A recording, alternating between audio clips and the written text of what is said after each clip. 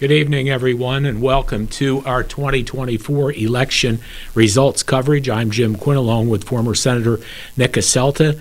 And Nick, we're talking before we went on the air about the turnout. Tell everybody about some people you talked to. Two and a half hour waits in Millville and Vineland in certain districts, certain wards. I personally went mid-afternoon. I picked a time that I thought people didn't break for lunch. Right. Weren't after work, right in the middle of the afternoon, and I got through pretty cleanly. But I had a report just coming in tonight that in Vineland, this person waited 2.5 hours in line to vote. Something's wrong with our system when we have to force people to do that. Well, you know what? I tell you, I don't know who put this in place. How if the weather was pouring rain? Yeah, but you got to do what I do, man. You go early.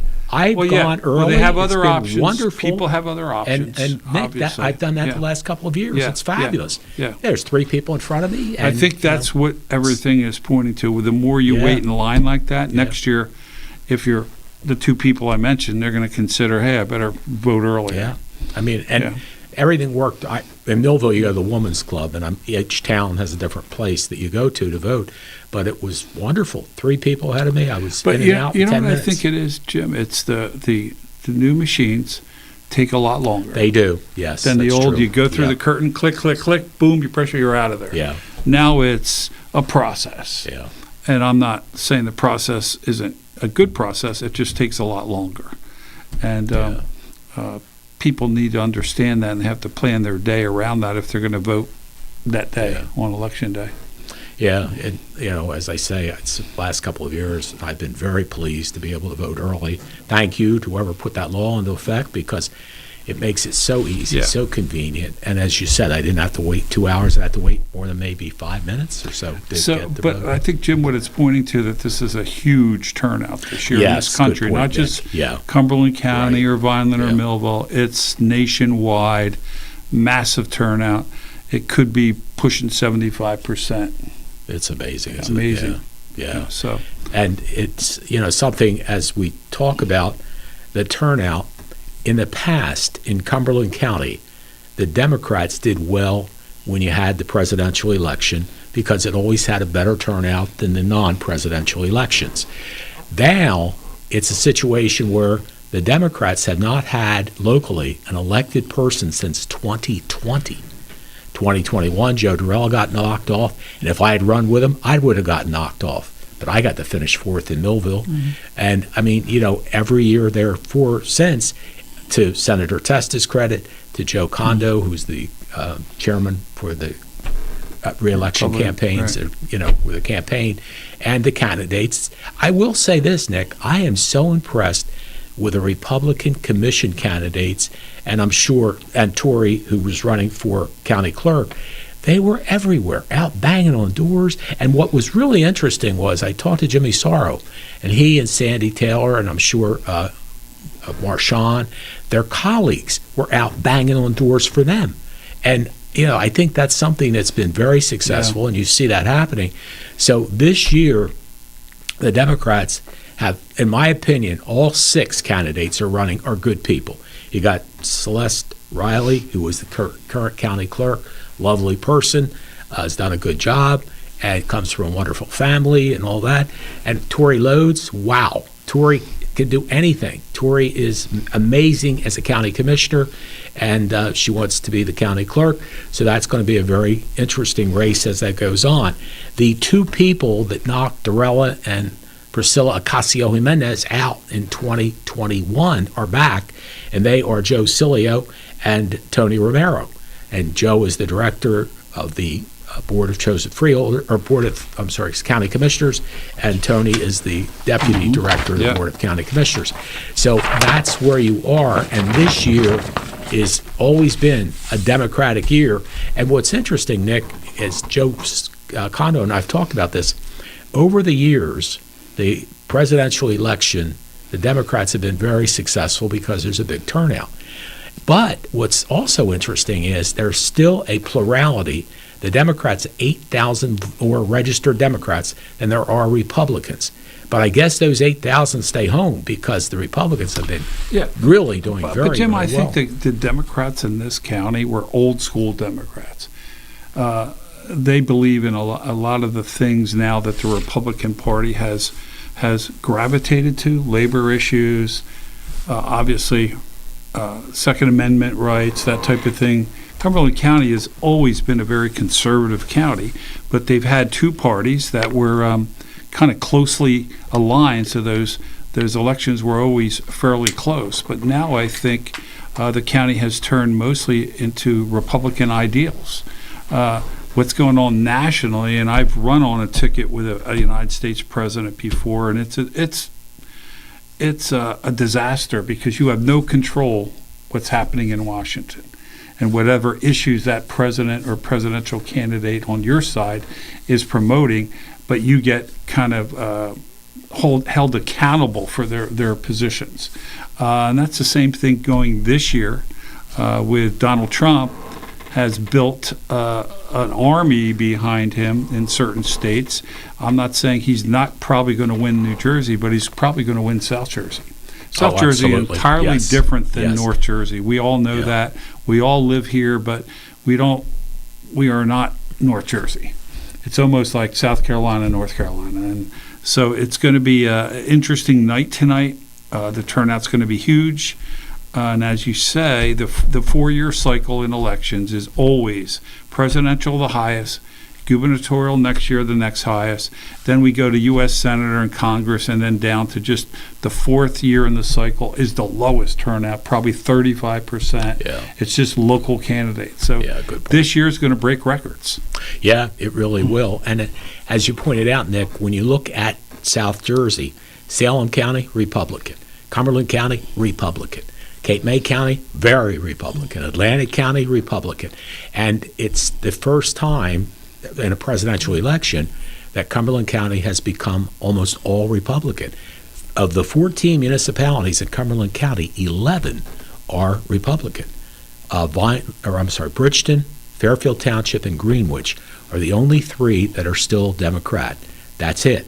So to Senator Testa and Joe Condo and all the candidates and all the work they've done, I've been very, very impressed with the Republican candidates that are running for county commissioner. They work and work and work. They really do, and it pays off. They win. Now, this will be the year. It will be very interesting.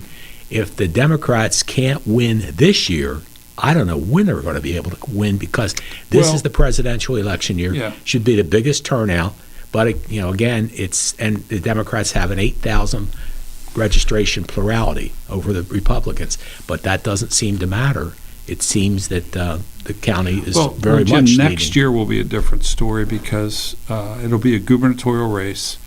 Governors will spend money in every county and will help. In this case, I don't think the Democratic Party in this county got a lot of help from the presidential ticket. I'm sure not. Financially. Right. No. It's going to change next year because whoever is running on the Democratic side to keep that seat that Phil Murphy's giving up is going to spend money in every county. So I think next year is going to be even more contested, competitive races, simply because money is an issue. Not that the Republicans have a tremendous amount of money, but they have enough to get their message out. And Senator Testa has done that with Condo. And I think that has made a little bit of a difference here, where the Democrats do not have the funding that the Republicans enjoy right now. But next year, whoever is the Republican candidate, whoever is the Democratic candidate, they're going to be funded on every level. Because also the state assembly's up. Yeah. And districts that will be funded also. So it'll be a little bit of a different situation financially, economically for these candidates. The only thing I could see, it may be a little bit of an advantage for the Democrats, is next year Senator Testa doesn't run.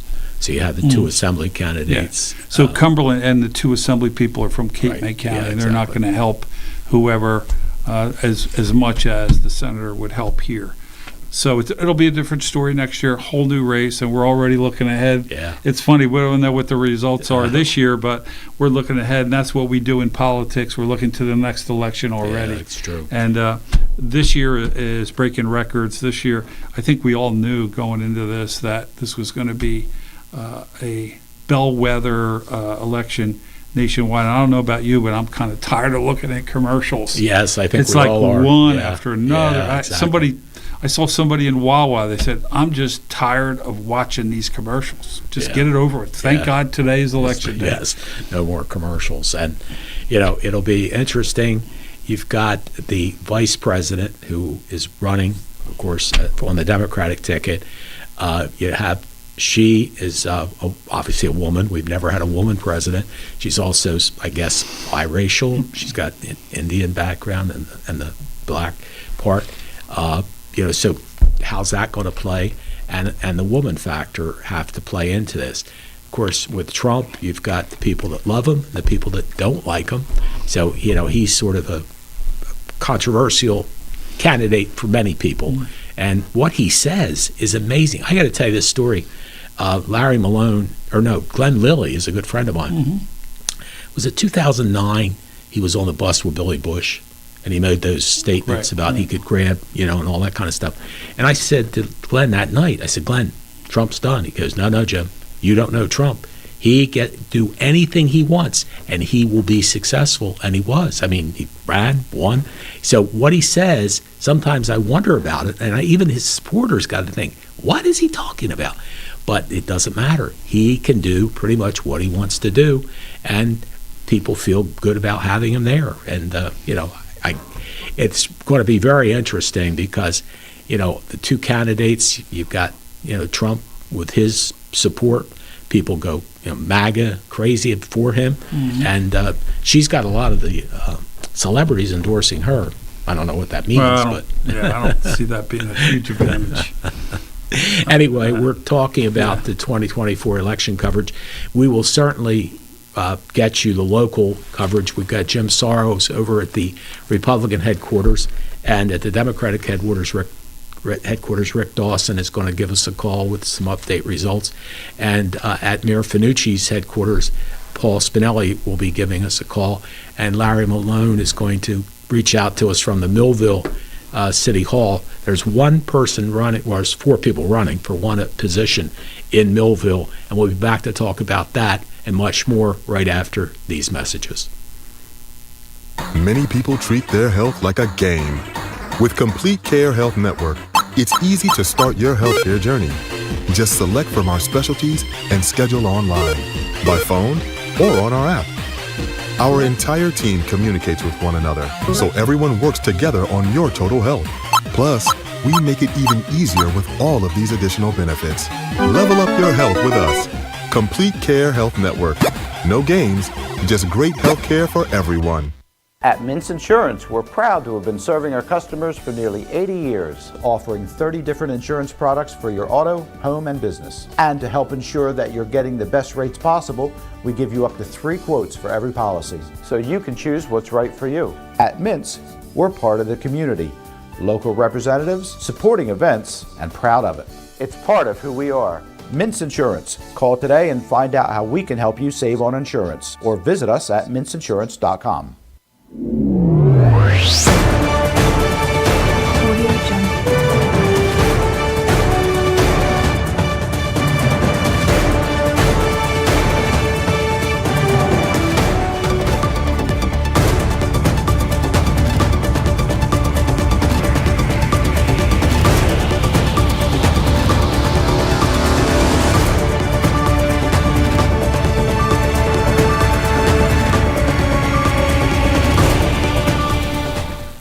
Welcome back to Election Coverage 2024. Jim Quinn along with former Senator Nick Asselta. And I wanted to mention that the former mayor of Millville, Lisa Orndorff, decided she didn't want to continue running, and she stepped down. And at that point, the Millville City Commission appointed Marissa Ranello as her replacement, but that was for the remainder of that year, of last year. Now for next year, 4 candidates are running for the position that Marissa had, Lisa Morello. Anyway, they're the 4 people. Marissa Ranello, who is currently the city commissioner my good buddy Bobby McQuaid, who I think may be in the hospital. I hope, Bob, you're doing okay. Carol Casaboon, who I just met the other day, and Maria Darminio, who I don't know, but they are your 4 people that are running for the Millville City Commission open seat. So Larry Malone will hopefully get us results on that once they are in and counted. Actually, Larry's working the polls, and they don't get to leave the polls till I think 8:30 or whatever, and then they go to Millville City Hall to turn that in. And Nick, you have the Democrat, or the, I'm sorry. Yes, I have the Vineland. Yeah, would you run ballot. that down for us? Yeah, well, Vineland has a huge local election, mayor, council, and school board members. Three school board members are up. It's amazing, Jim, that years ago when someone ran for mayor, you usually had 4 candidates running for mayor. Oh. You had 20 to 24 council members. Those elections were held in the spring. Now, ever since they merged the elections in November, the amount of participation has dropped. Yeah, it has. And now it's down to only 6 people are running for council. Yeah. And I'll just give a little history lesson. Back when it was done in the spring, there'd be 20 to 24 council people running, sometimes in slates of 5, sometimes slates of 3. And what would happen after the April election, there'll be 1 month that that's you make right. the top Yeah. 10 and you run again. Yes, I You forgot make the about runoff, that. as Yeah, we call right, it. yeah. And the mayors, there'll be 2 mayor candidates make the runoffs, and then 10 council candidates. Now we have 2 mayoral candidates, the incumbent Anthony Finucci and a former mayor, Robert Romano, whose father was mayor years ago Yeah. when you were mayor, I believe. Well, Bobby actually. And Bobby was mayor when you were mayor. Bobby and I had Yes. an overlap. Yes. He got elected the last year I was the mayor of Millville. So he actually beat me in a bowling contest, and he won $500 for the police athletic Really? league. Yes, Okay. he did. Okay. So there's 6 council candidates, and Elizabeth Arthur, who's the council president now, Scott English, who used to be the former school board president, Cruz Gomez, a new candidate running, Paul Spinelli has been on the Vineland School Board and City Council, and Albert Vargas, who is a retired Vineland police officer, and Myra Aurora, who used to be on City Council years ago, I want to think a dozen years ago, and she's coming back. So there's 6 opportunities for 5 seats. Oh, okay, but Myra's not on Finucci's She's not on ticket, right? Finucci's ticket. She's separate. Okay. And, I've always known Myra a long time. She was, when she was on council, was a great public official. She cares. She takes phone calls. She fixes problems. I'll give you a quick example. Last Sunday, I'm out in my yard. She lives 4 or 5 blocks from me. She's walking, knocking on doors down my street, and an electrical line dropped in the middle of Landis South. Oh, my goodness. Out of nowhere. And Wow. cars were getting entangled with an electrical line. Oh, she geez. ran out there with her girlfriend and stopped traffic. Wow. Called the police, had the police quadrant off the intersection before they called the electric utility and finally solved the problem. That's the kind of local council representatives you need. And I totally like what she's done in her career. All the other ones, I don't know. A few of them, I know just about everybody else except Mr. Gomez, but that's gonna be decided tonight, obviously. And if Finucci carries on his whole ticket, the progress of Vineland will continue on the track that he has set it on. Robert Romano, I've known for many, many years. Me too.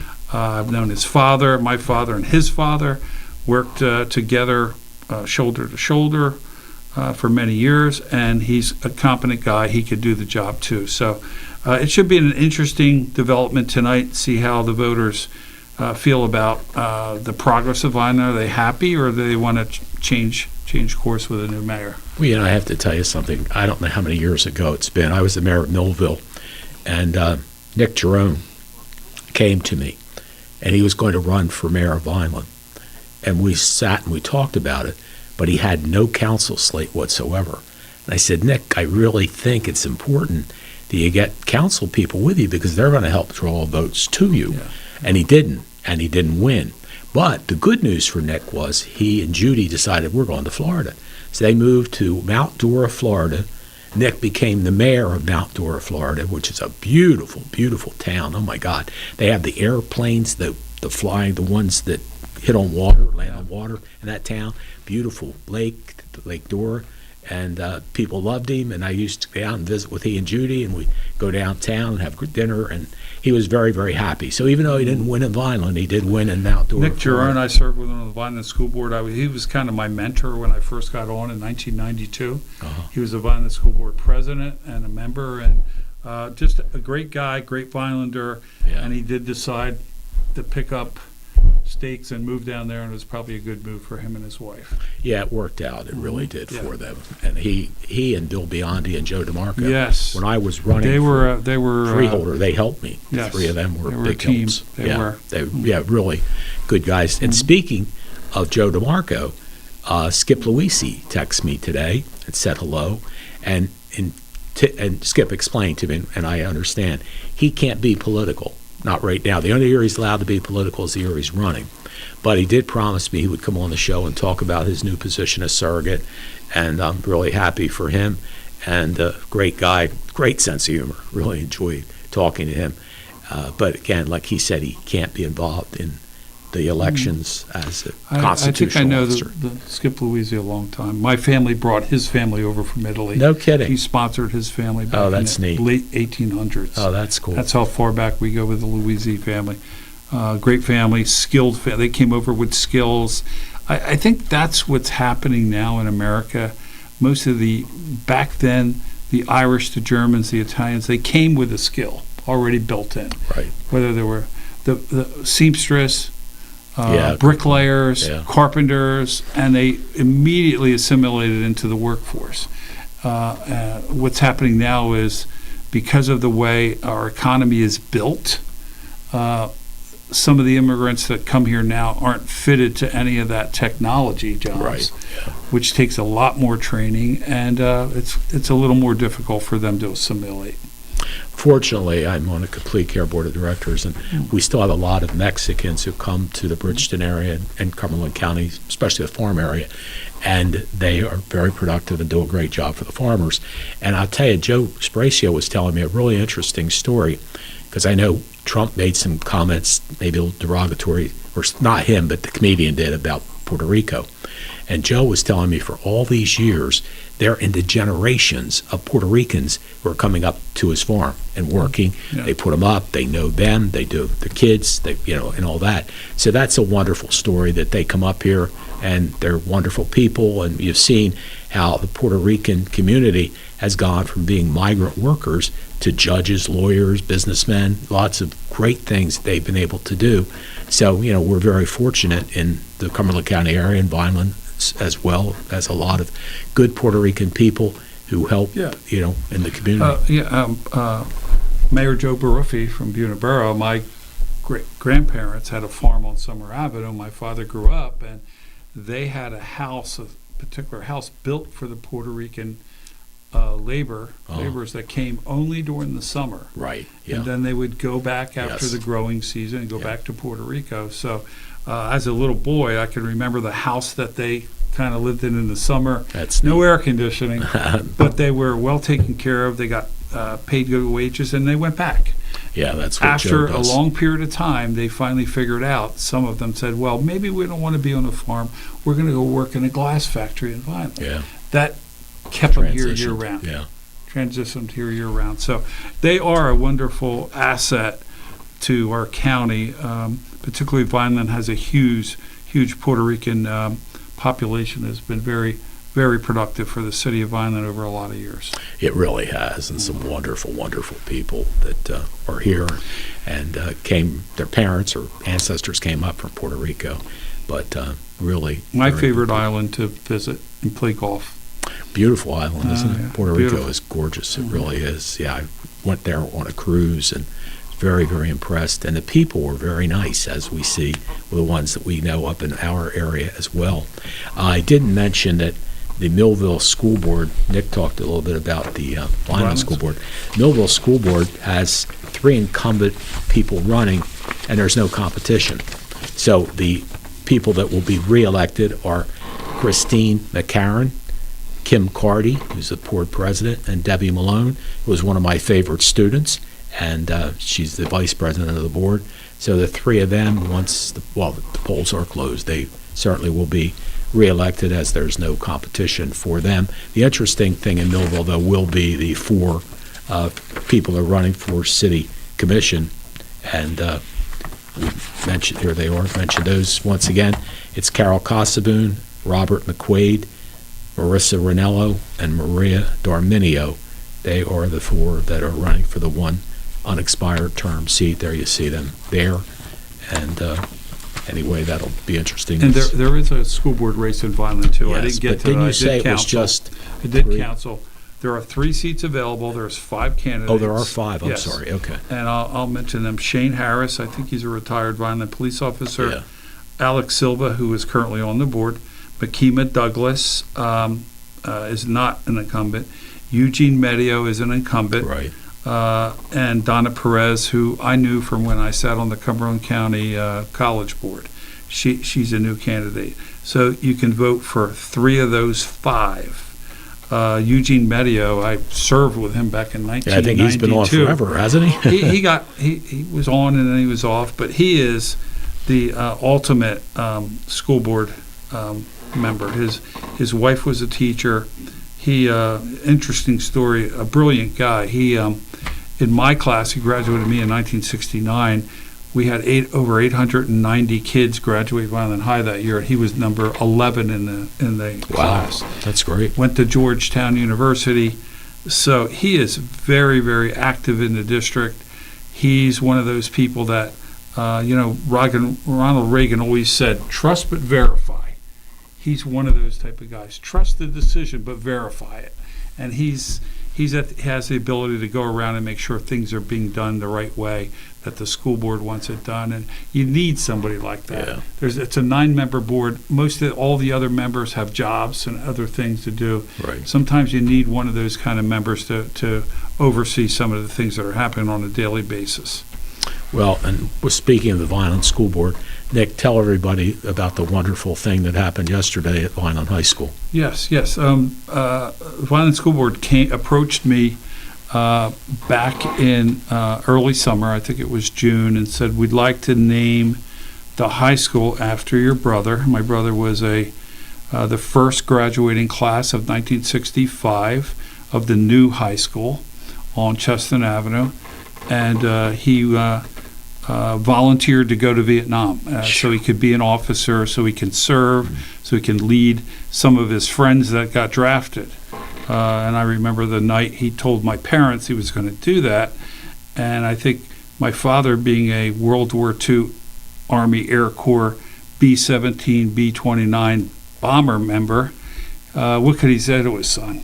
He served 4 years in World War II, helped defeat the Japanese, and he was, kind of proud, and told his son, go ahead and do it, and the rest is history. My brother served in Vietnam as an officer, was killed in action. He was the commander of the northern forces of the capital city of Saigon during the Tet Offensive, which that's when the Chinese and the Vietnamese, North Vietnamese, just made a huge push south to just completely obliterate the American troops and the South Vietnam troops.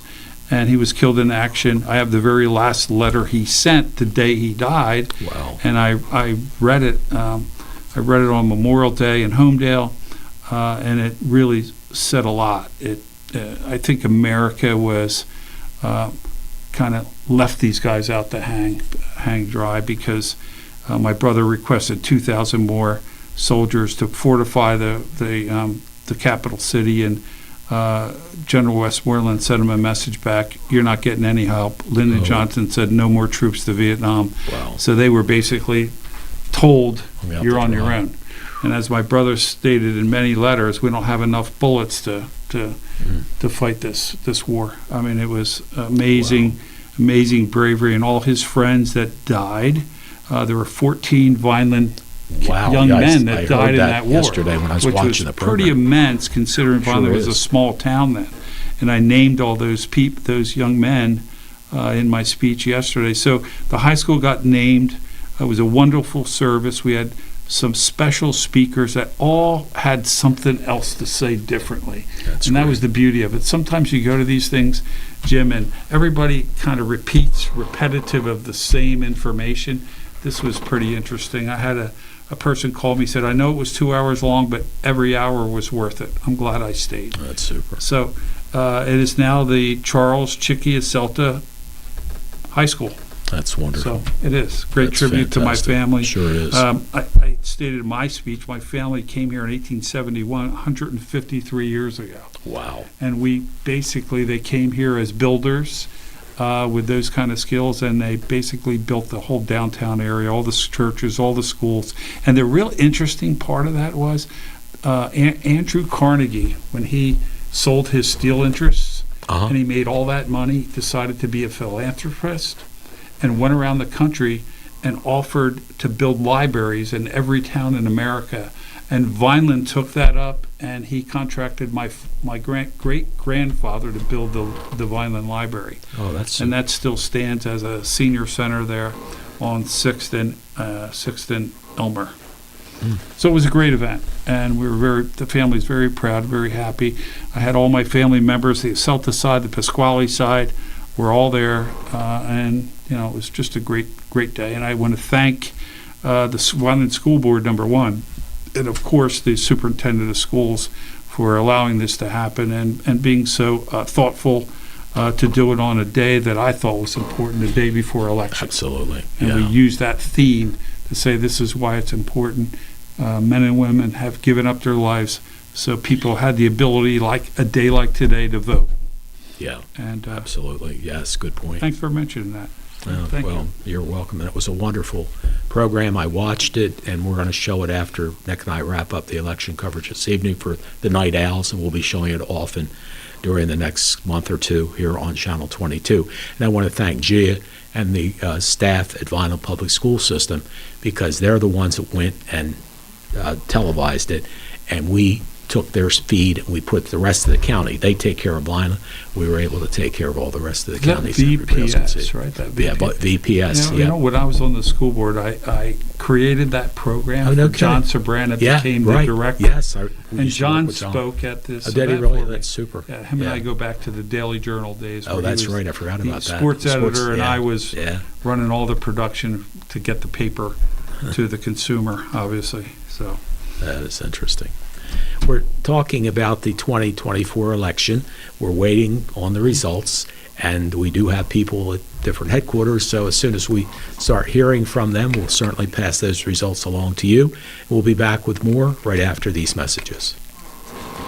At Mintz Newspaper. Insurance, we're proud to have been serving our customers for nearly 80 years, offering 30 different insurance products for your auto, home, and business. And to help ensure that you're getting the best rates possible, we give you up to 3 quotes for every policy, so you can choose what's right for you. At Mintz, we're part of the community, local representatives, supporting events, and proud of it. It's part of who we are. Mintz Insurance. Call today and find out how we can help you save on insurance, or visit us at mintzinsurance.com. Many people treat their health like a game. With the Complete Care Health Network, it's easy to start your healthcare journey.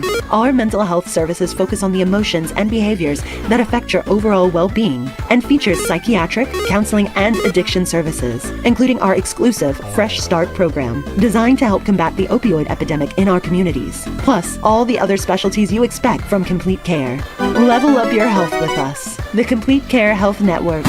No games, just great healthcare for everyone. It's election night in South Jersey. Quinn Broadcasting, in association with our partners and sponsors, bring you reports from around the cities, county, and state.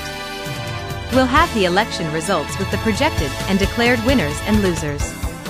It all happens here on Quinn Broadcasting's Election Central. And now, let's join our hosts for tonight's election results.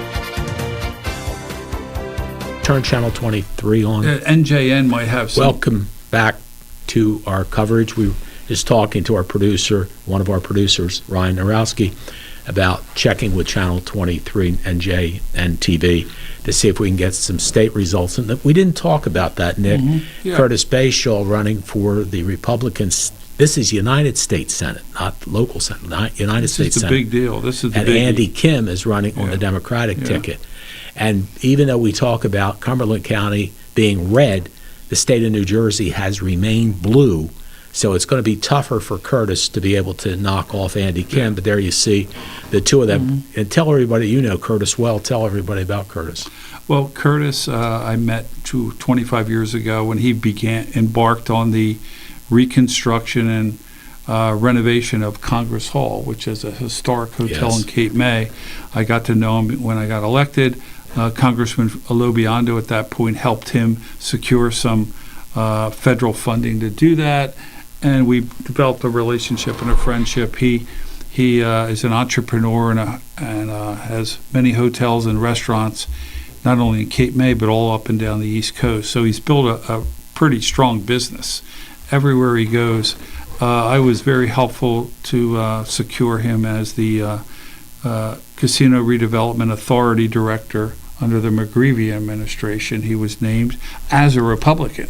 And that was kind of a little bit of a coup because normally those jobs go to strictly Democrats when there's a Democrat governor. But he was so talented and had the ability to understand that redevelopment aspect of what Atlantic City needed, and he was named by then Governor Jim McGreevey to be the director and did a wonderful job down there, and then left and moved on and did many other projects. So I know him from Cape May. He's I think he grew up in Cherry Hill, but he moved to Cape May early on. His great-grandfather had a radio station down there. Oh, that's neat. Reverend McIntyre. Oh, I don't know sure, if you I remember that. Yes, That's I do. his grandfather. Oh, that's neat. And they had many opportunities in Cape May to grow that city, and Curtis has been part of the growth of that city, a huge part of the growth of Cape May City, which is now a beautiful place. Oh, it is. Unbelievable place to It go is. to It's dinner, to beautiful, stay overnight, yeah. just to visit Yeah, in it's a general. great place. Well, I got bad news for Curtis. I just saw online that the Representative Andy Kim earned a promotion to represent New Jersey in the United States Senate. The Associated Press called the Called it race already? just after 8 o'clock tonight, and Andy Kim will be the first Korean American ever elected to the United States Senate. But my sympathies for Curtis Bayshaw. But again, he's running in a big, Democratic state, and it's tough. Now here, could I see that again? I missed that, guys. Is that the final votes, 200,000? Yeah, I guess 705,507. 28%. Oh, okay, so they're calling it early. Anyway. So I do know, I do know pretty much a lot about Andy Kim. I know his background. I know he was a former Obama appointee in the federal government for years. He decided to run against a friend of mine, Congressman MacArthur from Ocean County, and defeated him in a very close election.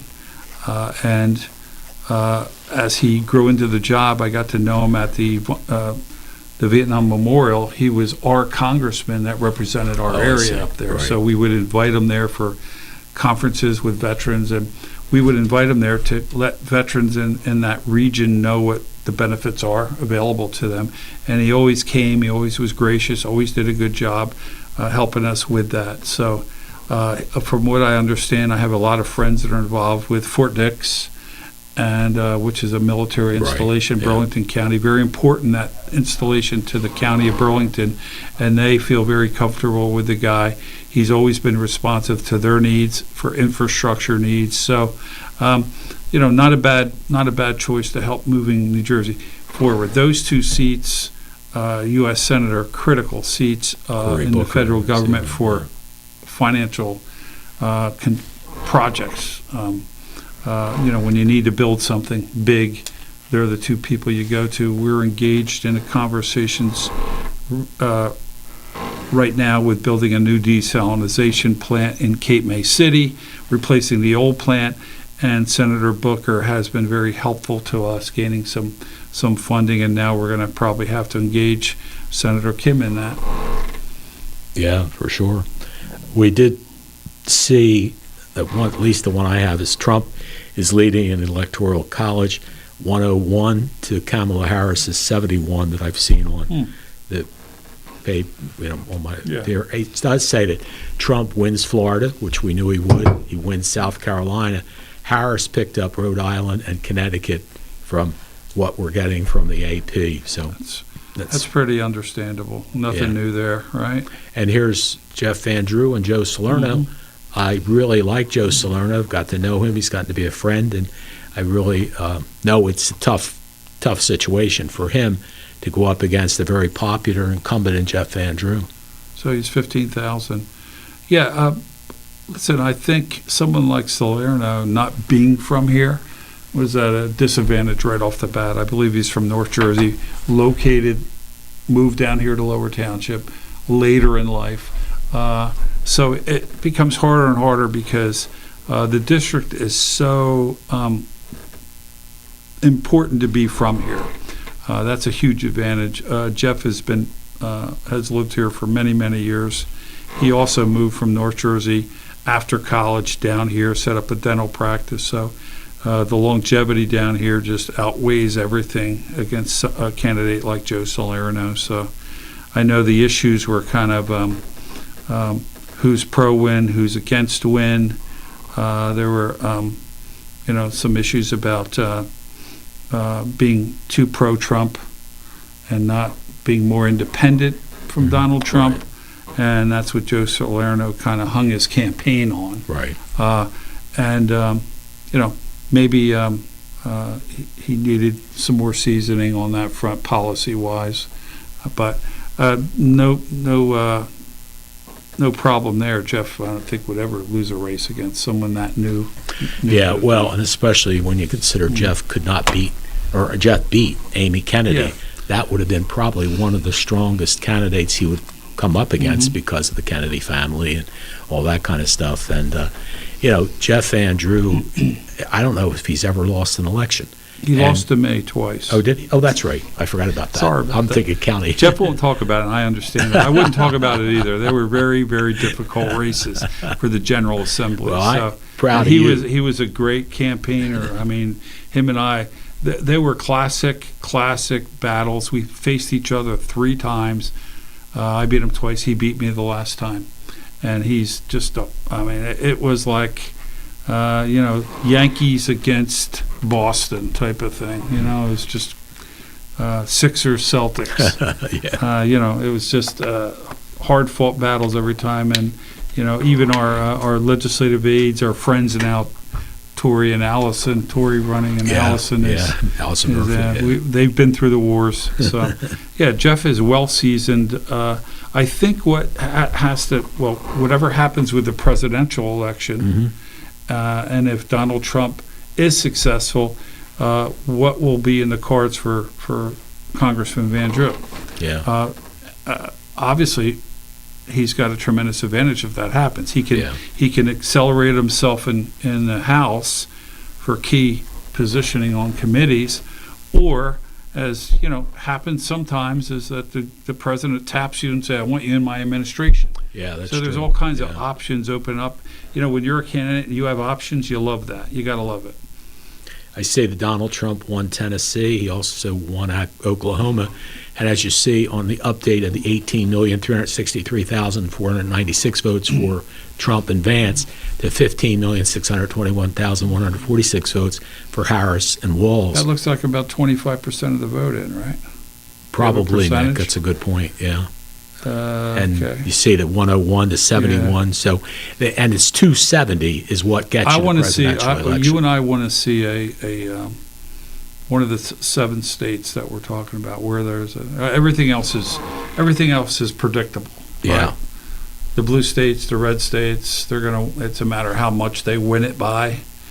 But the Electoral College is the name of the game in federal elections like that. So it comes down to 7 states. And in my opinion, Pennsylvania has always been the linchpin, 19 electoral votes. And if you don't win Pennsylvania, you're not the president. And that's usually the case.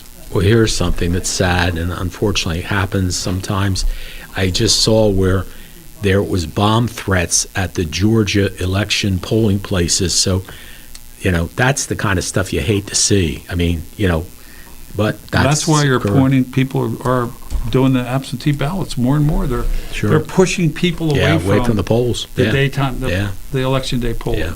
because it's just long lines. Now you're going to have a bomb threat. So these are issues that have to continue to be addressed by the American people Well, as to what Trump- they want to do. Trump won, well, right down the line here. He won Tennessee, Oklahoma, Alabama, Mississippi. How about Iowa? I haven't. Iowa's Well, they been don't. They in don't. question. They haven't closed the polls Yeah, yet. that's There. true. This is the East Coast, and then the Central will Yeah. close. Another. How about 15 Virginia? minutes. Anything from Virginia? They closed at 7:00, I think. Virginia. Virginia's 49, 48? Yeah. Ooh. That is close. Well, that's what they were saying. They thought everything would be closed. Harris won Vermont, but New Trump. Hampshire? It doesn't. I Yeah. don't have that yet. In New Hampshire? Oh, okay. What did he say? Harris is winning in New Hampshire 54% to 44%. Oh, okay. Well, that's Sunday. And I think that That's expected. state was in play a little bit, Yeah. according to the GOP, the Republicans. Uh-huh. Doesn't seem like it was. It's amazing, though, Jim, and I think our viewers are mystified by who makes the calculations, where to go at what time of the campaign. Yeah. And why do you go to New York City, or why do you go to state that you have no clue or no chance you could Yeah. ever win? Yeah. You're wasting time Yeah. and resources. Well, and it But comes, they do it, and it's Yeah. amazing. Well, but it comes down to what, those 7 swing states? Yeah. You know, and I mean, New Jersey, Trump's people know he's not going to win it. So- They went to New Jersey once. Yeah, went to Wildwood. With the Wildwood thing. That was it. 500,000 people or Was that- whatever. And that was in June, was it? Yeah, I think Something so. like that. Yeah. But, I mean, it's understandable. And that's what's sad. It isn't every single vote counts equally in the sense that it's the electoral votes that are important, at 270. So where you get them from, the Democrats are going to win California, New Jersey, New York, but the Republicans are going to win Texas and Florida and some It's other. the balancing. Yeah, Texas, it is. Florida, California. Yeah. If the GOP ever loses Texas or Florida, they can't win. Yeah, they're They're big the two states. bellwether Yeah. states right now. Yeah. And actually, Florida is the epicenter of the Republican Party right now, because they have a tremendous governor who's done a great job. And, he obviously ran in the primary against Donald Trump, and ended up staying as long as he possibly could stay. And I believe, and I think this is something that we can debate a lot, but I believe governors are more suited to be presidents than anybody else, because they manage government. Yes, exactly. They have that Yeah. people infrastructure already in place in Yeah. their state, and they can take some of those people to Washington and plug them right in. Right. Attorney General, Yeah. Department of EPA, they can plug Yeah. these people in, and they know they have confidence they can do the Right, job. exactly. A U.S. Senator has nobody. He has 10 people in his office. Yeah. That's it. Yeah. He doesn't have that people infrastructure. So governors, we could go back with Ronald Reagan, Right, governor, exactly. Yeah, Bill Clinton, governor, yeah, Jimmy Carter, even though he wasn't the greatest, governor of Georgia, right? yeah. George Bush, governor of Texas. Right, yeah. Right? So they were fairly successful presidents, and Uh-huh. some of them were really good. I think that's a real good quality to have. I know Obama was a short-term U.S. senator, so he didn't have that infrastructure either. But I think that's what hurt Trump when he first got elected the first time. He drugged nobody with him. He had to Yeah. find people or Right. leave people in place Yeah, that were going to undermine him, because that's politics. yeah, So he didn't have anybody to fill these critical spots, and that's why a lot of them got fired quickly, because he was testing people out. And you got to go there without testing people. You got to go there that's a with a good point. team yeah. of people and hit the ground running. And this time, if he wins, I think he'll have a better shot to do that. If Harris wins, she already has people in place there from the Biden administration and the Obama administration to fill some of those spots. Well, it's interesting. We still haven't gotten any local results, but they should be coming in, I would think, in the next half hour or so, because Yeah, we're almost 9 o'clock. yeah, they pretty much take them all to the, well, there's a process. The voting locations have to bring their ballots over to, like I know when I was the mayor of Millville, they bring them to City Hall, and then the sheriff's department would come, get them, and take them over to the county clerk's office. So that's what's the process that's taking place as we go. But again, as we've heard, the turnout in Cumberland County was phenomenal, and the turnout nationwide looks like it's going to be quite a bit as well. And so far, the last we have is like about 101 to 71 for Electoral college votes for Donald Trump. Now, don't forget, too, as the time zones come in, soon it'll be 8 o'clock in the Central Time Zone. Then you got the Rocky Mountain Time Zone, and then you have the Pacific Coast Time Zone. The Pacific Coast Time Zone will be beneficial. Well, I don't know. Is Texas in? I'm not sure. Texas Central. No, they're not Central. Probably Rocky Mountain, aren't they? No. I think they're Central, 1 hour. Okay, because my son lives in You're Idaho. right, you know what? He's Central. He's at Rocky Mountain. So. I think they're But right on that edge. Anyway, you're right. Because it's a big state. It's a big state. Probably half of the state's Yeah. Rocky Mountains. Yeah, Right? yeah. But anyway, Texas is going to go big for Trump. California will go big for Kamala Harris. So, that'll close the electoral numbers. But again, it's those 7 states that everybody's looking for to come, how they're going to How come about in through. California, Steve Garvey running for U.S. Senate. Is he really? I didn't know that. Yeah. What, first baseman in Los Angeles Yeah, Dodgers sure. for all Yeah. those years. That's good. And I thought, Good name recognition. when it started in June, I think he won a contested primary in June, and then we didn't hear much because that's an example of such a blue state, as popular as he was as an athlete in that state. And his, obviously University of Michigan graduate, had all the credentials, but when you're in a blue state like that, I don't think he had much of a chance to win that seat. And I think his poll will show that. What do you call it? Herschel Walker couldn't win the seat in Georgia. Georgia, and he was the Very best popular. football player Yeah. they ever had at University of Georgia. Right. Yeah, for sure. Let's see. If you need fill time, mention they named the deal. Oh, thank you, Mayor. Just got a wonderful input from Mayor Finucci, and an exciting thing happened at the halftime of the Millville football game Friday night. They took what was the Daily Journal Cup, and they've renamed it in honor of John Parentazzi and Tony Cerace. So it's now the John Parentazzi-Tony Cerace Cup. And boy, you couldn't talk about 2 better people than John and Tony, and they liked each other very much. They were friends. So Tony, fortunately, is still with us. John passed away, but will always be remembered. Just a wonderful person. He really was. We were very fortunate to have that. So Thanksgiving game this year is in Vineland. So if you get a chance to come out, and at the end of the game, Are you going to roll it up on us again? I don't know. You're gonna Yeah, run it that's up? true. It was a lot of big separation. Well, I think we're a lot better this year than we were the past year. I'm looking at the records. But here's the problem. We don't know anything because the Daily Journal doesn't cover high school football anymore in our area.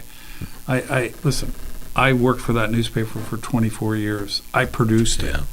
And I'm kind of embarrassed as to where they're at right now.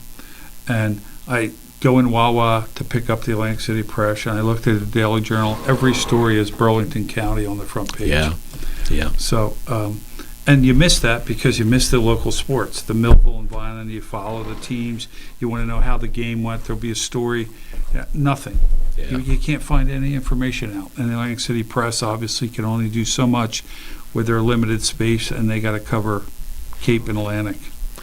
Boy, I tell you though, knowing what I have to deal with here, to try to get advertisers is very, very difficult because people are online, and and what we're able to do though, when you watch, if you sponsor the Millville football game with us, you not only get Channel 22, you get Facebook and YouTube. And one year we had 250,000 viewers over the 10 games when Millville finished first because of the other sources. And I know, Nick, we talked about it before we went on the air. I still get the Daily Journal online, so I got to read it on my phone. And again, not a lot of stories. A lot of them are up in Camden County and Burlington County. So you get what you get, and it's a shame. But times have changed, and I know how difficult it is to compete with things online. I used to do the automobile infomercials. We did very, very well with them for a lot of the car dealers in the area. They don't need it now. They just go to their phone. I'm looking for a 2021 F Ford 150, and they all pop up where they are, how much they are. You don't have to go to the lots anymore. Yeah, that was the that's fun true. part about Yeah. shopping for a car, though. Yeah. Take all the fun out of it. They did, yeah. Well, and they took away my show because people would sit and Right. watch the used cars they had. Then they'd go out and they would they'd purchase them as well. Anyway, we're coming up on the 9 o'clock hour. Jim Quinn along with Nick Asselta. We're hoping to get some results in soon from the local elections, the county, the city of Vineland, this one position open in the city of Millville, and we'll hopefully have some of those coming our way soon, so don't leave us. We'll be right back. At Mintz Insurance, we're proud to have been serving our customers for nearly 80 years, offering 30 different insurance products for your auto, home, and business. And to help ensure that you're getting the best rates possible, we give you up to 3 quotes for every policy, so you can choose what's right for you. At Mintz, we're part of the community, local representatives, supporting events, and proud of it. It's part of who we are. Mintz Insurance. Call today and find out how we can help you save on insurance, or visit us at mintzinsurance.com. Many people treat their health like a game. With Complete Care Health Network, it's easy to start your healthcare journey. Just select from our specialties and schedule online, by phone, or on our app. Our entire team communicates with one another, so everyone works together on your total health. Plus, we make it even easier with all of these additional benefits. Level up your health with us. Complete Care Health Network.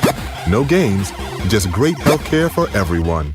At Mintz Insurance, we're proud to have been serving our customers for nearly 80 years, offering 30 different insurance products for your auto, home, and business. And to help ensure that you're getting the best rates possible, we give you up to 3 quotes for every policy, so you can choose what's right for you. At Mintz, we're part of the community, local representatives, supporting events, and proud of it.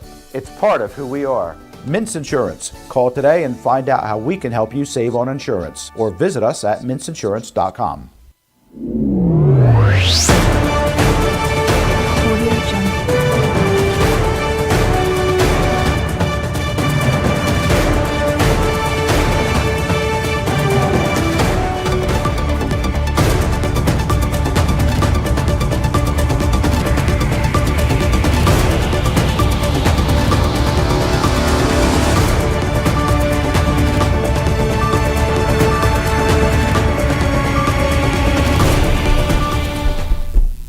Welcome back to presidential election coverage and for 2024.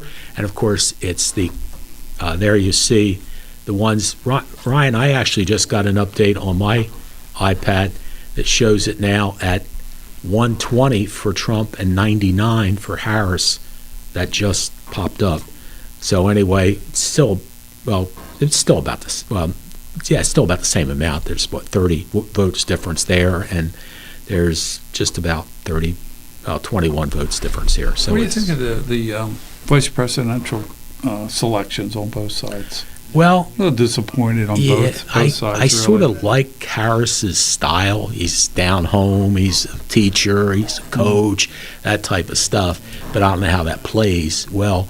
And Vance, I'm not sure. I mean, too young, 40 years old. That's true too. Yeah. And politically, he's not. He's only been in politics for 2 years, and he get that shot to be vice president at 40 years old. I think Trump got him to get to make sure he can nail down those states, but he's not entrenched enough as a U.S. senator. He was only 2 years a U.S. senator in Ohio, and he expects him to deliver all these Rust Belt states. I just not happy. I thought both of them were not people I think I'd want president. Well, and I think earlier I had mentioned I was surprised he didn't go with Josh Shapiro, or she didn't, who's the governor of Pennsylvania, because Pennsylvania is going to make or break possibly the election for her course, Trump wins it, he's definitely going to win. So here's the update on Jeff Van Drew and Joe Salerno. And, I often wonder. 23,000 lead. I don't know if Jeff Van Drew is beatable. I mean, really and truly, other than you beating him twice, I don't know if any. Well, you got to have, there's perfect storm stuff. The top of the ticket has to be bad. Yeah. When a congressman runs every 2 years, so every 4 years they're running with the president. Yeah. If you got a bad president, the year I lost, I had George Bush had just been criticized for starting a war that should have never been started. Oh, I see. Over mass destruction, right? So it affects you. Yeah. And so it's all about the right candidate, financially funded enough, and a bad candidate above you, bad presidential candidate above you. So interesting. Or, and I'm not saying Jeff, but any candidate, if they have a major scandal of some sort that could pop up at any time. Yeah. It happened in Washington or something. Anything can happen. Yeah. It's politics. There's the Andy Kim with a big lead of 832, 832,000. That's pretty massive. 200,000. Yeah. 210,000 vote lead. Yep. And I don't think that's unexpected because New Jersey is a Democratic state. If Curtis Bayshall were the Democrat, he would be ahead. It's simple as that. This vote is all about next year, too, the governor's race, because these two are running statewide. Right, so it will reflect what's going to happen next year. That's the challenge for Republicans would say we have to have a good enough candidate that can overcome that kind of lead that Andy Kim has right now on Curtis. Right. That's a 200,000 vote lead now that could balloon to more. Jack Chitterelli, I believe, lost by 30,000 votes. So you see the gap that was closed. Yeah. Murphy against Chitterelli. So here we go. Oh, thank you. So this is a surprise now. So far. Former Sheriff Bob Ostino with 12,490 votes. Johnny Capizola, who got a one-year appointment to the County Commission Board with 12,336 votes.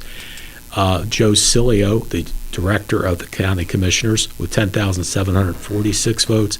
And Antonio Romero, the Deputy Director, with 10,914 votes. Now, again, we don't know all the districts that are in. This could be reflective of mail-in ballots. Yeah, that's right. Early voting ballots, that type of thing. They count them pretty quickly. Here's Celeste Riley and Tory Loads, 13-2 for Celeste, 10,314 for Tory. And as I mentioned, the six candidates you just saw, those two and the four others, are all good people. They really are good people. So no matter who wins, you're going to have a good person representing you. Yep. Did you say you had Millville results? Oh, all right, he does. Marissa Ranello, 945. Bobby McQuaid, 933. Carol Kosovin's crushing it. She sure is. Wow. Carol Kossovoon, 2,322. And Maria D'Arminio, 683. So Marissa Ranello is the incumbent because she was appointed by the commissioners. But Carol Kosovoon is everywhere. That lady is very active in the Elks and worked, I think, in the public school system. And her husband and I went to school together. And certainly looks like congratulations go out to Carol Kosovoon with 2,322 votes. And Bobby McQuaid. I don't know Maria D'Arminio, but I met Marissa, seemed like a very nice person. Bobby McQuaid and I have been friends for a long time, and he's a good man. He actually took my spot, and I give the commissioners a lot of credit. When I decided not to accept my spot in 2001, the commissioners got together and gave my appointment to Bobby McQuaid because he finished sixth. Yeah. During the election night, when I saw that I was possibly going to win fourth, I kept praying, Bobby, beat me, please. I want Bobby to win because I didn't want to serve under the circumstances. But anyway, Carol Kosovoon, looks like you're going to be one of taking that spot. Carol, congratulations. But thank you. Boy, that's great, guys. We got a lot of good updates. I appreciate. We got Newell Brannon is here, along with, of course, Ryan Narowski and George Kuchia, and three better people you'll never find. I'm telling you, they are great guys, and do a wonderful job. And Newell volunteers a lot, comes in and helps with Christmas parade. So and things going on. Jim, at 9 o'clock at night, Yeah. there's still 100 people in line at 6/8 in Vineland. The machine went down in lack of paper, ran out of Oh, paper. wow. So Holy cow. what do you do? Yeah. Jeez. 100 people still in line at 9 o'clock at night. And here you see with the Electoral College, Trump still doing well, 120, and Harris with 99, and about a 3 million vote plurality for Trump-Vance. So that's how the national one is hanging around, and Trump doing well. So we'll see what They happens there. still need 270 to win. Yeah, that's right. He's 150 away. electoral votes away. Right. In fact, as I look at some of this stuff, this has the 199 to 120, Yeah. 99 to 120. The Senate has 35 for Republicans, 46 for Democrats. Is that correct? I'm not sure. And the House is 51-75, and the governor's race 22 and 23. There's that many governors running? I don't know. I'm Well, looking there's at some really contested U.S. Senate seats that are going to determine who's going to be Yeah. in the majority of the U.S. Senate. Yeah. And it appears if Trump carries, he'll carry some senators in, which means he'll have control of the Senate. Oh, well, it's funny. Somebody just put up, I hope it was a Vineland person, and that's on you, Nick. They want to know who the winners are on the school board. Millville doesn't have any competition. It's just the three Right. incumbents that are running, so I there's don't no know. competition. Do we have there. any results from the Vineland School Board yet? I doubt it. As soon as we get them, we Yeah. promise we'll pass them along. But most importantly, we're waiting on mayor or council from Vineland as well. Yeah. I got my buddy Paul Spinelli up there, and I'm sure he'll be giving us a call and letting us know how that's doing. Trump wins Florida, South Carolina, which you mentioned before. Harris picks up Rhode Island, Connecticut. Of course, Florida, South Carolina are really important states. Trump now, it shows on my AP information, Trump 137, Harris 99. God bless you. Oh, boy. So Trump is doing well.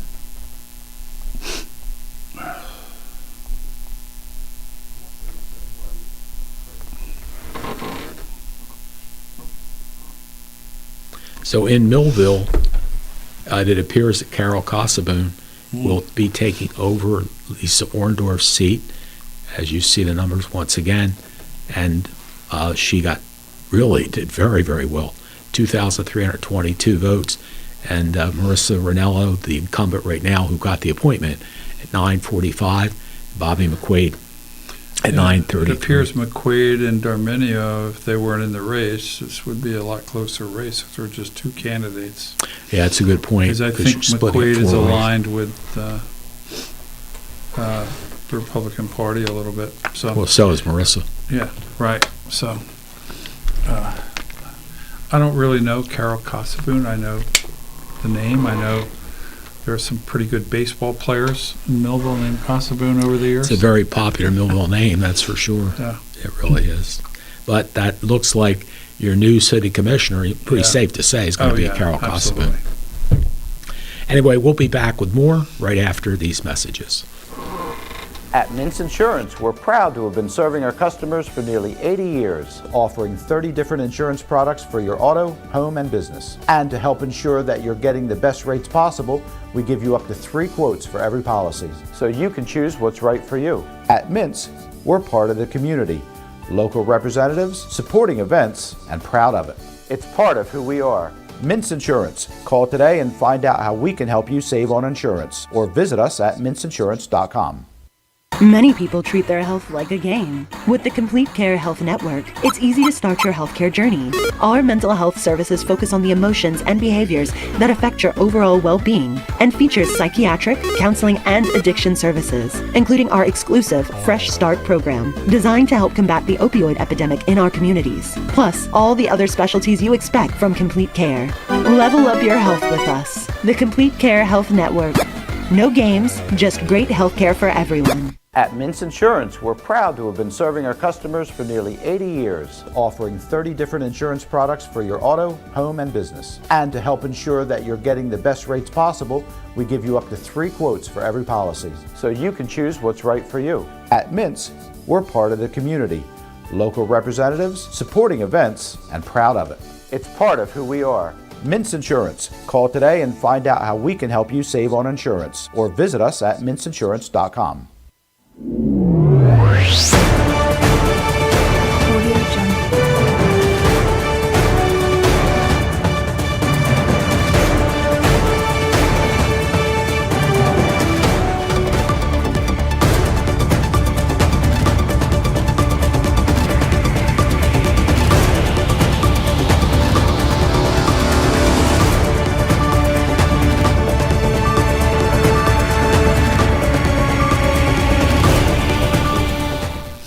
Welcome back to election 2024, the presidential election, and of course the congressional election, the United States Senate. So for New Jersey right now, we don't know who the presidential election winner is going to be, and that we won't be on the air when that happens, because that probably be around midnight tonight when they get everything in from across the country. But we do know that Andy Kim is our United States Senator. He defeated Curtis Bayshaw by 832,323 to 640,927. Not surprising, because the Democrats outnumber the Republicans in the state of New Jersey. And then from there, we know Jeff Van Drew is going to be the winner for the congressional seat, as he is able to beat Joe Salerno. 92,422 for Van Drew, 69,461 for Joe Salerno. And again, as I mentioned, I don't know, other than Nick Asselta, anybody else that can beat Jeff Van Drew, because he is very, very popular. In fact, I think it's Bill Rafferty always tells me this story of how impressed he was years ago with Jeff Van Drew. Bill lives on a dead-end street, a cul-de-sac, and he said nobody ever comes down because there's only like 4 houses. He said Jeff Van Drew was at his house banging on the door. And he said, from then on, I knew I'm voting for that man, because he cared enough to come all the way down to the end of the street to get the vote, or to introduce himself to him. And Jeff is popular, whether he's a Democrat, Republican, doesn't matter. He is very popular, and he was one of the few, I think, maybe the only only Democrat county freeholder at that time in Cape May County. And then, of course, he switched over after he finally beat Nick. And what year was that, Nick? 2007. Okay, so since 2007 he's been in office. Now here's updates on the He's got his 27,000 vote lead. Yeah, right. 28,000. Yep. We do have some Vineland school board good. results. All right, let's go. All right, here we go. Shane Harris, 4,930 votes. Alex Silva, 4,622 votes. McKenna Douglas, 4,140 votes. Eugene Medio, 3,785 votes. And Donna Perez, 4,825 votes. So right now, it would be Harris, Perez, and Silva. But we don't know how much of the vote is in. Like you did say there's one. Districts are out. 6-8 was people standing in line. So I don't know what the total amount, because it's going to be such a high turnout. These numbers could come in twice that, 3 times that. City of Vineland.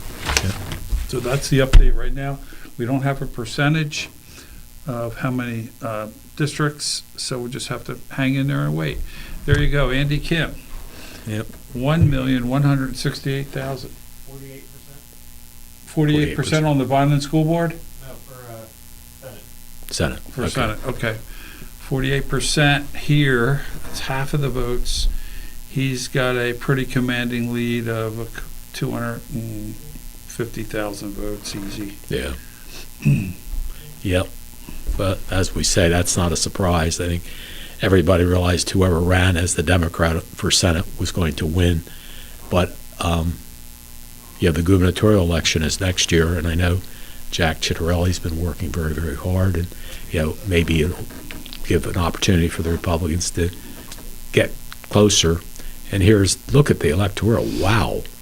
Trump is way ahead, 177 to 99. And it's about a 200,000 actually, 3,200,000 lead for Trump and Vance and Walz and Harris. So that he needs only About 96, 93 more to get to 270, or is that? yes. So Trump is doing very well. Again, let me see if I can pick up on my AP thing, what states. Yeah.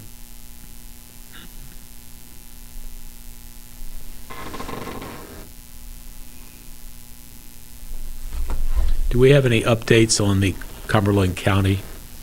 Or at least if we don't, could you put those up again, the Cumberland County election results? Yeah, Yes. County Commission, yes, thank you. Same numbers, yeah. Yeah. We don't know where they're coming from, do we? Where those results, what towns they're coming from? I don't think so. Maybe I could switch over to, Yeah, it's the same exact numbers right now.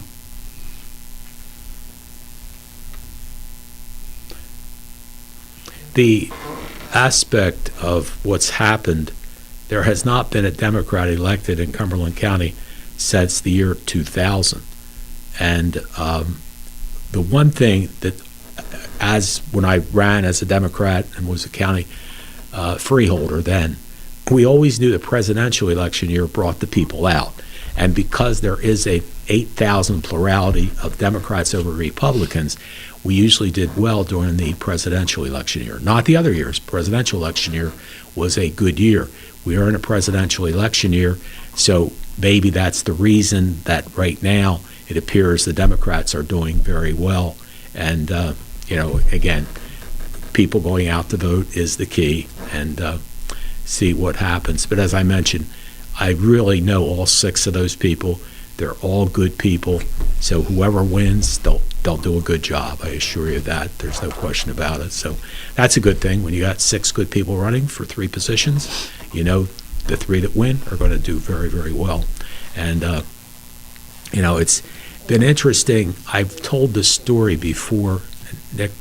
When I was on the freeholder board, the county had 3 constitutional officers that were Democrats: Celeste Riley, Doug Rainier, and the sheriff, Bob Ostino.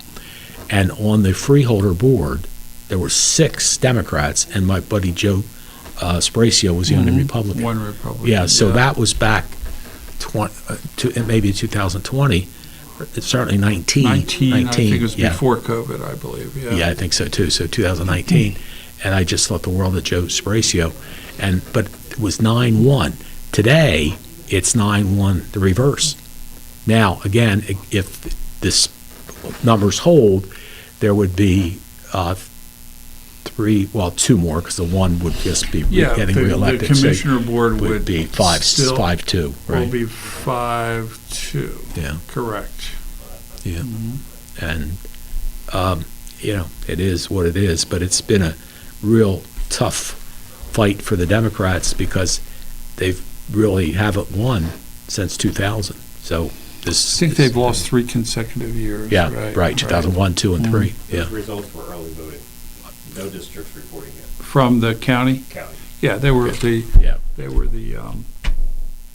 mail-in ballots and the I early see. voting. Okay, and that's usually That Democratic. tabulated Okay. first. We just So there's were been informed. no Yeah. live today voting put in there. Okay. That kind of makes sense. Yeah, it does. And actually, that's a good thing So for that the means the Republicans. vote's going to be huge. Yeah. I mean, already 10, Yeah. 12,000 votes. This thing's going to Yeah. go over 20,000 votes for these candidates. And what usually happens, the Democrats are usually the ones who do the send-in voting and maybe the early voting. But I know when the ballots would come in early, the early ballots usually lean towards the Democrats. So that's some hope from the Republican candidates. Well, the that- Republicans, from what I found out just recently, that the Democrats have always done a good job of early voting and absentee voting. They've always commanded a pretty big lead going into Election Day. but I think the Republicans have concentrated on those early voting issues, and they've closed the gap pretty significantly, supposedly. I think they've done 26% better than they did last year. So that doesn't reflect an advantage, but it reflects they closed the gap more before Election Day.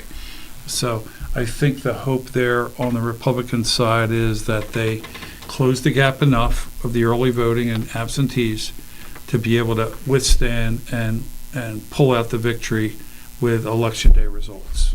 And that's probably the game plan here. Jody Harada just gave me something, breakdown for cities, townships, and wards list election.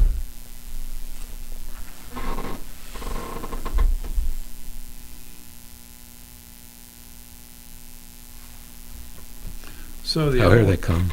You gotten it's 9:23. We should be getting something.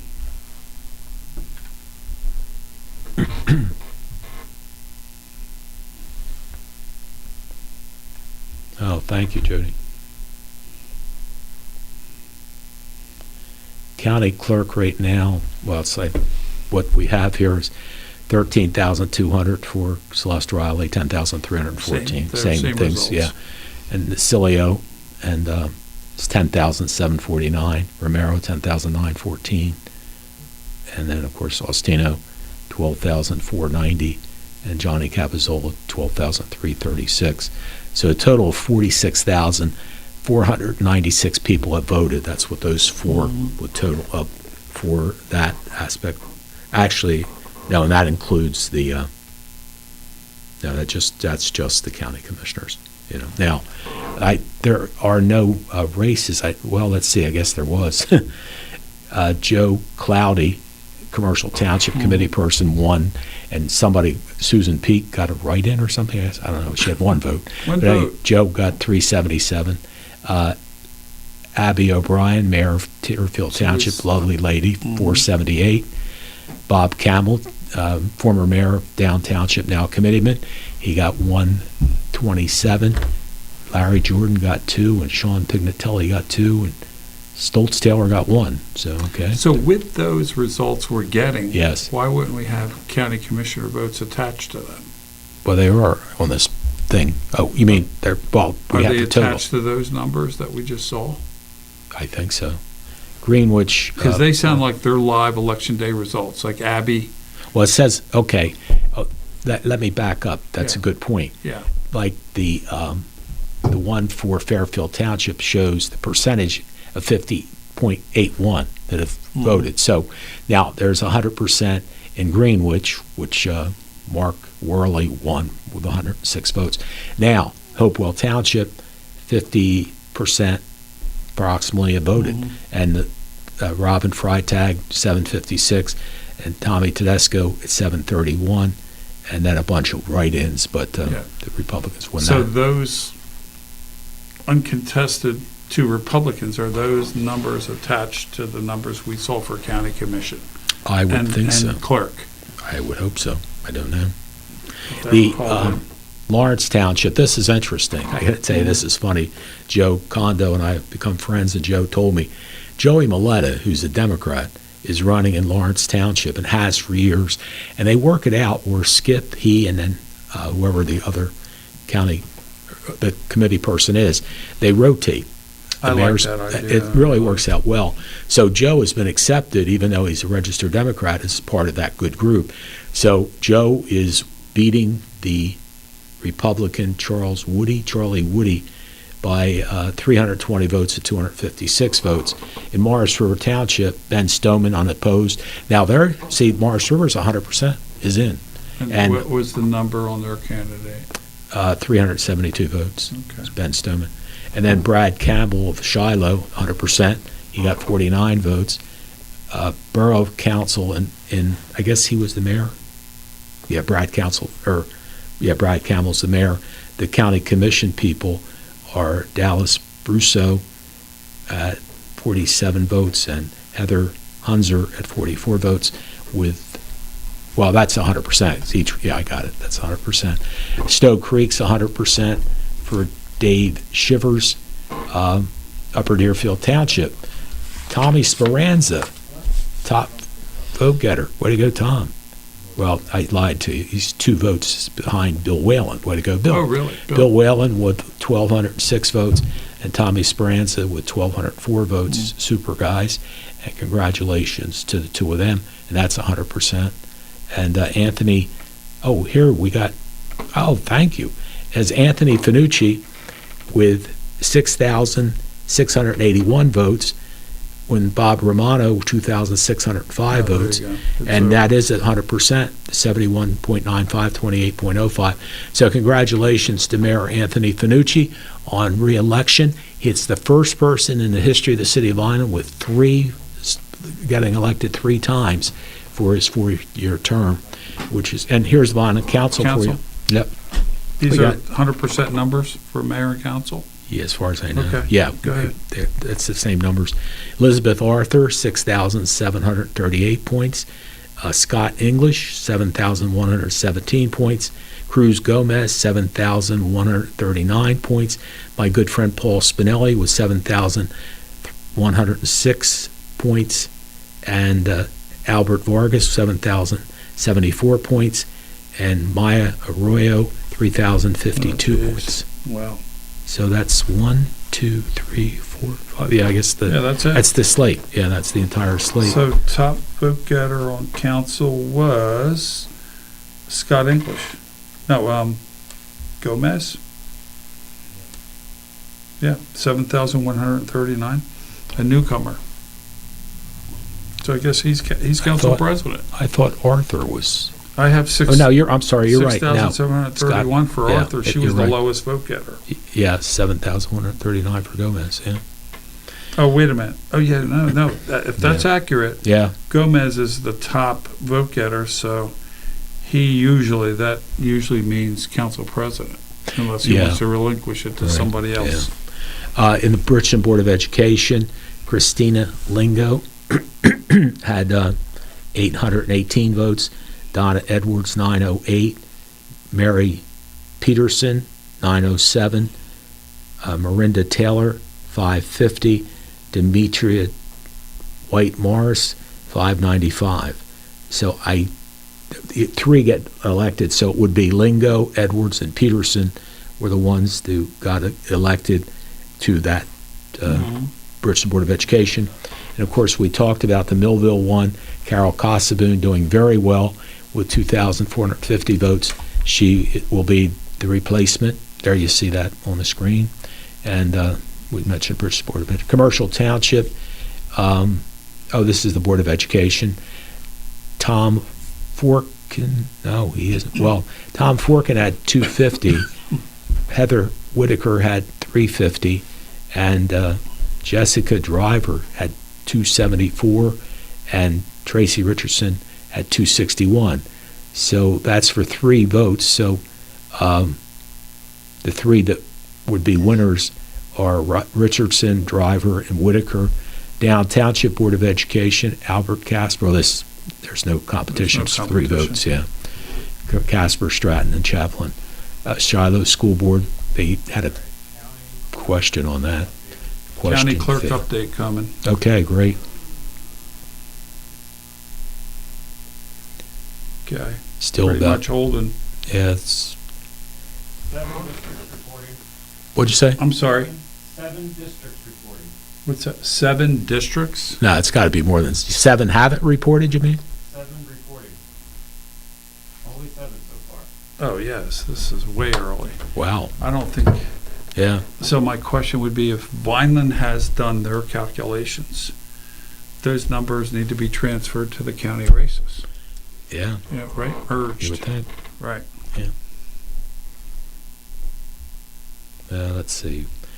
Stowe Creek, David Shivers, Deerfield we talked about, Vineland, Finucci.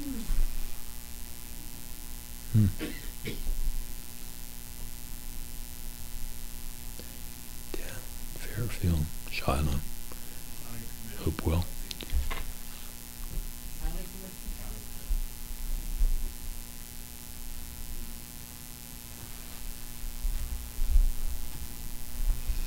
Thank you, Jody. Looks like the numbers are Getting a little creeping. closer. Yeah, Creeping, yeah. yeah, very much closer now, as you Do we see. know if those numbers are from what particular towns, Brian? No?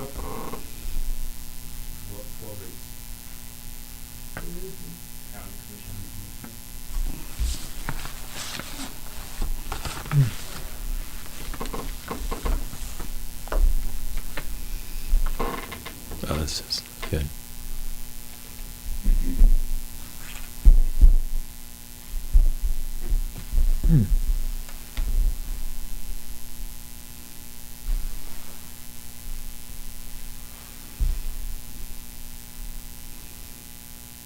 I see these are the township's breaks.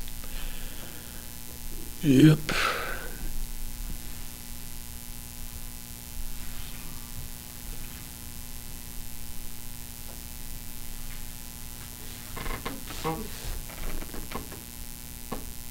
That is really getting close, as you can see there. Yeah, I'm just, it gives us no real sense, not knowing what towns have reported totally in, Yeah. you know? Yeah. Boy, I tell you what, in Cumberland County so far, Donald Trump and J.D. Vance have 13,205 votes. Harris and Walls have 13,288 So votes. it's even Yeah. so far? Paul Spinelli's calling. Okay.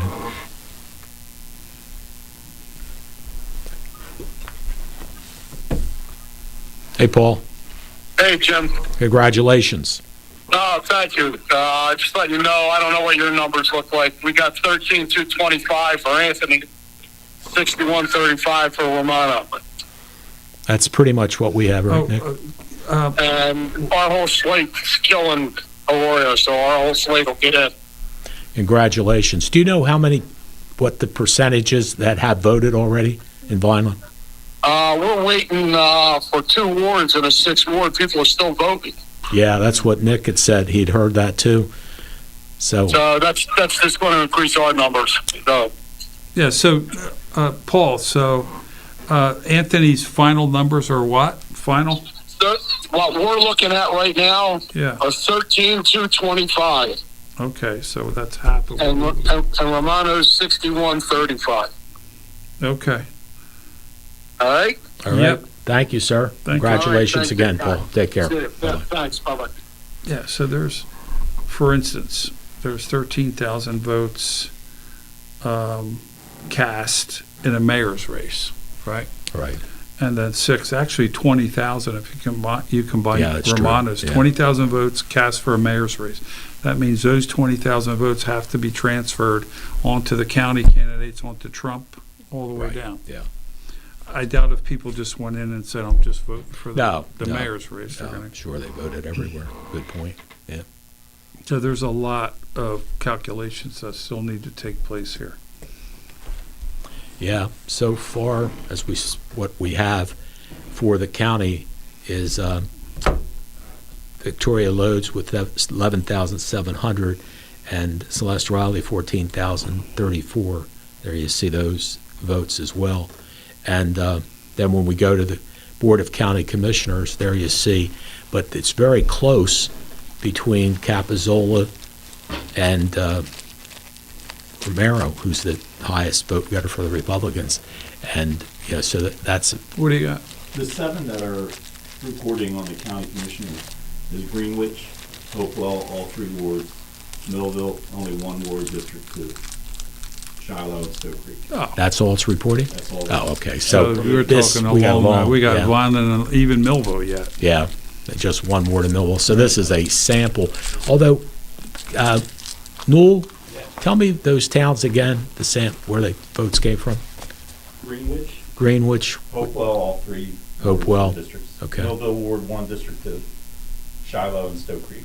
well, Shiloh, Stoke Creek, and So that's- Hopewell. Millville's got 3 wards, right? So 2 out of the 3 are reported? No, Millville Millville's has 5 4 wards, wards, right. So only broken 2 down into districts. So only 2 have reported. Only 1. one. Oh, 1. Yeah. Jeez, we're a long way out Yeah, here. and that's a Democratic ward. Yeah. Yeah, we got a long way to go, Are folks, we breaking out? for this. Yeah, we can take a break. We'll be back with more right after this on a 2024 election coverage. Many people treat their health like a game. With Complete Care Health Network, it's easy to start your healthcare journey. Just select from our specialties and schedule online, by phone, or on our app. Our entire team communicates with one another, so everyone works together on your total health. Plus, we make it even easier with all of these additional benefits. Level up your health with us. Complete Care Health Network. No games, just great health care for everyone. At Mintz Insurance, we're proud to have been serving our customers for nearly 80 years, offering 30 different insurance products for your auto, home, and business. And to help ensure that you're getting the best rates possible, we give you up to 3 quotes for every policy, so you can choose what's right for you. At Mintz, we're part of the community. Local representatives, supporting events, and proud of it. It's part of who we are. Mintz Insurance. Call today and find out how we can help you save on insurance, or visit us at mintzinsurance.com. Many people treat their health like a game. With the Complete Care Health Network, it's easy to start your healthcare journey. Our mental health services focus on the emotions and behaviors that affect your overall well-being and features psychiatric, counseling, and addiction services, including our exclusive Fresh Start program, designed to help combat the opioid epidemic in our communities, plus all the other specialties you expect from Complete Care. Level up your health with us. The Complete Care Health Network. No games, just great healthcare for everyone. At Mintz Insurance, we're proud to have been serving our customers for nearly 80 years, offering 30 different insurance products for your auto, home, and business. And to help ensure that you're getting the best rates possible, we give you up to 3 quotes for every policy, so you can choose what's right for you. At Mintz, we're part of the community. Local representatives, supporting events, and proud of it. It's part of who we are. Mintz Insurance. Call today and find out how we can help you save on insurance, or visit us at mintzinsurance.com. Many people treat their health like a game. With Complete Care Health Network, it's easy to start your healthcare journey. Just select from our specialties and schedule online, by phone, or on our app. Our entire team communicates with one another, so everyone works together on your total health. Plus, we make it even easier with all of these additional benefits. Level up your health with us. Complete Care Health Network. No games, just great health care for everyone.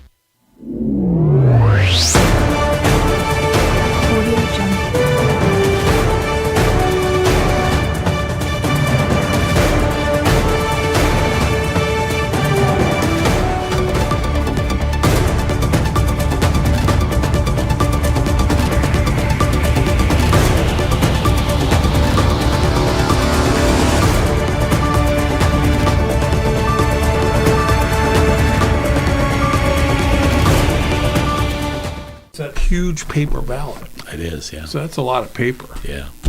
Well, welcome back. We're talking about the huge paper ballot. It is a lot of paper, that's for sure. Jim Quinn along with former Senator Nick Asselta, and we're talking about election 24. And as I look down, the numbers that we've given you are about 7% of the 7 districts reporting out of 92. So we've got a lot of districts to report, and hopefully we'll be getting them before 5 o'clock in the morning. But get some pizza over here, Jim. Yeah, that's the truth. I have to get Domino's to deliver. But right now, we have Donald Trump with 13,205 votes in Cumberland County, with only 7 districts in, and Harris and Vance with 12,288. So they're neck and neck. That's really close. But that's the extent of what we have there. Jeff Van Drew. Well, there we see it. Look at the electoral votes for former President Trump, 178. Well, a lot of those could be those red states. Yeah. Alabama, Mississippi, Tennessee. Yeah. Let's face it, Florida. this thing's going down to 7 states, and that's, it's going to take its natural course, and then we'll be up till 2, 3 in the morning on your TV wondering, where's this state at? Yeah, exactly. Yep. Well, and as we talked about, California being in the Pacific time zone, that right now it's only, what, 6:42. 6:42 in California. So they still got a couple hours. Well, at least 6:42. They got an hour and 18 minutes before they close their polls. That will be very heavy for Harris because California is a big Democratic state. Trump projected to win Ohio, is what I just saw. Oh, that's probably expected, but it's another one that was expected in the red column. So far, no upsets, no unexpected states. Well, Trump has quickly picked up Florida and several southern Republican strongholds, like Nick just said. Harris has picked up some of the Northeast, stretching from Vermont to Maryland. And, of course, the issues have been inflation, economy, southern border, abortion rights. They've been the top issues that people are dealing with. And that's what we have so far. The gender gap between voters who support Kamala Harris and former President Donald Trump remains among voters who hit the polls on Tuesday, according to exit polls. More than 54% of Harris's supporters are women, with 44% men, according to the national exit polls from CNN. Among Trump's 54% of his supporters are men and 43% are women. So it's almost exactly the opposite. Just flip the numbers. They're almost exactly the same. And, of course, Harris would be the first woman ever elected president if she's able to come through with that tonight. But Trump is very popular, no question about it. People, you've met Trump, right, Nick? Yes, obviously working, being an owner of a few casinos in Atlantic City and me involved in the state legislature, we had many meetings with him. When the Borgata was getting proposed to build, the legislature had to provide the funding to build the tunnel to get to the property. Right. Donald Trump objected to that. Sure. And there was a major battle between us, Governor Whitman, the legislature, and Donald Trump, and lawsuits, et cetera, et cetera. So, there's been, listen, he was a New Jersey business owner for quite a long time. He had the biggest casino at one time in the nation, at the Taj Mahal. Yeah. Right. So that's where I met him, actually. The New Jersey Conference of Mayors held our convention at the Taj Mahal. So I got to sit at a table with him.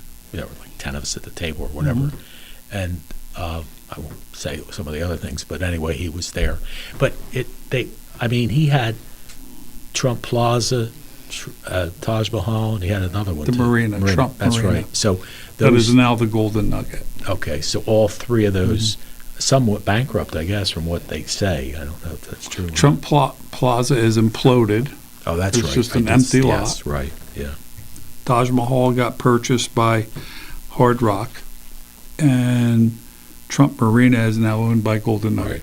Right, yeah. Yep. Tillman Fertitta owns Golden Nugget. He owns the Houston Astros, the Rockets, and 900 restaurants in America. Wow. And he is the sole owner of that. 5 casinos.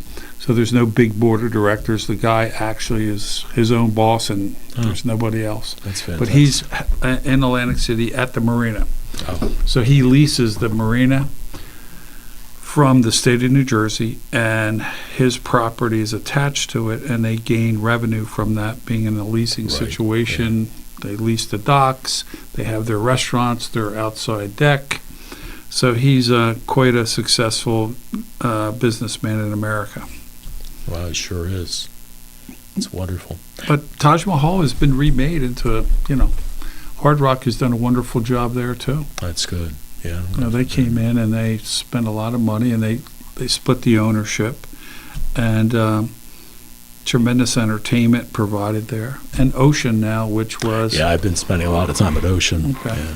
And Ocean was partially built, the whole story about the funding to build that, and finally they did get it built, and it's a good addition to Atlantic City. It sure is, yes, absolutely. Very nice, got beautiful view and great place to gamble and have food. all that kind of stuff. I mean, we're lucky to have all these great restaurants and casinos like 40 minutes from Cumberland County, which is a good situation. We'll be back with more of the election coverage right after we take time out for these messages. At Mintz Insurance, we're proud to have been serving our customers for nearly 80 years, offering 30 different insurance products for your auto, home, and business. And to help ensure that you're getting the best rates possible, we give you up to 3 quotes for every policy, so you can choose what's right for you. At Mintz, we're part of the community, local representatives, supporting events, and proud of it. It's part of who we are. Mintz Insurance. Call today and find out how we can help you save on insurance, or visit us at mintzinsurance.com. Many people treat their health like a game. With the Complete Care Health Network, it's easy to start your healthcare journey. Our mental health services focus on the emotions and behaviors that affect your overall well-being and features psychiatric, counseling, and addiction services, including our exclusive Fresh Start program, designed to help combat the opioid epidemic in our communities, plus all the other specialties you expect from Complete Care. Level up your health with us. The Complete Care Health Network. No games, just great healthcare for everyone. At Mintz Insurance, we're proud to have been serving our customers for nearly 80 years, offering 30 different insurance products for your auto, home, and business. And to help ensure that you're getting the best rates possible, we give you up to 3 quotes for every policy, so you can choose what's right for you. At Mintz, we're part of the community, local representatives, supporting events, and proud of it. It's part of who we are. Mintz Insurance. Call today and find out how we can help you save on insurance, or visit us at mintzinsurance.com.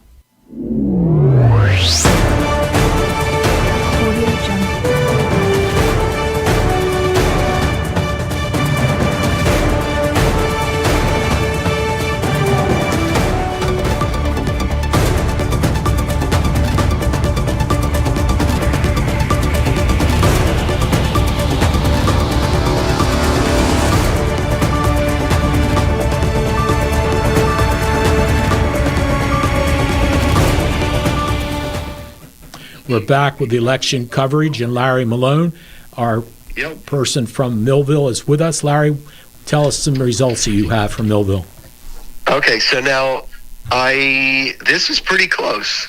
It might not be perfect, but it's really close. So we think this includes the pre-election, the early voting. Okay. So for City Commission, it appears that Carol Casaboon has 4605. And Marissa Ranello has 1758. Darminio 1423. And McQuaid 1686. Okay. And like I said, that's within a few votes, and we believe that. And we went off the website for the early voting, so that should be right. But we've already added in tonight's totals to the early voting. Now, the school board, there's 3 people running for 3 seats, and it's amazing how many votes these people. So. They're all relatively close, and they're all in. But Chris McCarron, 6477. Tim Carty, 6285, and Debbie Malone, I don't know who that is, 6212. That's interesting. Do you have any results on the county commissioners? No, I don't have anything for county. So, I was thinking about going to one of the parties, but I'm not. So, I'm not going to be a help with the county. Oh, we thank you for that, Larry. I've got Jimmy Sorrow supposed to call us from the county Republican headquarters, and Rick Dawson from the Democratic headquarters. But thank you. It's a long day. I'm a poll worker. I've been up since God bless you. Yes. So. Yeah. Okay. Get home, get some rest. Thank you very much. All right. Take care. Thank you. See you. Bye-bye. All right. Bye. Pretty much what he told us is what we had. Held. At least we got the total number of votes that have come in from that as well. Don't know I'm hoping, right now, I don't know. I guess what they're waiting on is more voters to vote. They're getting the results.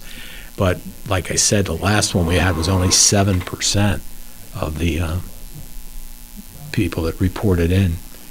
And that's not a lot.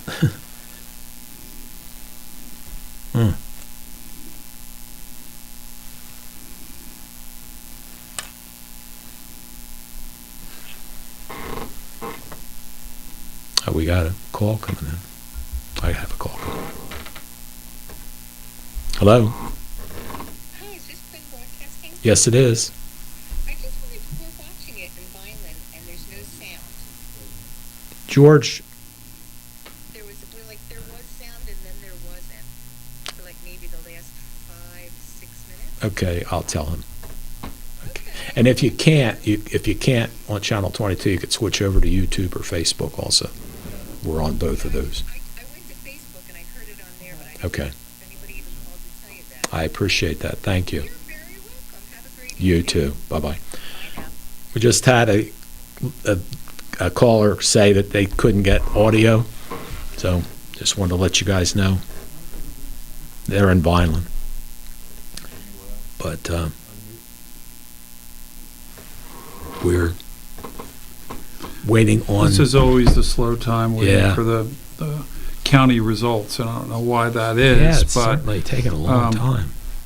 you know, if the city of Vineland has reported their council and school board races, why aren't they transmitted to the county? Yeah, I just don't understand that would that. certainly give us... It's like nobody's county talking numbers. to each other. I mean, that's Yeah, problematic, troubling actually. yeah, it sure is. And that happens kind of consistently every year, and it shouldn't. This is not rocket science. It's not brain surgery. It's tabulation of votes. Not that hard. You want to run down the school board results again? Because Lene Bauer's a good friend of mine. Okay. She wanted to know what the school board results were. Well, at this point, the last school board results we had were Shane Harris, 4,930. Alex Silva, 4,622. Makina Douglas, 4,140. Eugene Medio, 3,785. And Donna Perez, 4,825. So at this point, in at least on that calculation, it's Harris, Perez, and Silva are the top three. It's interesting got NJ.com, but they still have the older results too. Yeah. So yeah. Yep.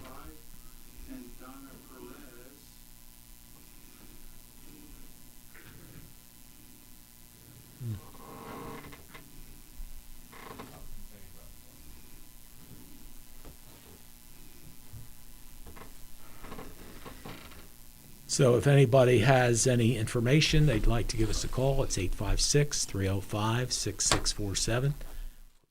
Or you can text me at 856-305-6647 and let us know, what results you may have that we don't have. Jimmy Sorrow is supposed to. Yeah. Do you want to call him? Yeah, why don't you give Jimmy a call?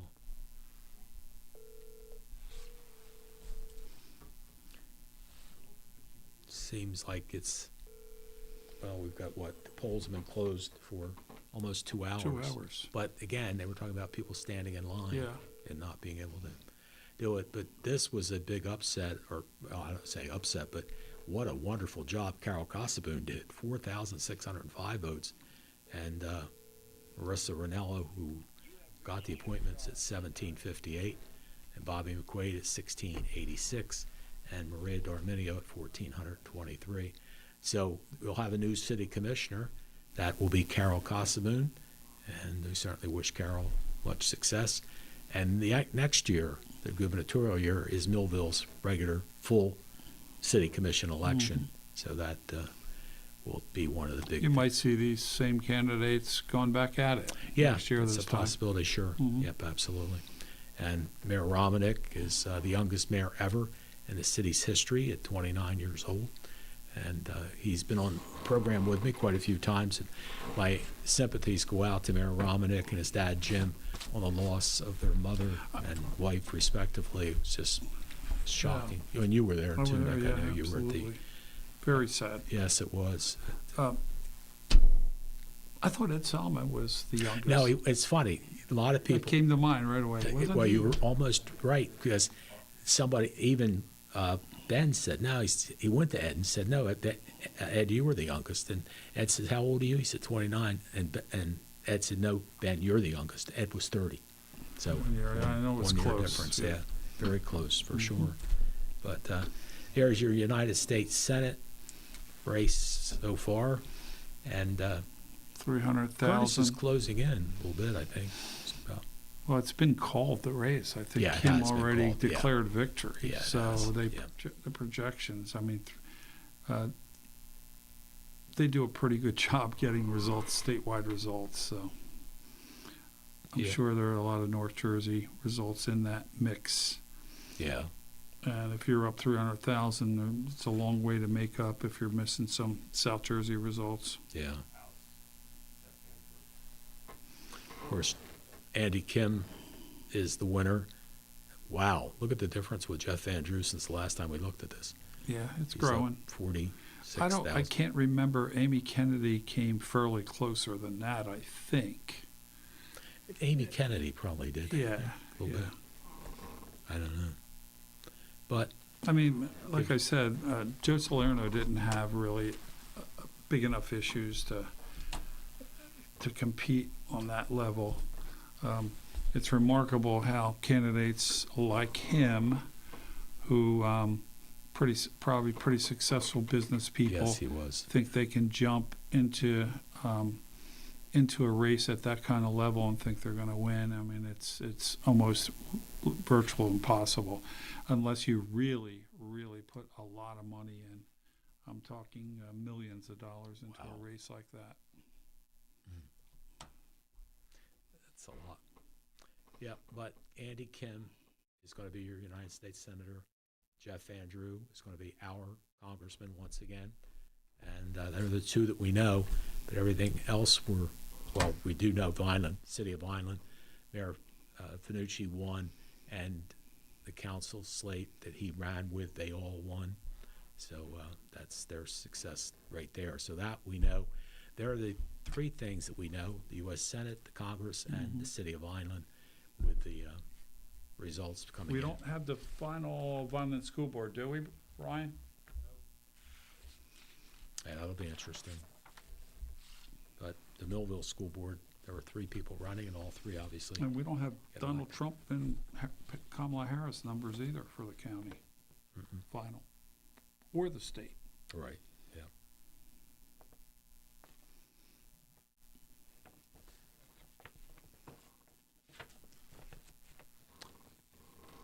Anyway, we're waiting on results. Let's see. We tried to. If anybody knows of anything you want to text me, it's 856-305-6647. Be happy to help us out. What we have is pretty much what we've had.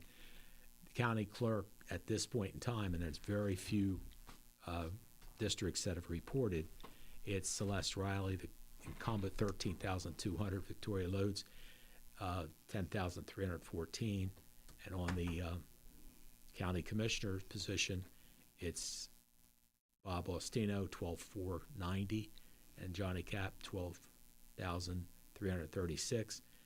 Tony Romero, 10,914. Joe Cilio, 10,749.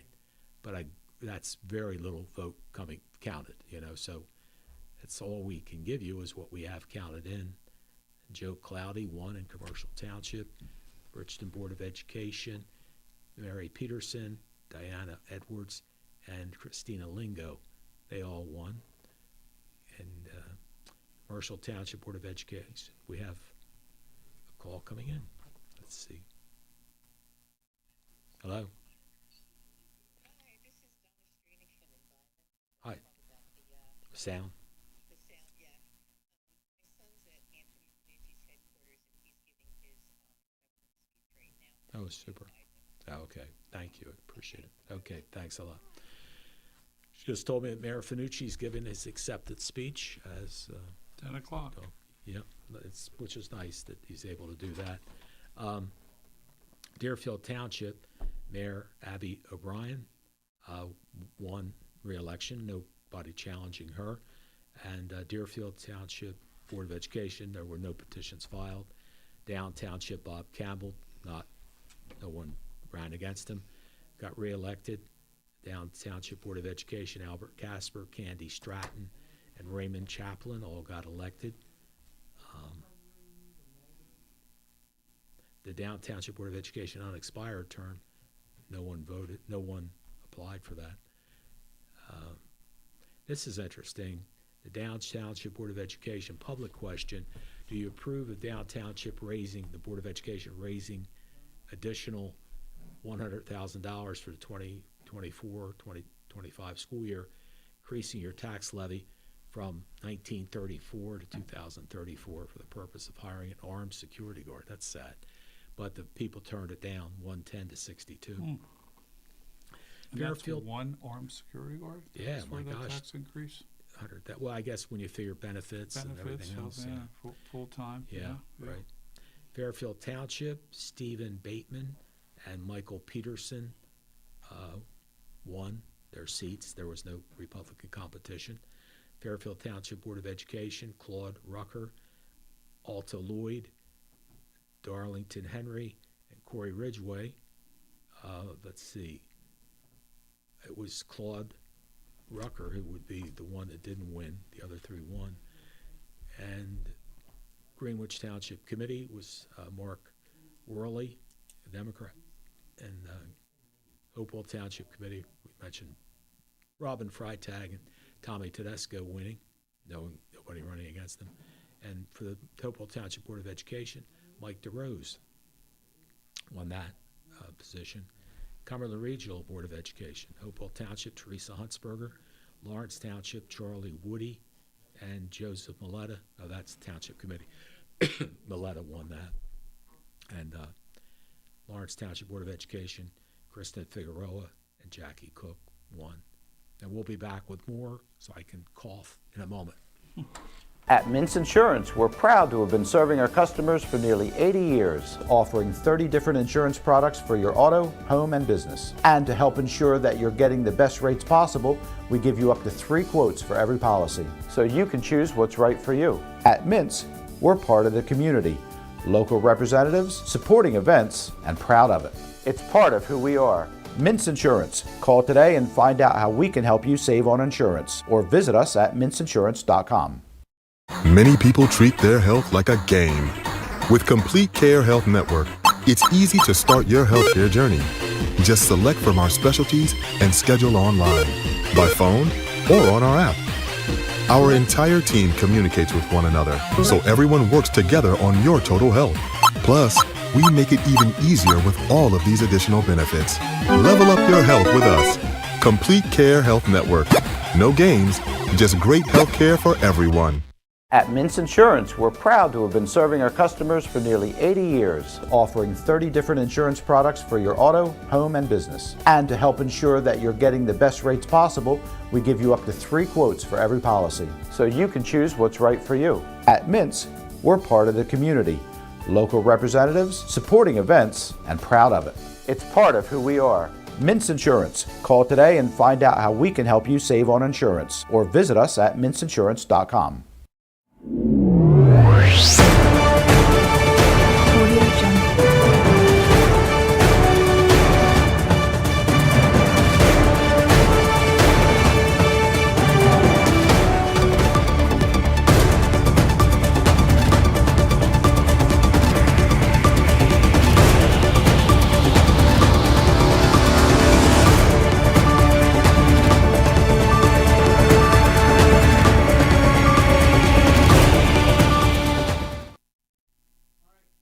Welcome back to presidential election and our county election 2024. Jim Quinn along with Nick Asselta.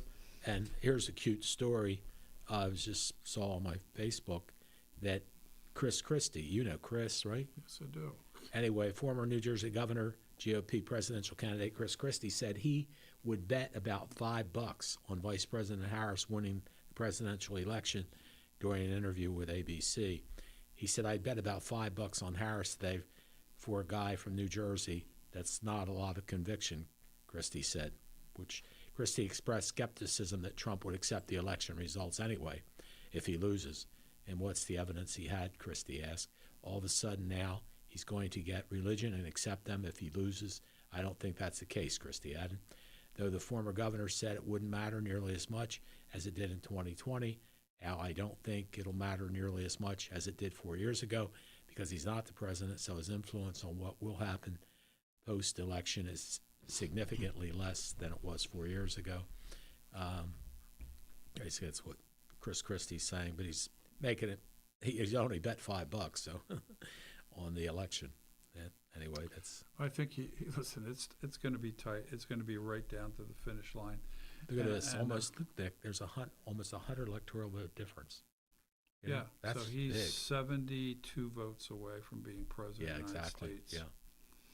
And so I can give some presidential results in the state of New Jersey and the county of Cumberland. Here we go. Donald Trump, 1,394,267 votes. Kamala Harris, 1,592,522 votes. That's about a 200,000 vote difference, Harris over Trump in New Jersey. At the county level, it's much tighter. Donald Trump has 13,205, and Kamala Harris has 13,280. So that's super tight for Cumberland County. I think that's a sign for Cumberland County is going to be a tight election also here. Yeah, when all the numbers are tabulated. But as we see, Donald Trump is only 72 electoral votes away from being president of the United States. Now, many of those red states might have come in, so now it's coming down to those final dozen states probably. But see, she'll make those electoral votes up when she picks up California with 56, I think, electoral votes. Oh, yeah.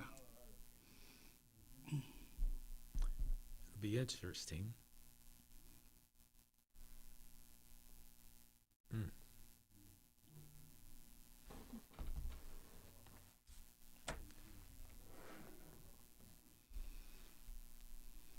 It appears, just looking at those numbers, raw numbers, that it's about halfway, maybe 40 or 50% of the vote in nationwide. Because I believe it's going to be 100 million votes. I believe 4 years ago, Trump had 77 million or something, and he lost. Yeah, that's right. So Biden was over 80 million. So if it's a higher turnout, we're going to be approaching 100 million votes on either side here. Yeah, that's good that people are getting out to vote at least. That's a good sign. Yeah. They just have to stand in line for 2 or 3 hours to do it. Yeah. That's for sure. And I'm just wondering, at this Vineland, people are still standing outside in the dark. It's 10 o'clock, 2 hours. The polls should have closed. Yeah, sure should have. It's 10:10. So. And, again, results we have, if you go to the county results, guys, this hasn't changed, and we're not hours. We're not getting any kind of input. I've asked somebody from the Democratic headquarters to call, and we've asked somebody from the Republican headquarters to call, and we're not getting any kind of response from them. So there's how close it is for the results that we have right now with the county commission election. Very, very close, really. And again, we don't know what towns are still out there. So it's really hard to tell. Yep. And who do we have? Well, it's the same count we've seen for an hour. Yes, it is. I guess we're relying on Ryan to pull these numbers. He's been doing a good job. I don't know where Yeah. he's getting them from, but wish I could find someplace to pull the numbers. I'm on the county clerk's website, but I'm not getting. Jody Harada, she's been great. Jody, you've been giving me more count results than I can get from anybody else. Can you give me some more? I love Jody Harada. She's a sweetheart. She was county administrator, assistant administrator, and great banker, too. In fact, they honored her for Women's Hall of Fame, and my heavens, 2/3 of the place was packed with her friends. She's got a lot of good people that she enjoys. Good people. Well, there's a lot of good people. You know that, Nick, in Cumberland County. We're very fortunate. Very good county. Yeah. Lots of good people out there. And as I said, the 6 that are running for the county positions are all good people. And, we'll see who's successful. But as we mentioned, a Democrat has not won in Cumberland County since the year 2000. 2001, Joe Durella and Priscilla Ocasio-Mendez lost. And since then, there's not been anybody on the county Democratic side who's won. In fact, I was joking with Joe Condo. I said, you know what? If I had run, because that was my turn to run with Joe Durella for county commissioner, and I decided I wanted to go back to Millville. I did finish 4th in Millville, but I didn't want to take the position. But it was interesting. I thought if I'd ran with Durrell, I'd have lost too. It was a red wave. It's funny. In my lifetime, the ones are not good for me. 1981 I lost. 1991 I lost thanks to Florio, and then 2021, basically, in my opinion, I lost. So it's. Stay off of that year. Yeah. I don't think you're running for anything anymore. No, I'm anyway. not. No, not at all. Unless they draft you next year into the city election again. No, I don't think so. Drag you in. You try to get out, but they drag you back in. What's interesting is on Facebook, people were ripping me about things that were not true. Like one guy said, Jim Quinn's the reason we have Section 8 housing in Millville. Section 8 housing is a state program, and it's nothing to do with the city. And that's not true. But I laughed. I said, so what? You say whatever you want. I'm not running. You make up all the lies you'd like, whatever you'd like to say. And you know that, sure. People, get going.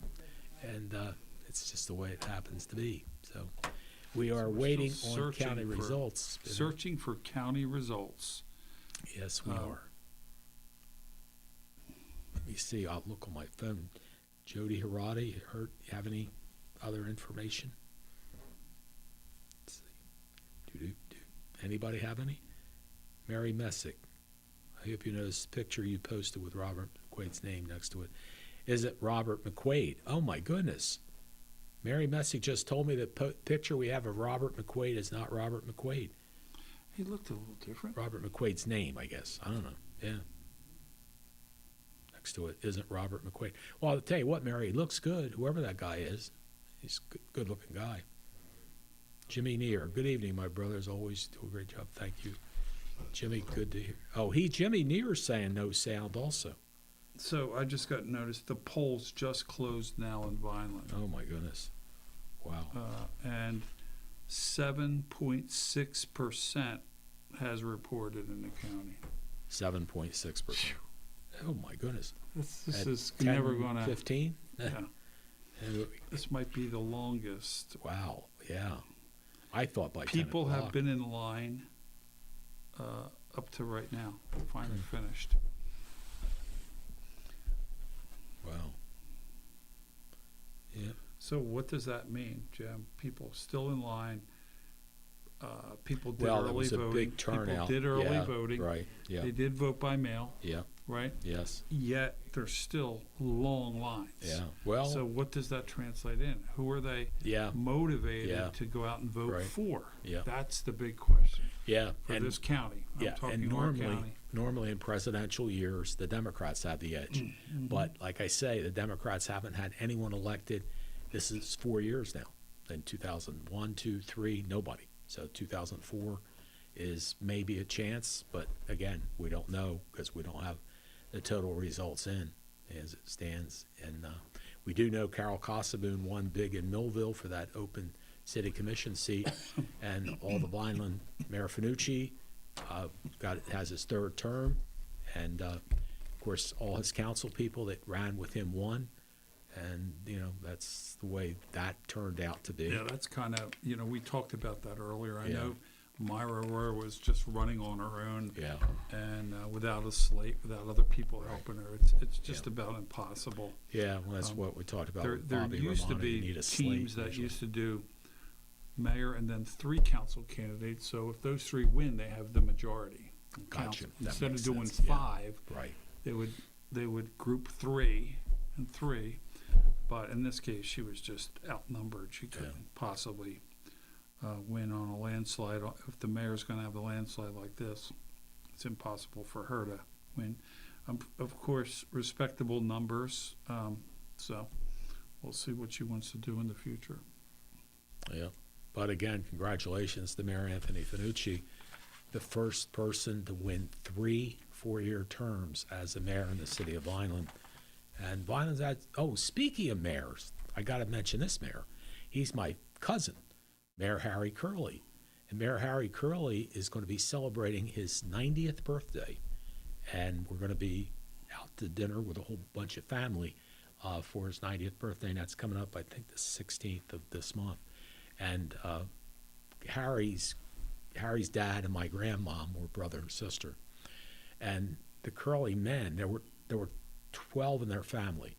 His dad, my grandmom, and 10 others. There were 12 people in the family.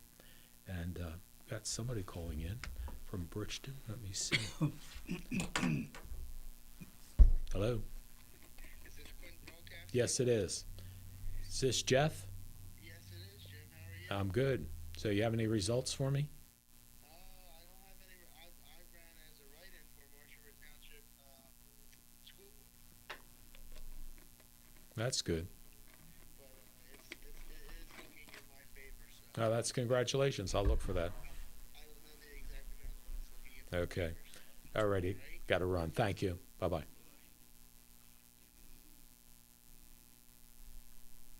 Hello?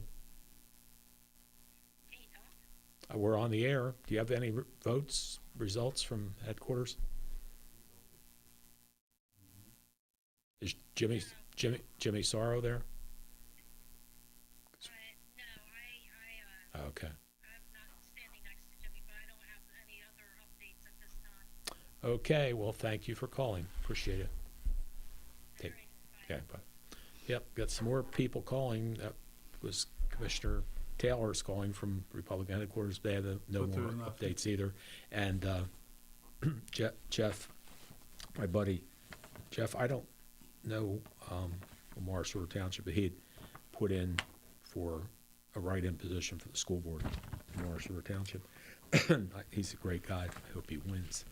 But we are waiting on the county results, so it's a lot longer than we thought it would be. We thought we'd have county results by now, but it's 10:20, and hopefully Doesn't look like there's going to be much progress here. If we're only 7.6, that's unbelievable.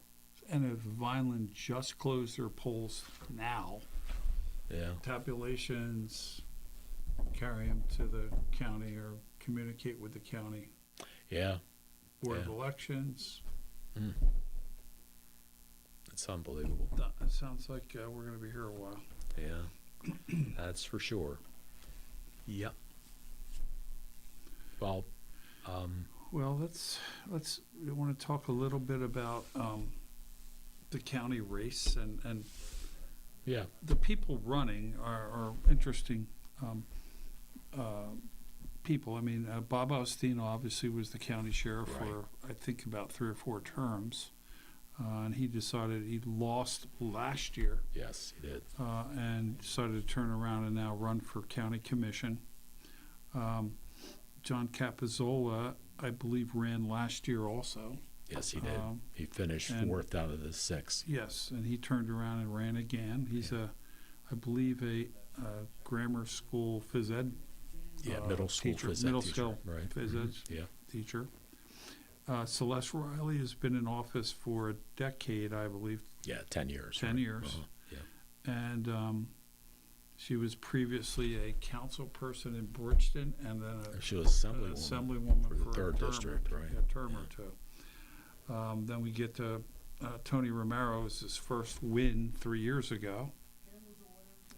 He's a operator of a car repair shop right off of Landis Avenue, 7th Street.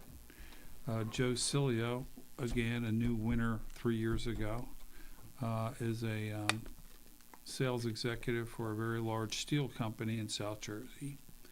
And Victoria Loads is a teacher at Millville High and a former chief of staff of my office. So there we go. All qualified people to do the job at whatever job they are attempting to get elected to. Right now it comes down to who's the most qualified moving in the future.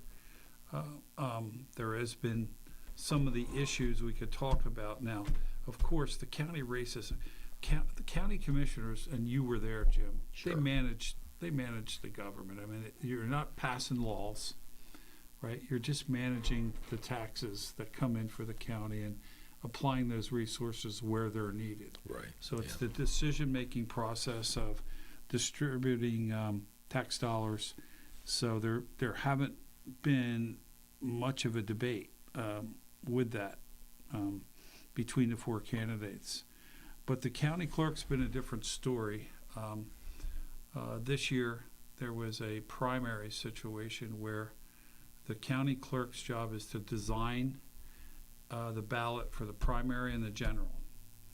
The first primary ballot that was designed by the county clerk was a unusual and a ballot that was, in my opinion, unconstitutional, number one, but the court found it illegal to place that ballot in the hands of voters.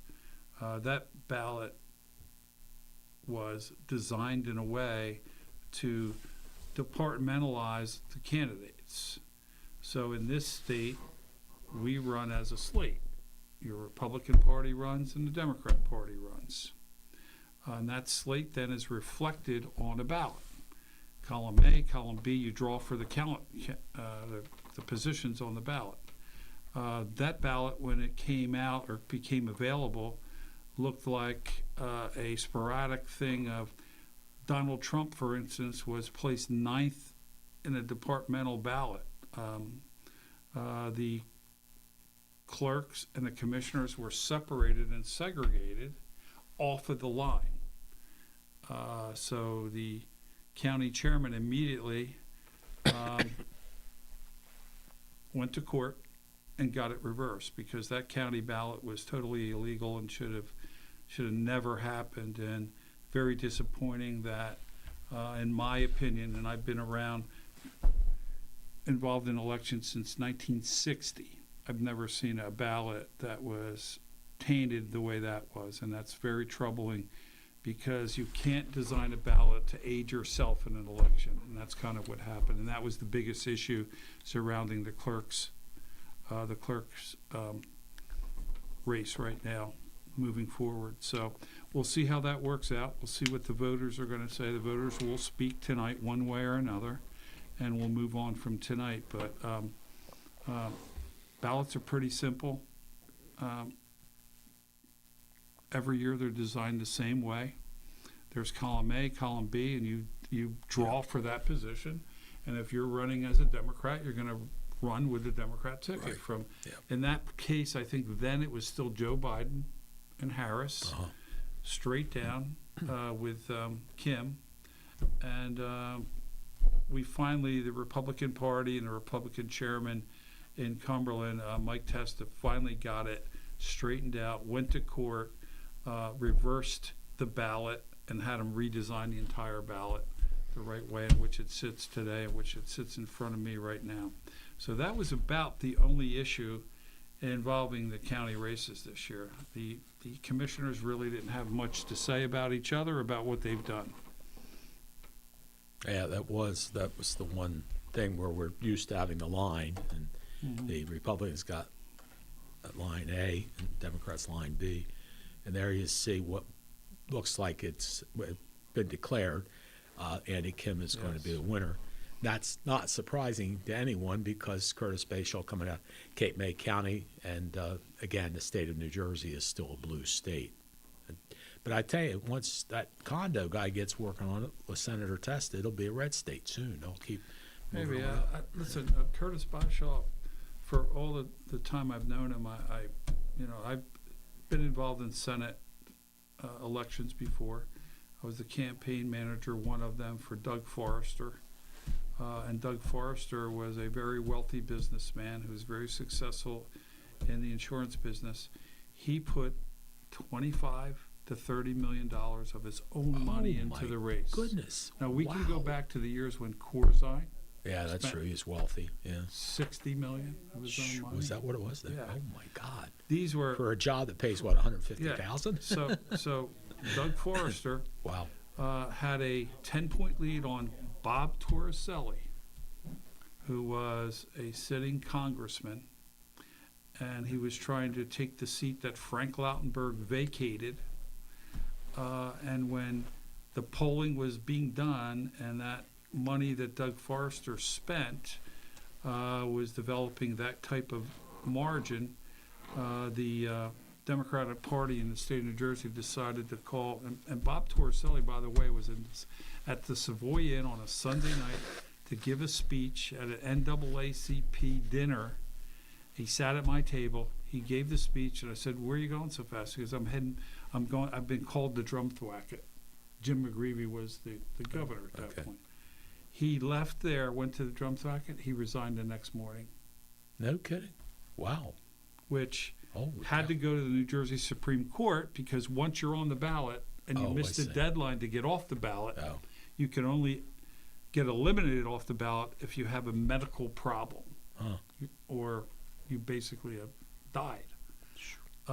It went to the New Jersey Supreme Court, and the Supreme Court ruled that New Jersey needs to be, that seat needs to be filled, and the Democrats put Frank Lautenberg back in. Frank Lautenberg beat Doug Forrester. It's a very close race at the end.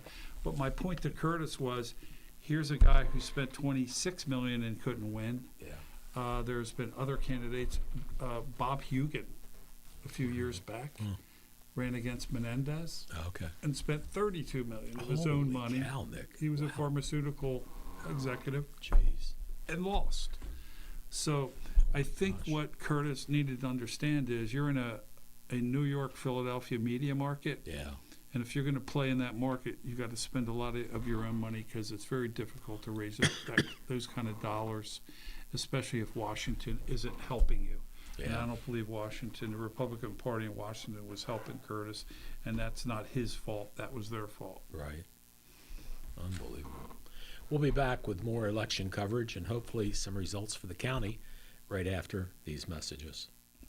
Many people treat their health like a game. With the Complete Care Health Network, it's easy to start your healthcare journey. Our mental health services focus on the emotions and behaviors that affect your overall well-being and features psychiatric, counseling, and addiction services, including our exclusive Fresh Start program, designed to help combat the opioid epidemic in our communities, plus all the other specialties you expect from Complete Care. Level up your health with us. The Complete Care Health Network.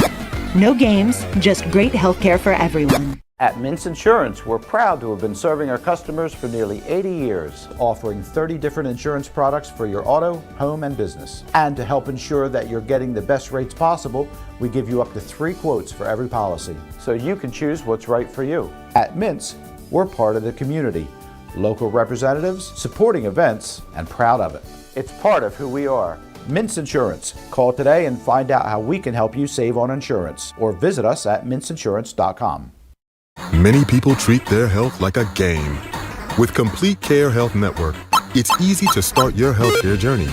Just select from our specialties and schedule online, by phone, or on our app. Our entire team communicates with one another, so everyone works together on your total health. Plus, we make it even easier with all of these additional benefits. Level up your health with us. Complete Care Health Network. No games, just great health care for everyone. At Mintz Insurance, we're proud to have been serving our customers for nearly 80 years, offering 30 different insurance products for your auto, home, and business. And to help ensure that you're getting the best rates possible, we give you up to 3 quotes for every policy, so you can choose what's right for you. At Mintz, we're part of the community, local representatives, supporting events, and proud of it. It's part of who we are. Mintz Insurance. Call today and find out how we can help you save on insurance, or visit us at mintzinsurance.com.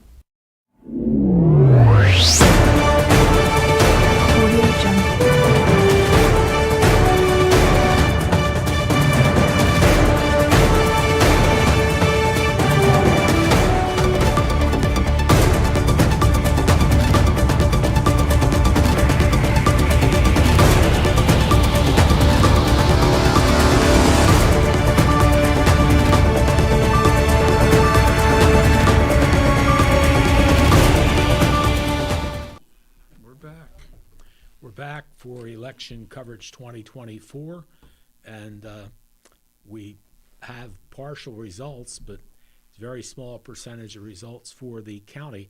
What's interesting is we know that Mayor Finucci won with his council, so he's given his acceptance speech and all that, but those votes have not, I guess, gotten across the county to Bridgeton where they can be put into the system. So we are waiting on that. That would be a big help, but I think we're only around 8%, Nick, right? We're almost 8%. Yeah. That's it. I mean, there's 92% of the votes still out there not accounted for, calculated into our numbers. So, and it's been a big that's turnout. Unbelievable at this point. Big turnout this year for sure, which is a good thing. It's presidential election year. It's good to see the turnout. We can tell you that in the state of New Jersey, Andy Kim will be the state, or no, not the state, will be the United States Senator. And there you see that. He did pretty well in our area. Or I guess maybe that's statewide. You know, it's statewide. That's statewide, yeah. We'd like to get numbers. I wonder how he did in Cumberland. I know. And, of course, the other is Jeff Andrew and Joe Salerno. And Jeff win handily. 164, 919, 117, 762. And, taking on Jeff Andrew is a tall order. And Joe Salerno tried. I know he's out working hard and a very nice person, and it's just tough to be able to knock Jeff Andrew off. I don't know if he'll ever get knocked off because he's very popular and does a lot of things in the district. When he first got elected to Congress, it was funny. I was doing a live television show over from Hopewell Township, and the girl that you got on with the county, she was doing the show with me. Very attractive. She was Miss something. Anyway. Amy? No, it was got a beautiful smile. Anyway, she was doing the show with me, and one of his people came over to us and said he'd only been in office like 7 months. I think it was August or something, 7 months. But he'd already been to more events than any other congressman. Nobody came close. And it was really interesting. It was like the next closest was half. Like he saw, went to 5,000 events. The other guys that were, there went to maybe 2,500. But he's a great campaigner, no question about it. Give him a lot of credit. He's campaigns everywhere. And the thing that was interesting was he was able to win as a Democrat. In fact, the year that he moved over to Congress, he put together his team with Andrew Zach, Milam, and Bruce Land. Before he had Nelson Albino on that team, too. But this was when he switched over to the Democrat. No, it's before. He's got elected as the Democrat for Congress, and then he had the three, Andrew Zach, Land, and Milam, on the ticket, and they were the Van Drew team. But without him being on the ticket, Mike Testa said, bye-bye, Van Drew team, and Mike Testa and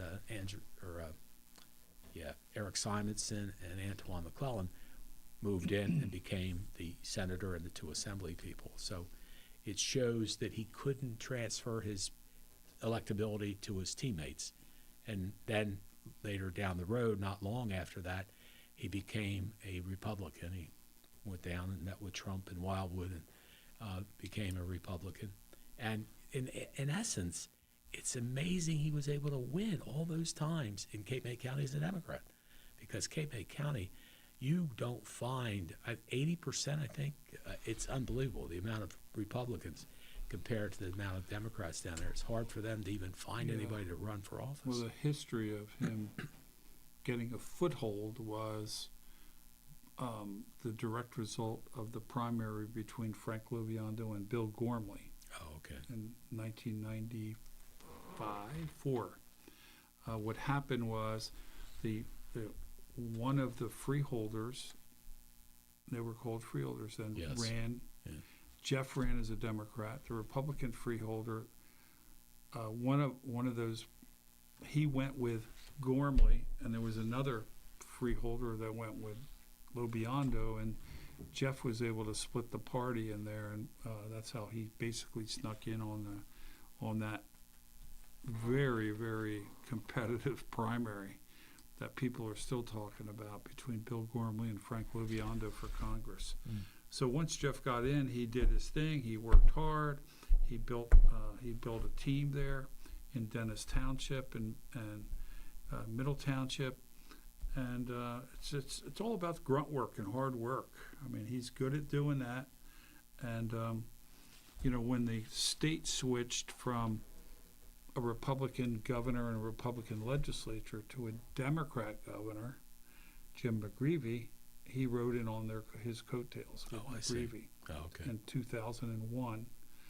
And run in as an assemblyman. He beat Jack Gibson, who was my running mate. So then I was, Jimmy Cafaro was still the senator. I was assemblyman, and Jeff came in as assemblyman. But he had Jim McGreevey and the administration helping him out. I mean, that was key for him to be able to get things done, because he not only had the governor, he also had the legislature switch to Democrat. I see. Yeah, that And helps. Albio Suarez became the Speaker of the House. Yeah.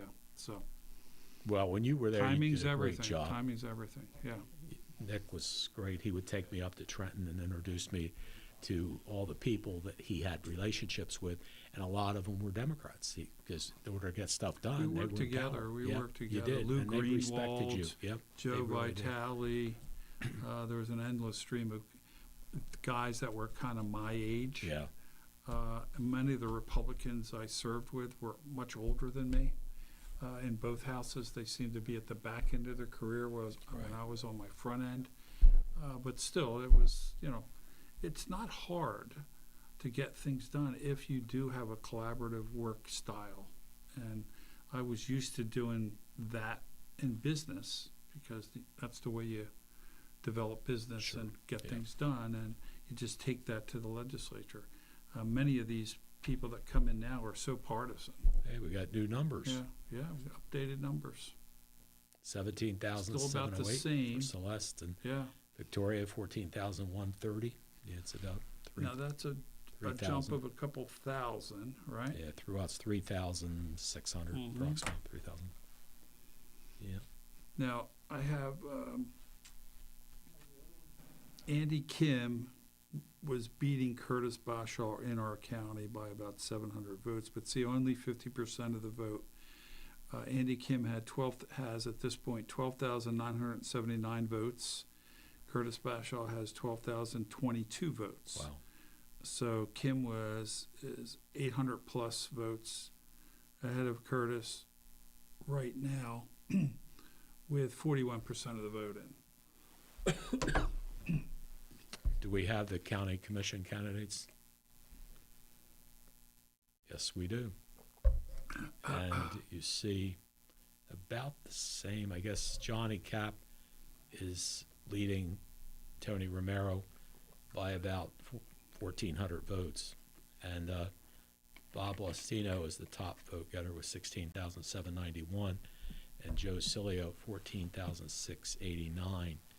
So right now it would be Lostino, Capizola, Romero, and then Cilio, 1, 2, 3, 4, But again, we don't know how many districts have, what did we say this, do we know the districts for how many this is? 35%? Okay, so 35 of the 100 districts or whatever, 35 districts are reporting. I don't know how many districts there are. How many? 35 of 92. Of 92? 1/3. Okay, so it's a third. Thank you, Brian. Yeah, so a third of the vote is finally in, and it hasn't changed too much. But then again, nobody's getting blown away, so it's certainly very possible for any one of the 4 county commissioners or any 2 of the county commissioners to win, and the same with Celeste and Tory. And that's, the way it is so far. So far, they're down. Yeah. And Trump is just about even with Harris in the county. They're within 100 votes of each other. So that doesn't reflect that. So No. there's a gap there between Trump and Harris and the county candidates. And there's also the gap between, I'm sure we don't have the numbers in Cumberland, Evandro, and Salerno either. No, but Right? So Salerno might be doing pretty well in Cumberland, if they are. yeah, that's a good point, because that was the thing when you look at the line, and the Democrats are on line B. So on line A, you have Trump and Vance. Then you had Bashaw. Bashaw, Curtis Bashaw, Bashaw, Van Drew, and then Tory Loads, and then the 2 county Cilio and commissioners. Romero. Right. And what's going to happen, especially with Van Drew, if you're going down the line and you're a Republican or you tend to lean that way or you're voting independently and you go down that line, when you get to Van Drew, you probably aren't going to switch over to the line, I don't know. I mean, although it looks like they have this time, but usually having like a position like Tory Loads had right behind Van Drew should be beneficial because he's very popular and, as you see, he's won by a lot of votes. But this is an interesting election. Again, this is the, presidential. And you see with Trump, he's up to 210. He only needs 60 more electoral votes to win. And she only has 112. Again, California, how many you say it had? 80 56. 50 I some. think, yeah. Okay. But 5 million. He's got 60 votes away. Yeah. 5 million vote difference, Trump over Walz and Harris. Harris and Walz. Yeah. And again, she's a woman. And, we've never had a woman president. So, what does that tell you? And I think, obviously, Hillary Clinton came somewhat close. She won the popular vote, but she didn't win the electoral vote, So it looks like Trump is in good shape at this point in time. 210 to 112. Coming down to Pennsylvania. Pennsylvania, Michigan, Arizona, Nevada, Wisconsin, Minnesota. You got them. That's it. Yep. There they are. Yep. Doesn't matter where we vote because Right. We're just in their where we are. Yeah. Yeah, it's funny. I mean, all the people in New Jersey that vote, if you put Harris and Walz, that's the Democrat side, and she will win the New Jersey Electoral College, just like she'll win the California one because there's a lot more Democrats in California than there are Republicans. But she'll win Texas. He'll win Texas, which is another giant state, and Florida, which is phenomenal with population. So the question is, I guess Texas and Florida are included in that 210 calculation, probably. I would think. Well, Florida certainly is. Right? Yeah. Yeah, he said yes. Yeah.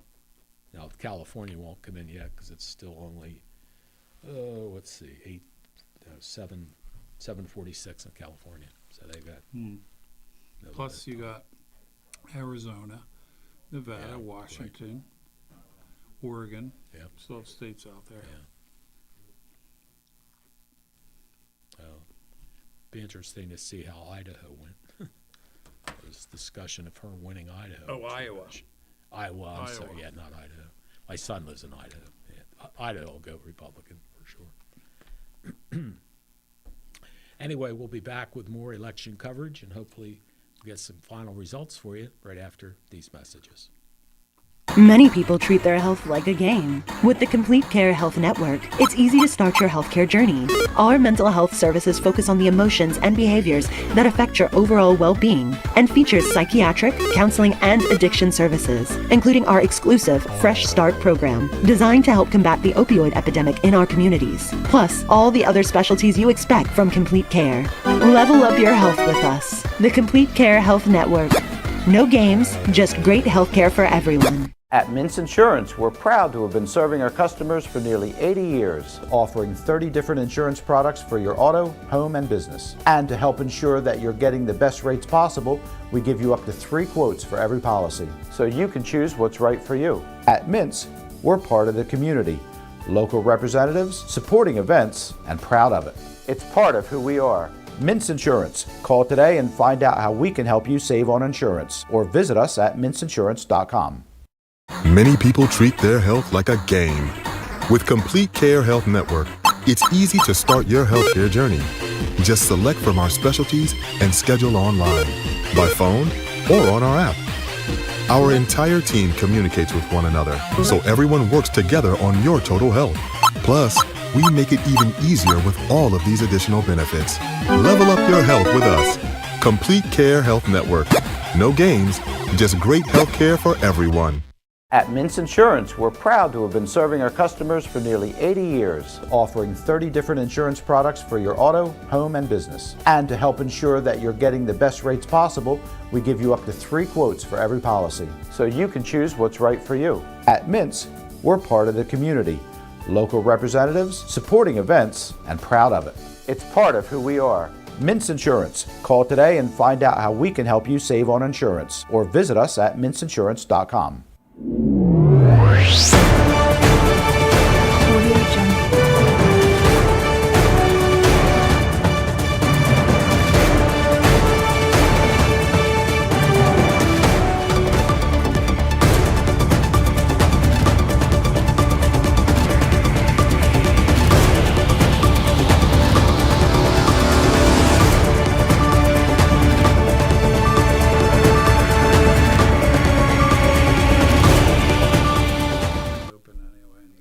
Welcome back to Around South Jersey.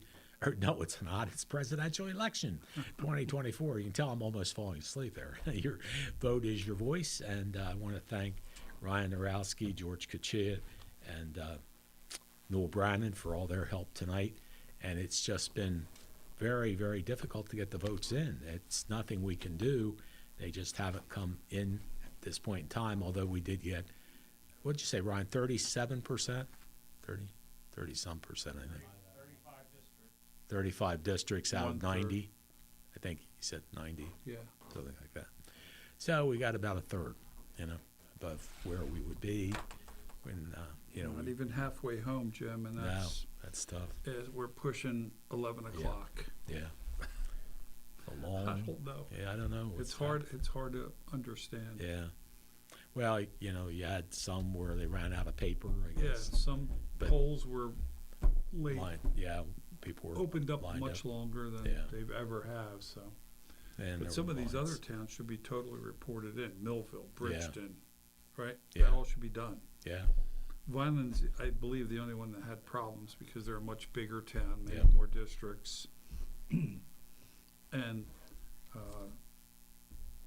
But we have the Vineland School Board and there's the New Jersey State Senate, Curtis Bashaw, 1,498,698, and Andy Kim, the winner for New Jersey, with 1,803,202.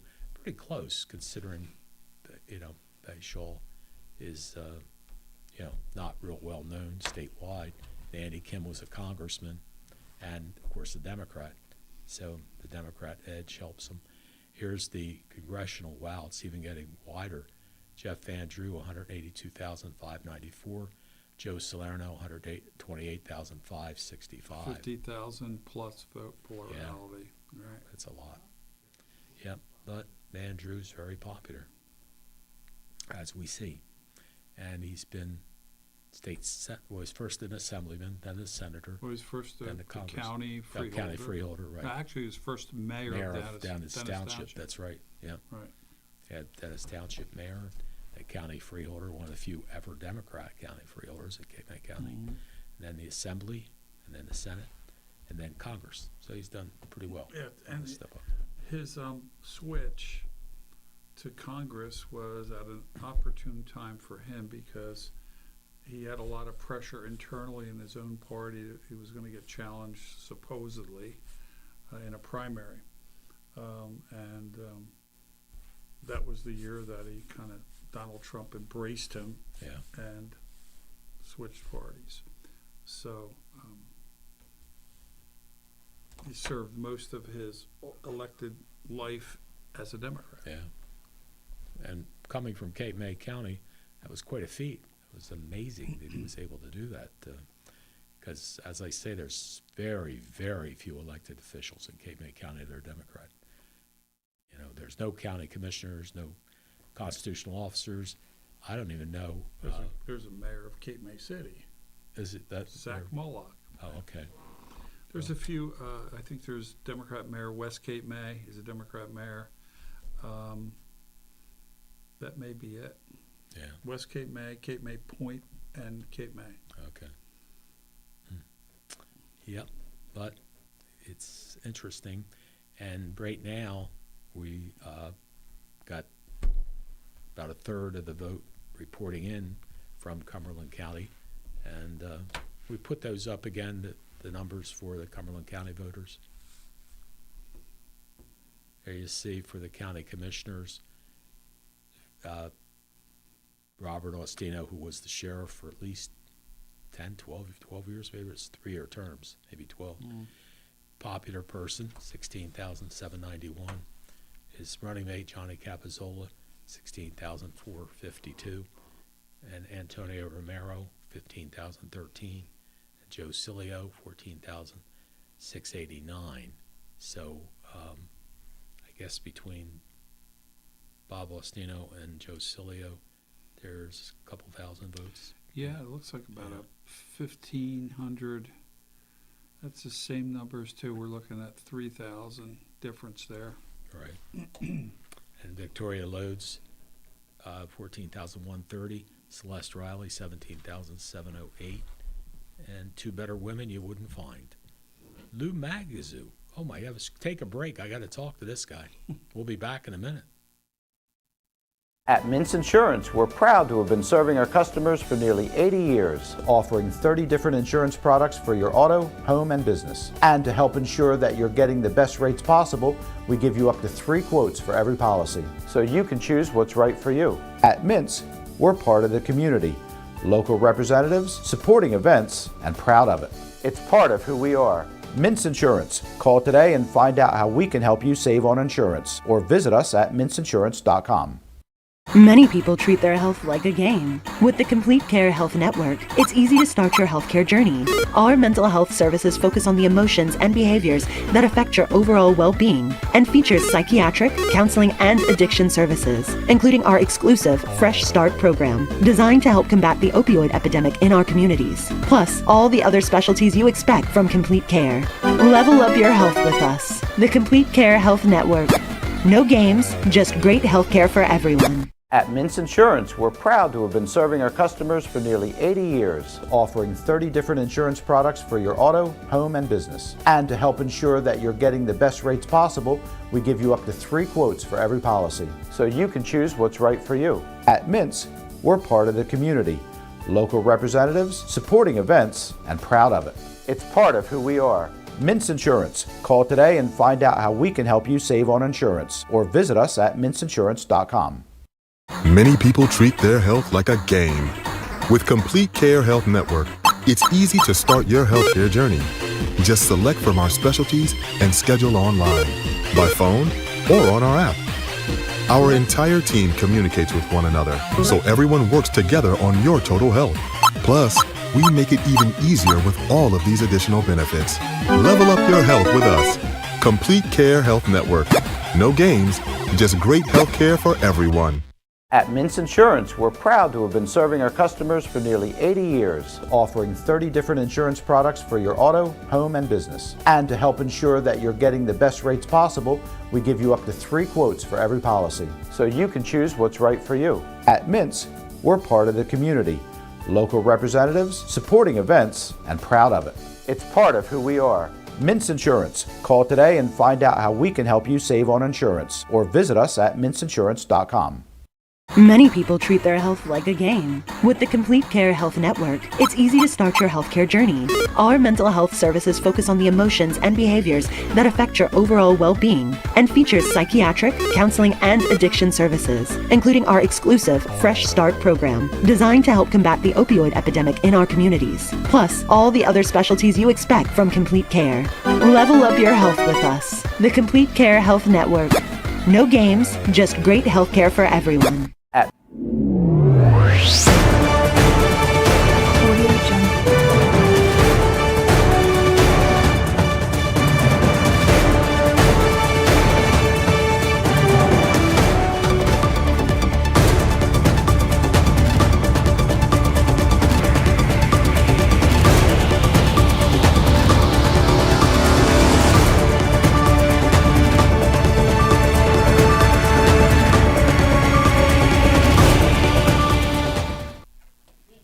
Welcome back to presidential election 2024.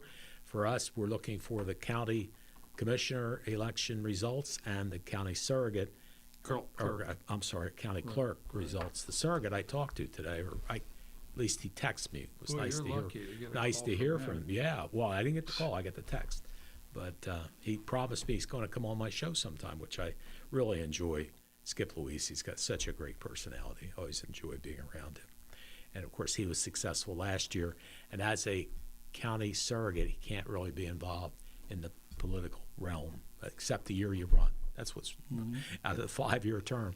1 year you can get involved. That's the year that you run for office. So I know Doug Rainier was the county surrogate before, and we'd only see him the year he was running for office. The rest of the time he couldn't be involved in politics. So we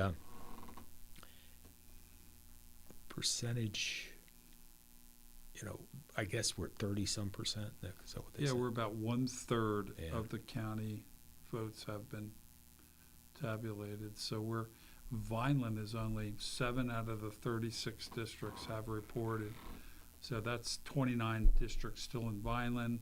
Still Morris River Township's out. Part of Millville's out still.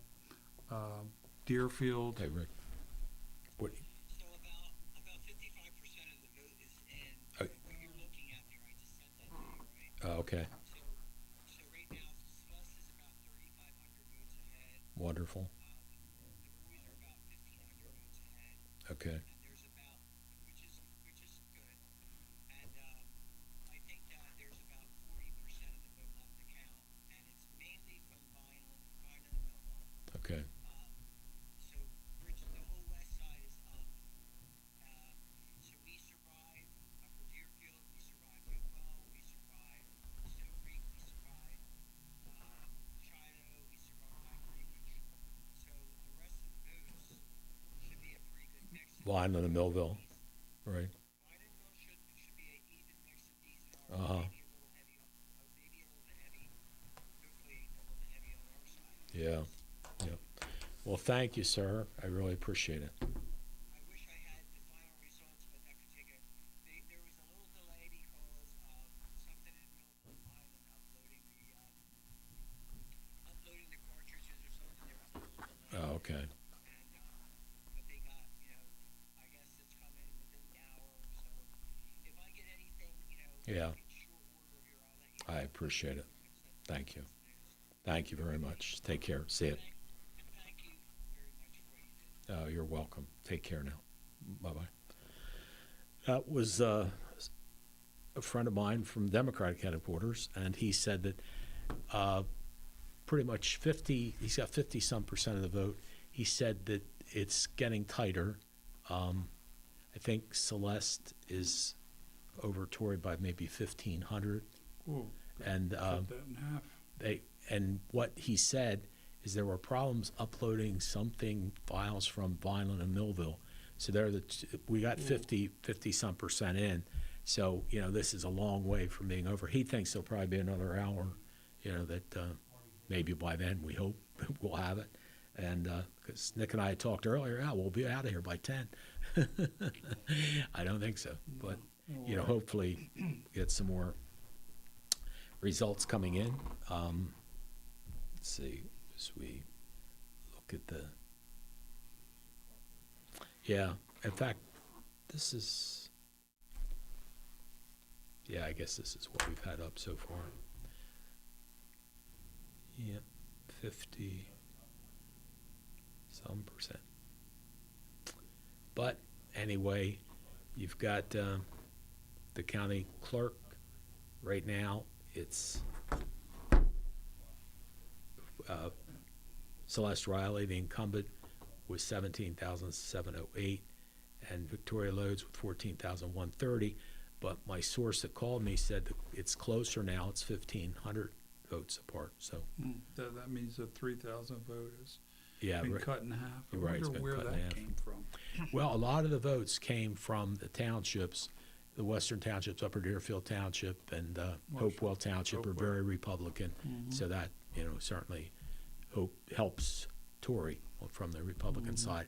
And now, from what I'm told, it's mostly Vineland and Millville. So that could go either way, as far as the numbers, how they're going to go. Millville hasn't voted Democratic for a while. In fact, in the last election for Millville City Commission, all the people that won, except for me, were Republicans. 4 out of the 5 were Republicans. And my slate finished 7, 8, 9, it's and 10. tightening on the electoral vote side. Yeah. Trump's still 214, and Kamala's at 179. But he's still up by 5.5, almost 6 million. Well, it's 6 million votes. Yeah. Of course, it doesn't matter. You can win the electoral. You can win really, the total that's votes. Just that's an academic number. Yeah, it's that top number is the key. It's that top number. And those are the West Coast numbers just being called their races. So like California? So California's in that electoral for that's what pushed her up. That pushed her. That's 50 some votes, right? Yeah. So she still needs 90 some. 90. Yeah. So 14. And Trump only needs 60 was 170. He needs 66. 66. No, 56. No, 56. away. Yeah. He's 56. I used to away. teach math. 56. Yeah. So he's 56. He needs Pennsylvania's 19. He needs a couple more. He needs 3 or 4 more states. Yeah. Yeah. Oh man. Be interesting to see what's going to happen.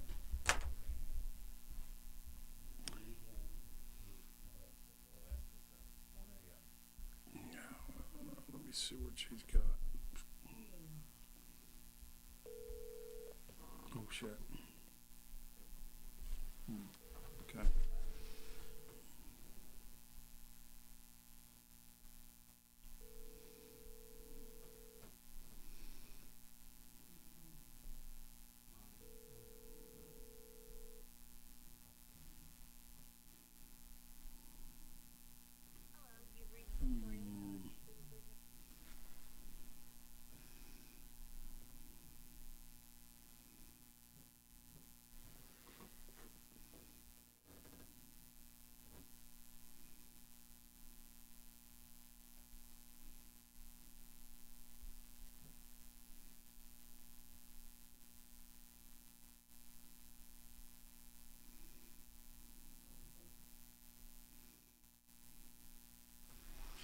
I wonder if we have any updated. Do we have any updated Trump and Harris Cumberland?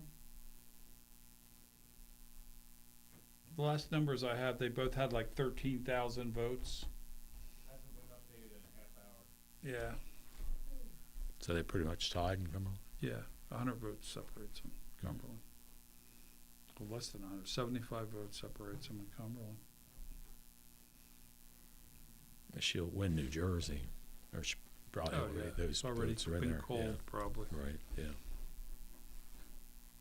Yep, it's interesting. Well, you had a, are we on air? Yes, we are, so you, Okay. Well, we had a first female mayor in Millville. We might have the first female president of the United States. yeah, that's for sure. In fact, that's Lisa's Orndorff, who was the mayor, decided that she didn't want to continue, and that's Carol Casaboon, who won tonight. That was her position that Carol ran Right, and and won. she took her seat. Yeah, Marissa Morello was appointed by the city commission to the position, but unfortunately for Marissa, unfortunately for Carol, Carol won. And Marissa, I moved into the town, I don't know how many years ago, but Carol's a long time Millville person, so I think that probably made it a little bit tougher for Marissa. I think you're right. I mean, really, that the name is an old Look, now you Millville see name. it was a 4605. Wow. So she was more than double. You And that's would have not- had to combine and that's all not three Bobby of them. McQuaid, that yeah, guy. that is it. I don't know No. who that is. I don't know You? where you got that picture, George, but that's not Bobby McQuaid. So, anyway, Might be one of your advertisers. I don't know. But you're right. So if you You're right. add those three other candidates up, Mhm. that would have taken to beat Yeah. her, to Yeah. beat Carol. Yeah. So having a divided field like that helped Carol Casaboon win Yeah. his seat. Because like the two on the left, they Mhm. were like competing pretty strongly against each Yeah, other. So exactly. if one Yeah. bailed out, if you combine those numbers, that's 2,000-3,000 votes right there. And then the other side, she still would have won, probably. Yeah. Tremendous amount of votes. You know. So Casaboon's a very big name in Millville. It's Trout, Casaboon, Romanick. Yes, Give that's me true. some other ones. Yeah. Shannon. Shannon. Geez, how can I forget Yeah. Shannon's? Yeah. Yeah. Anyway, we will be back hopefully with some updated results for you. Thanks for staying with us. We'll be back in just a moment. At Mintz Insurance, we're proud to have been serving our customers for nearly 80 years, offering 30 different insurance products for your auto, home, and business. And to help ensure that you're getting the best rates possible, we give you up to 3 quotes for every policy, so you can choose what's right for you. At Mintz, we're part of the community, local representatives, supporting events, and proud of it. It's part of who we are. Mintz Insurance. Call today and find out how we can help you save on insurance, or visit us at mintzinsurance.com. Many people treat their health like a game. With Complete Care Health Network, it's easy to start your healthcare journey. Just select from our specialties and schedule online, by phone, or on our app. Our entire team communicates with one another, so everyone works together on your total health. Plus, we make it even easier with all of these additional benefits. Level up your health with us. Complete Care Health Network. No games, just great healthcare for everyone. At Mintz Insurance, we're proud to have been serving our customers for nearly 80 years, offering 30 different insurance products for your auto, home, and business. And to help ensure that you're getting the best rates possible, we give you up to 3 quotes for every policy, so you can choose what's right for you. At Mintz, we're part of the community, local representatives, supporting events, and proud of it. It's part of who we are. Mintz Insurance. Call today and find out how we can help you save on insurance, or visit us at mintzinsurance.com. Many people treat their health like a game. With the Complete Care Health Network, it's easy to start your healthcare journey. Our mental health services focus on the emotions and behaviors that affect your overall well-being and features psychiatric, counseling, and addiction services, including our exclusive Fresh Start program, designed to help combat the opioid epidemic in our communities, plus all the other specialties you expect from Complete Care. Level up your health with us. The Complete Care Health Network. No games, just great healthcare for everyone. At Mintz Insurance, we're proud to have been serving our customers for nearly 80 years, offering 30 different insurance products for your auto, home, and business. And to help ensure that you're getting the best rates possible, we give you up to 3 quotes for every policy, so you can choose what's right for you. At Mintz, we're part of the community, local representatives, supporting events, and proud of it. It's part of who we are. Mintz Insurance. Call today and find out how we can help you save on insurance, or visit us at mintzinsurance.com. Many people treat their health like a game. With Complete Care Health Network, it's easy to start your healthcare journey. Just select from our specialties and schedule online, by phone, or on our app. Our entire team communicates with one another, so everyone works together on your total health. Plus, we make it even easier with all of these additional benefits. Level up your health with us. Complete Care Health Network. No games, just great health care for everyone.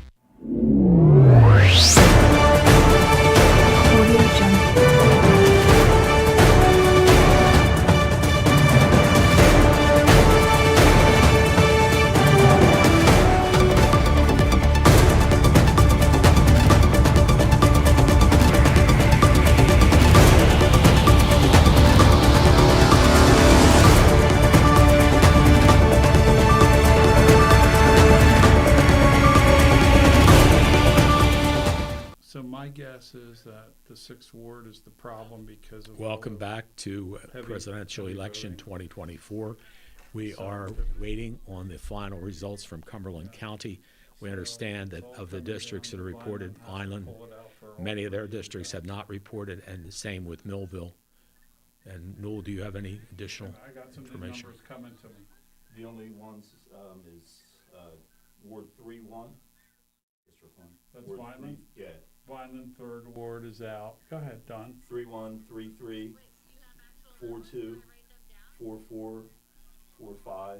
Okay, so the 7 that were reported are 3 and 4, so that's good. No 6, no 6. Yeah, Ward 5, District 5, Ward 5, District 6. No, we don't have numbers attached to that. We just have the one they reported in, right? That's what's reported. That's, yeah. so it's 3, 1, 2, and 3, and 4, 4, 4-2, 4, 4-4. 2, 4, 4, and 4, 6, 5. 4, 5. So, and that's, so do you understand what we're saying here? So there are 2 wards that would generally vote, you know, in a Democrat way. So 6th ward's going to be the key for everything here. Win or lose, everybody's, whoever's going to win this thing is going to come down to the 6th ward. So when I know something, I'll call you back. Bye. From what we're finding out, Yeah. as Nick mentioned, the 6th ward of Vineland has not reported in yet, and that's usually a good ward for the Republicans. It's East Vineland, you Yeah. know, so that's, and yet with Millville, I don't know if we have any, I think they did say 1-2, Ward 1, District 2 Yeah. was, There was reported one from Millville. district in Vineland had at 5 o'clock had 800 votes in one district Wow, reported. that's So unbelievable. they're huge. They're 1,000 Yeah, votes yeah, per district, some yeah. of them. So But we So- do know Anthony Finucci has been Yeah, we do. elected as the mayor of Vineland, even though we don't have all the statistics for the county clerk and the county commissioners. We do know Mayor Finucci's the first mayor in the history of the city to win 3 terms in a row. And Ryan Narowski, I want to mention, if you didn't get my text, Mayor Finucci is going to be on with me November 14th from the Queen Restaurant. He's coming back to do his show. He had Senator Testa and many other people fill in for him. To his credit, he didn't want to get the free publicity during the election. So now the election's over. He said he'll be there. We're going to do the show 5 o'clock on the 14th from the Queen Restaurant at Lincoln and Landis in Vineland. So we hope you'll join us for that, and we'll talk to the mayor about his plans for the future. Had a great last 4 years have been fantastic in Vineland with all the good things that have been going on. And sure there's probably many more things in the works, which will be a good situation there.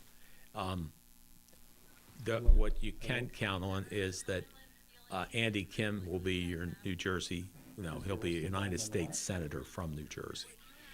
Jeff Van Drew, there you see the numbers, 1,803,000 for 202 for Andy, 1,498,698 we don't for know Curtis. exactly the So numbers. All we know is they're the Andy ones that got is now thrown the into the whole state mix. senator. I keep saying state, he's the I'm United at the States Democrat senator, headquarters. not, They're doing pretty good. Why aren't we doing the as state well? of New Jersey. And then the other things that we know is Jeff Van Drew won big over Joe Salerno, 182,594 votes to 1,000 or 128,565 for Joe Salerno. And Jeff Van Drew is reelected to Congress, Yeah. and I guess this is his third term in Congress as well. And of course, when he first got elected, he was a Democrat. Now, in the last few years, he switched over and became a Republican. But he would have won as a Democrat. He's an amazing guy, can run. He actually probably could have run independent and won. He's very, very popular in Cape May and Cumberland counties. And in fact, as you look at almost all of South Jersey, Cumberland, Atlantic, Cape May, and Salem are Republican counties now.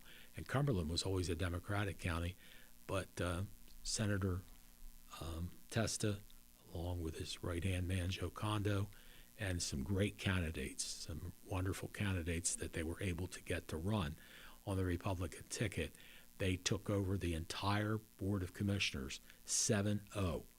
And the only position that the Democrats have, and that's up for grabs tonight possibly, is Celeste Riley as the county clerk, and Tory Lodes is running against her. Last unofficial result had about 1,500 votes difference between Tory and Celeste. Celeste is leading by about 1,500 votes from what I've been told from some sources that I have out there. So that is where we are, and that's what we know. And really disappointed it's taken so long, and I'm sure you guys are too, to get the final results for the county commission and for the county clerk's position. But a lot of people voted, and there were some glitches, I guess, in the the situation with the machines or whatever. But that's where we are at this point in time. And in Millville, it was Carol Casaboon was the big vote getter. She'll be on the Millville City Commission, and that's not Bobby McQuaid. That's The internet says it is Bobby, but I know that isn't Bobby. But anyway, sorry about that, Bobby. Anyway, Carol's going to take the city commission position. Marissa Ranello finished second to her. Bob McQuaid was third at 1,686, and last was Maria Darminio at 1,423. And I will mention, the Millville School Board is the same three people that were on before, no competition. But Christine McCarron, she was the top vote getter, from what I was told.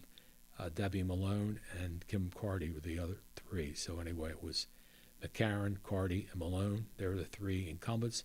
They were the only three running, so they are reelected to the Millville Board of Education as it stands. But we want... So it's going to be a long night here with 29 more districts to report in Vineland. So I don't know, Jim, if it's the technology and the new voting machines are taking a lot longer to process a vote, or are people just going to the polls later after dinner? Yeah, maybe that could be. Yeah. But, like I said, I did the early voting, and it was very nice. I think Noel said there was some glitch or something that slowed them up, or somebody told me. Well, supposedly one district, they ran out of paper, so they had to reset the whole machine, put new paper in. But generally speaking, I don't know why people would be standing in line at 10 o'clock at night. That means they must have went to the poll pretty late. Like 7:30, they leave their house after dinner and after watching television. They said, I think we should go vote at 7:30. And hence you create a line of 100 plus people. I don't know what the timing of it, but each voter takes a minute or two to get through the system. And my polling district, there were only 2 stalls to vote in, 5-2. So if you had 10 people, 2 at a time. So Yeah.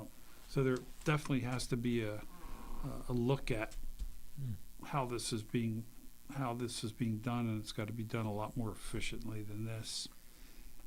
Yeah, it's certainly, with 11:21, and we thought by maybe 11 o'clock we would have the results in, but we're still hanging in there waiting for whatever. Oh, here's a new numbers.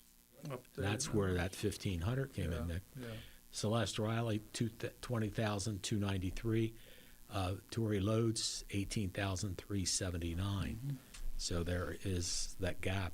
Closing the gap. Closed. It's about Loads is closing the gap. Now, the big question is what's, the Vineland districts. I know there were huge turnouts. One district had over 800 or 900 votes. So we'll see. do we have the numbers on the county? Yeah, we do. they should improve their numbers too. See? Actually, Romero it did. and Cilio Romero have. just took the lead, didn't he? Yeah. Yeah, 19,440. Mm-hmm. Yeah. And Cilio is ahead of Capizzola. Right. Right now, the Right. sheriff So they're is just shifting. There's some shifting. That's and- right. So it's Romero, Ostino, Cilio, and Capizzola, Right. the way that it's gone now. So it's changed with Romero being the top vote getter. And And I wonder if this reflects just the 7 districts in Vineland. I don't know. Could be. No more new Vineland yet. All right, so this is only reflecting 7 out of the 36 districts in Vineland. Wow. Is Millville in at all? No more than before. Just a Millville few still districts. has- What we got now is commercial, Deerfield, half of town, Fairfield, and Lawrence. Well, all those except for Fairfield are Republican strongholds. So that's why Cilio and Romero have moved up in their numbers, and Bob Ostino is still hanging it. No, he's second to Romero. So Cilio's Anthony- third right now, right. right? Anthony Romero is first, Robert Ostino second, and Joe Cilio is third. And Johnny Cap is back at 18,732. So, again, this county, as Joe Condo and I have talked about many times on the show, has gone from a Democratic county to a Republican county, and every single municipality, there's 14 between townships and borough and all that stuff. Of the 14, 11 are Republican. So that's Vineland, Millville, and all the townships except Greenwich and Fairfield, and Bridgeton is this one city that's still Democrat. So it's been a big swing, and that's why it's 9-1 Republican at this point in time. Over the last 3 years, it's gone from 9-1 Democrat to 9-1 Republican. And we see how these numbers shake out tonight. But Tony Romero took the lead, and Well, Robert Ostino tonight will tell a story if the Democratic Party in the county is making a comeback or not. I mean, if they secure a couple of seats here and maintain the clerk's position, they held the line and they built on it. So this is the year for them to do it, presidential year, as we talked about before. Right. If they were ever going to gain back something, this is the year to do it. And boy, you know what happens too when you're losing. It's hard to get enthusiasm. It's hard to find candidates. I know you knew that. Recruiting candidates. Recruiting for sure. candidates. It's when hard the enough Democrats anyway. were in control, yeah. And when the Democrats were in control, it was hard for you guys to find, viable candidates because they didn't want to lose and figured, it was very tough to win. Let's see, I found Joanne Ritter, Mary Gruccio.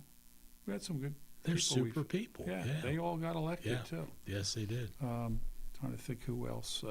Jimmy Sorrow, Yeah. Jeff Trout, Yeah. Hal Johnson.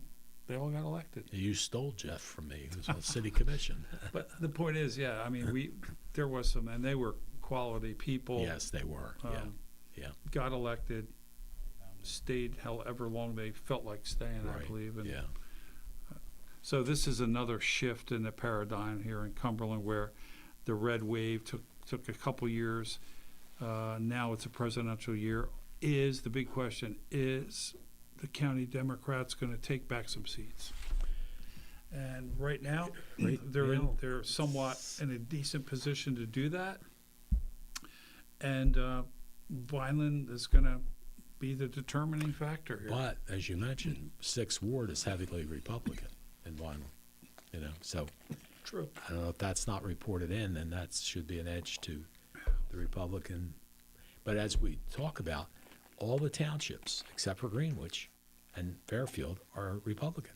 So every time they come in with their numbers, and nobody runs in those townships against the incumbent council person or committee person in all of those townships.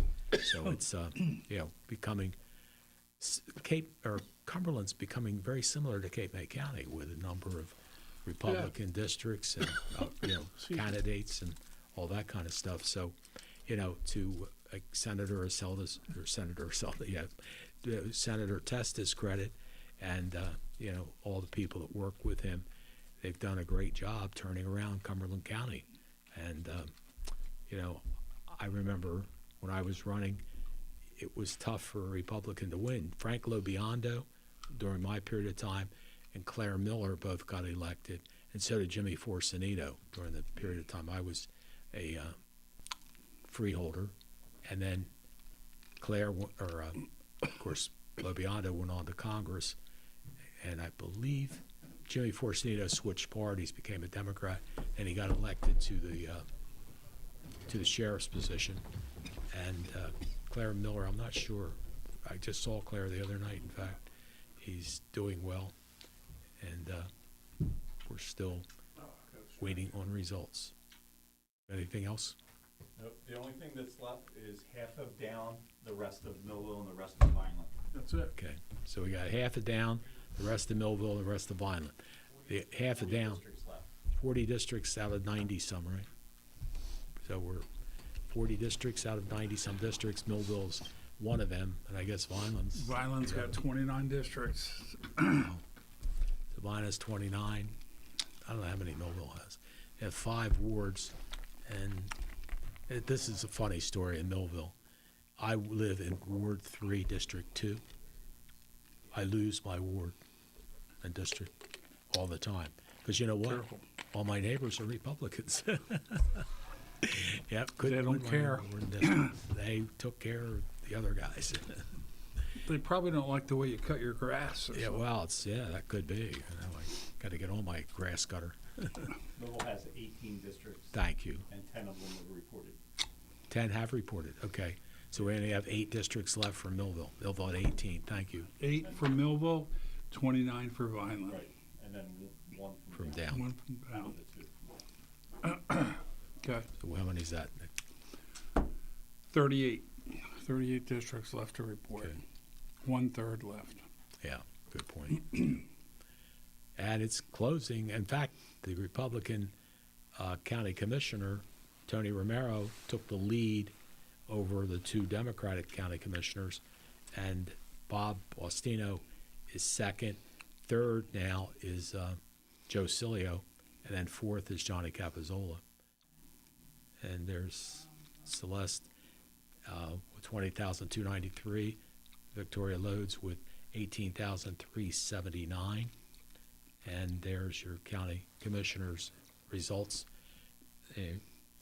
Tony Romero 19,455, Bob Faustino 19,232, Joe Cilio 19,034, and Johnny Capizzola 18,732. I got to tell you, Faustino, in fairness to Capizzola, has been in office for, I thought maybe 15 years, maybe it's only 12, but it has served as the sheriff for many, many years, and then he lost last election to Mike Donato. Donato. What a great guy. So he lost to Mike Donato, and so with that great name recognition he had, the Democrats were lucky he decided he would run for county commissioner, because I don't know where you go to find somebody with the name recognition Right. that Faustino Exactly. has. Johnny Capizzola's done well. Now here's your Electoral College, Nick. Yep, 40 more for Trump. She still hasn't hit 200 yet. No. And there's still about a $5 million vote differential. Yeah. And it's funny, in the past, the Democrats, even though they didn't get the electoral votes, had numbered the general votes by 7,000. Bush or Biden, of course, he won. He did, and even Hillary Clinton, when she lost, outnumbered Trump by 5 million or something like that. But now you see they're 5 million ahead. Trump has won North Carolina. It's that first battleground. He won North Carolina, first one. Yeah, First Trump. one falls. Yep. Mm-hmm. 6 more left. Yeah.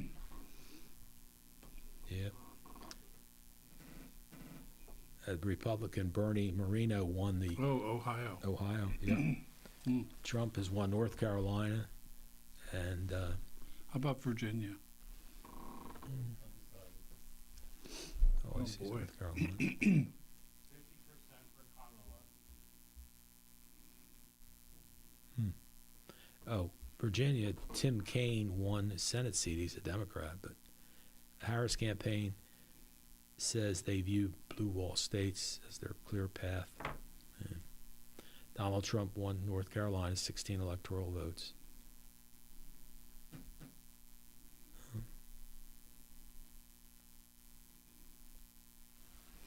I wonder a lot had to do with that hurricane that came through there. Yeah, Remarkable. Those people were Yeah. able to get out and vote. Yeah. Their Yeah, homes that's- destroyed, Yeah. the infrastructure destroyed, yet good they point. still found a Yeah. way to get Boy, them that's the to truth, vote.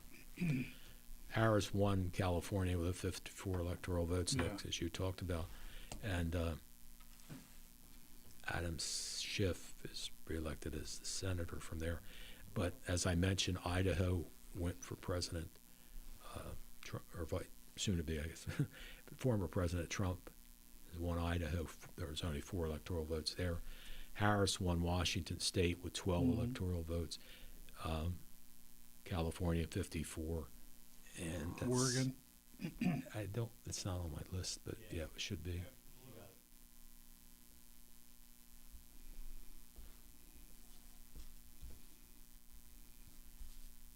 So far, the Senate, 37 Democrats, 48 Republicans. So Republicans will probably have the Senate and Congress.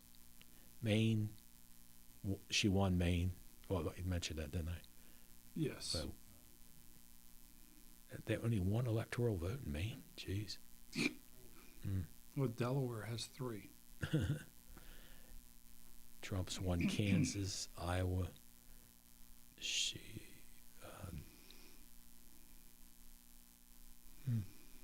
New Hampshire. That's the governor's race. Josh Hawley in Missouri won a Senate race. Kamala Harris won Washington, D.C., and it's 3 electoral votes. Where you see 230 to 192.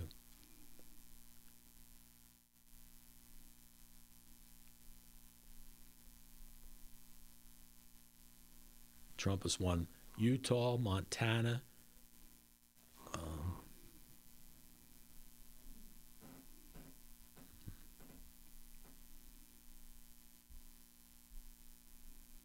Missouri.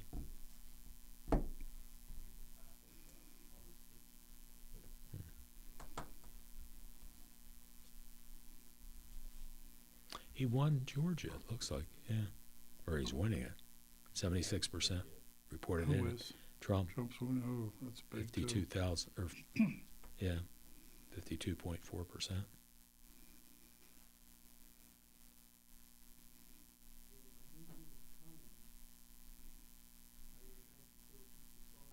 In the House, 87 Republicans, 63 Democrats.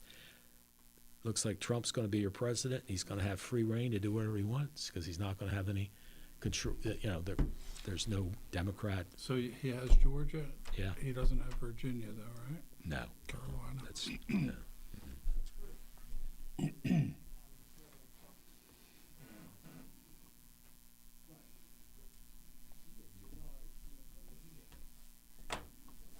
Trump 230. Yeah, they just wow. Look at that. They're all red. Well, Trump or Let's see the Harris has West Coast and a little bit on the East Coast, right? in Illinois. New York, Vermont, Maine, Virginia, Illinois, Minnesota, Colorado, New Mexico, California, Oregon, and Washington. So you see the 230 electoral votes for Trump, 192 electoral votes for Harris, and you'll see, I don't know what, I guess it's this one's the swing states, or? The ones that are outlined in bold are the swing states. Okay, thank you. North Carolina. I think Trump got Georgia. It's outlined in gold. Pennsylvania. It's undecided. Oh, it's undecided? Okay, Georgia's still undecided. Wisconsin, Michigan, Pennsylvania, Georgia are the undecideds. Yeah. Oh, and Arizona. Nevada. 1, 2. Nevada hasn't reported yet. Okay. So they're the key ones that are still up for grabs with the swing states.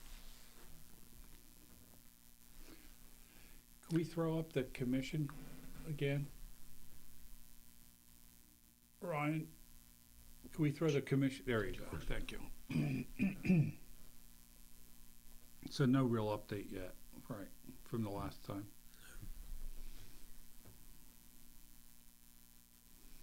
But Tony Romero really shot up a lot from the time before that last time.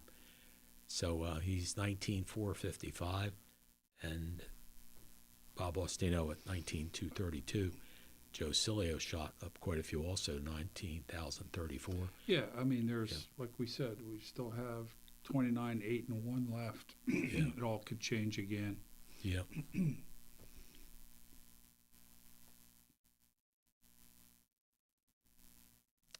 Well, we'll be back with more right after these messages. Many people treat their health like a game. With Complete Care Health Network, it's easy to start your healthcare journey. Just select from our specialties and schedule online, by phone, or on our app. Our entire team communicates with one another, so everyone works together on your total health. Plus, we make it even easier with all of these additional benefits. Level up your health with us. Complete Care Health Network. No games, just great health care for everyone. At Mintz Insurance, we're proud to have been serving our customers for nearly 80 years, offering 30 different insurance products for your auto, home, and business. And to help ensure that you're getting the best rates possible, we give you up to 3 quotes for every policy, so you can choose what's right for you. At Mintz, we're part of the community, local representatives, supporting events, and proud of it. It's part of who we are. Mintz Insurance. Call today and find out how we can help you save on insurance, or visit us at mintzinsurance.com. Many people treat their health like a game. With the Complete Care Health Network, it's easy to start your healthcare journey. Our mental health services focus on the emotions and behaviors that affect your overall well-being and features psychiatric, counseling, and addiction services, including our exclusive Fresh Start program, designed to help combat the opioid epidemic in our communities, plus all the other specialties you expect from Complete Care. Level up your health with us. The Complete Care Health Network. No games, just great healthcare for everyone. At Mintz Insurance, we're proud to have been serving our customers for nearly 80 years, offering 30 different insurance products for your auto, home, and business. And to help ensure that you're getting the best rates possible, we give you up to 3 quotes for every policy, so you can choose what's right for you. At Mintz, we're part of the community, local representatives, supporting events, and proud of it. It's part of who we are. Mintz Insurance. Call today and find out how we can help you save on insurance, or visit us at mintzinsurance.com. Many people treat their health like a game. With Complete Care Health Network, it's easy to start your healthcare journey. Just select from our specialties and schedule online, by phone, or on our app. Our entire team communicates with one another, so everyone works together on your total health. Plus, we make it even easier with all of these additional benefits. Level up your health with us. Complete Care Health Network. No games, just great health care for everyone. At Mintz Insurance, we're proud to have been serving our customers for nearly 80 years, offering 30 different insurance products for your auto, home, and business. And to help ensure that you're getting the best rates possible, we give you up to 3 quotes for every policy, so you can choose what's right for you. At Mintz, we're part of the community, local representatives, supporting events, and proud of it. It's part of who we are. Mintz Insurance. Call today and find out how we can help you save on insurance, or visit us at mintzinsurance.com.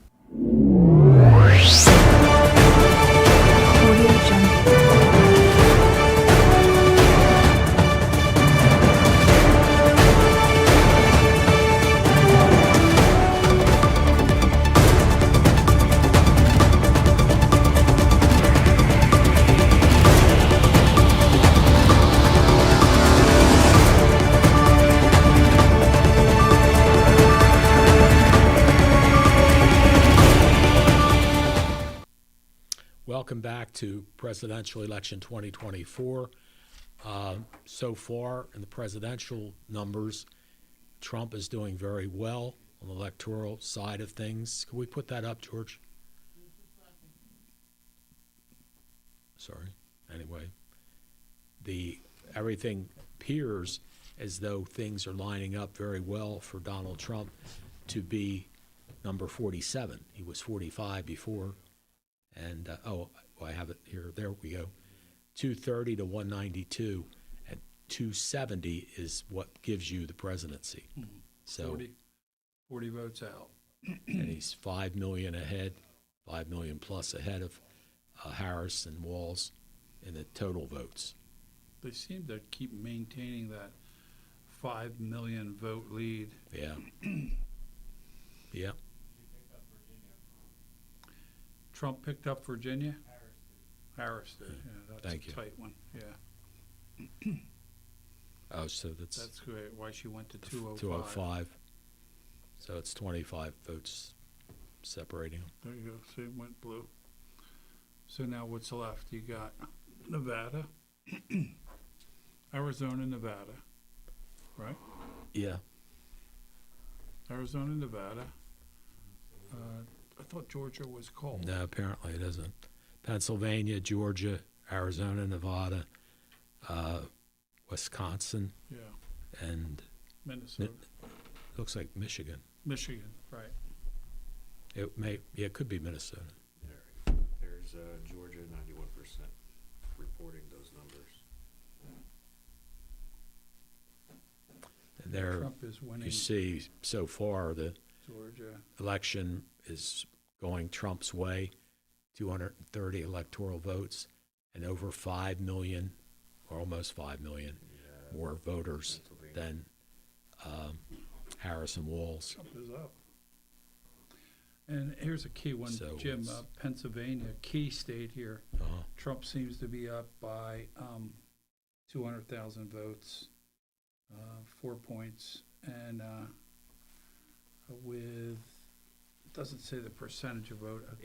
81%. So if that holds, that's the race.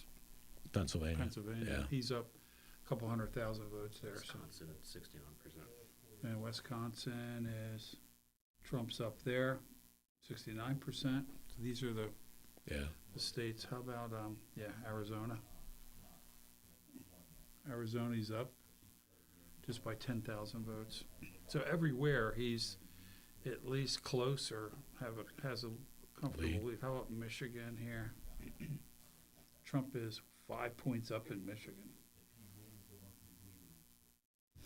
He's up 100,000 votes in Michigan. So it all depends what precincts in all these states have not reported. Right. Are they rural or are they cities? So it's gonna go down to the end. Yep.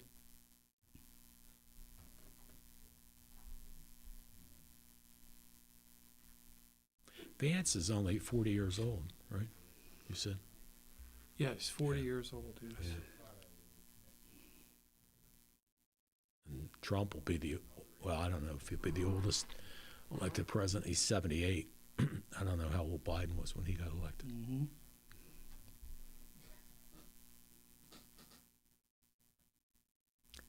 there you see the national presidential election results. And as we said, 270 is the number to become the president. And Trump's only 40 away from it, and Harris is 65 away. So I've just gotten some information from a viewer about the problems at the polls and how long does it take. This person claims each vote took approximately 4 to 5 minutes, and not 1 or 2 as I stated.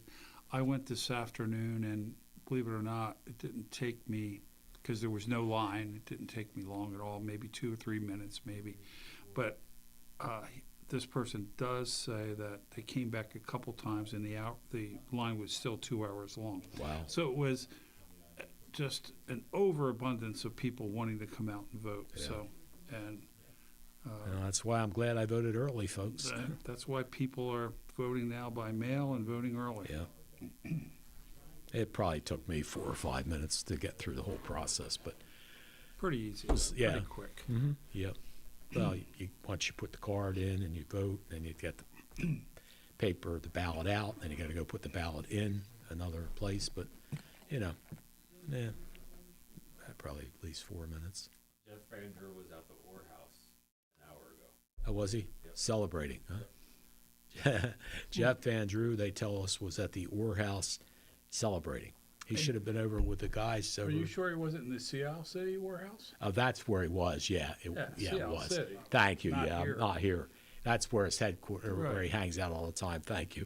I'm thinking he's at the Orr House in Millville. No, he's at the Orr House in Seattle City. That's his place that he hangs out. Yep. Nice place. Used to be the Lobster Loft. Went there many a time. So congratulations to Jeff Andrew Absolutely. on a hard-fought win, and it looks like he may be working with a president that he likes. Yeah, this that's time. for sure. Yep. So Yeah. far, as we stated, we went through some of those swing states, Yeah. Jim, and Trump does hold pretty much a lead in every one of them Yeah. by a few points. Yep. Some as much as 200,000 votes, some as less as 10,000 votes, but he does hold leads in just about every one of them. Mm. So that'll slowly, we may know tonight who's Yeah. the president. We may Appears know. that's We gonna may happen. know that before we know We who know the the county county commissioners race. are. Jeez, I expected to be home, sitting in my chair, watching. TV this. watching, Yeah, right. for presidential. But we are hanging in, waiting to hear from some more districts in Cumberland County, where it's getting very tight with the county commissioners, with Romero now taking the lead, Bob Ostino second, Joe Cilio third, and Johnny Capizzola fourth. Capizzola fourth. So, But as that's- we said, there are still 38 districts to report, 29 in Vineland, which in the eastern part of the city. And that, if we want to really drill down, that is probably Capizzola territory, Lodes territory, Cilio territory. That's where they all live. I see. In those Right, wards out yeah. there. Romero lives in Center City, Right. which is good balance for the ticket. Yeah, And Ostino, I don't know what part of town he lives. he lives in Millville now. Oh, he lives in Millville. Yeah. Okay. So here it is, still about a 2,000 vote gap for county clerk.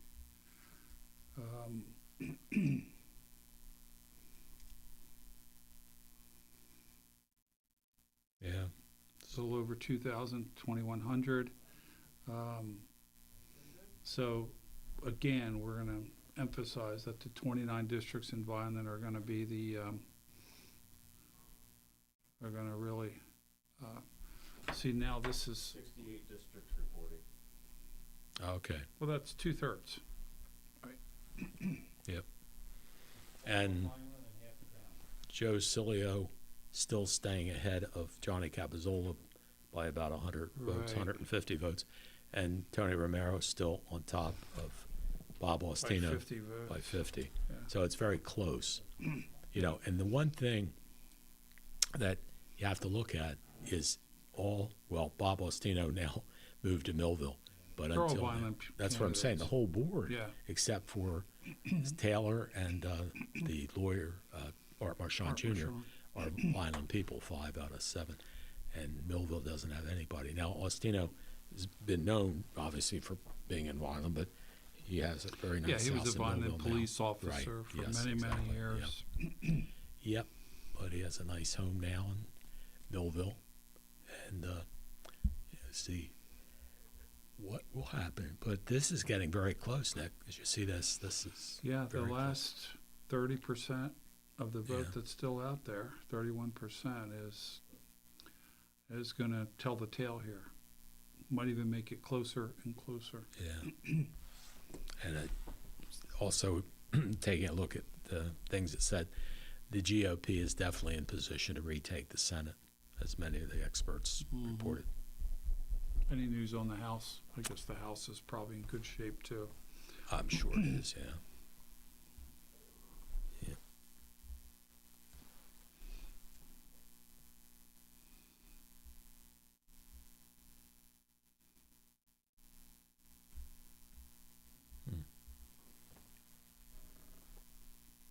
But as you can see, the county commissioners are very close, within a couple thousand points or so of, the final situation.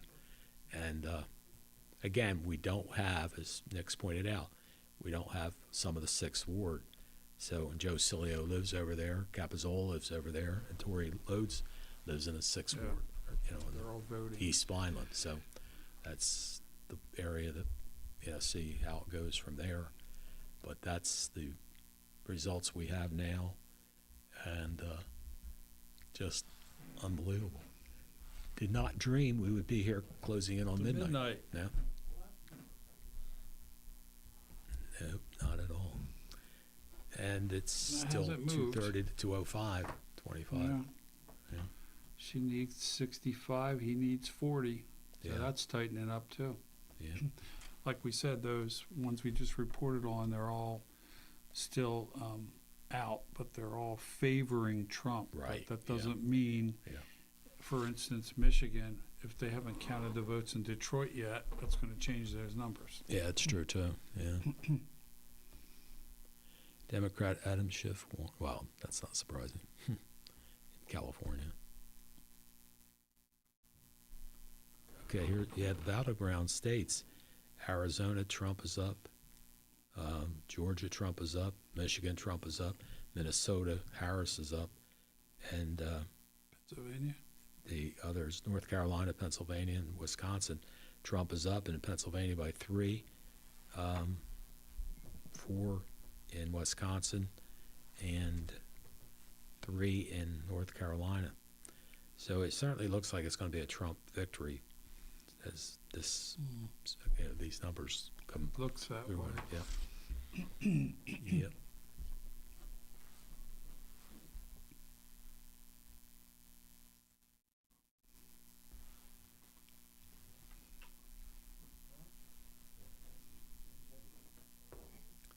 Trump, 60,222,071 voters. Walz Harris, 56,173 and 339. 56,173,339. So big difference there. And as we said, Al Gore won the popular vote but lost the presidency. Hillary won the popular vote, lost the presidency. But in this situation, it looks like They're going to Trump's sweep going to win. everything. Yes, exactly. Sweep it all. Yep.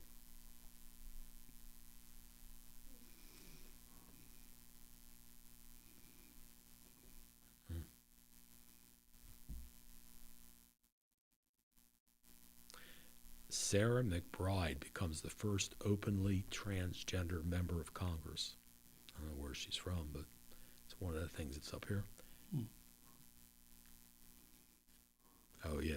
Republicans are going to take the Senate because of Here's West the Virginia. county vote for president. Only 54%. Kamala Harris, 17,156. Donald Trump, 16,091. And Robert Kennedy, 142 votes. So Harris has got a 1,100 vote lead over Trump in Cumberland County with 54% of the vote. That's not a lot. No, it's not. For a No. Democrat governor Right. in this county, but Yeah. Democrat presidential candidate. Yeah. Right. Yep. Well, like we said, Cumberland County is becoming very Republican. That's the way it's working out. I want to remind you this Friday night at 6 o'clock, Millville will be playing. Is it Bridgewater, Ryan? Marlboro. That's cigarettes, Marlboro. Millville will be playing against Marlboro for the quarter semifinals, I think it is, at Wheaton Field. You can see the game on Channel 22 and Quinn Broadcasting Facebook page, Quinn Broadcasting YouTube channel, and Ryan Narowski will be there producing it and bringing you a great game. And again, Millville, I think this is a semifinal. Then next week they play, or this may be a quarterfinal, but what is it? Semi? It's a semi. So it's semifinals. And the following week they would play their finals if they win this game. And that probably would be against Winslow Township, who beat Millville bad earlier in the They season. need a rematch. Pardon?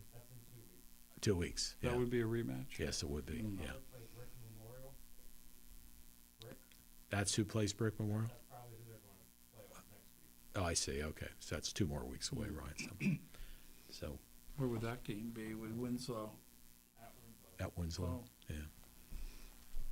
Yep. And they beat Millville here. Yes. Yeah. Right. Hmm. Yep. Yeah. Still waiting on the county results. It's got people in both. It is 5 Locations. of 12. And any more results, Ryan? County? Nothing? Not yet.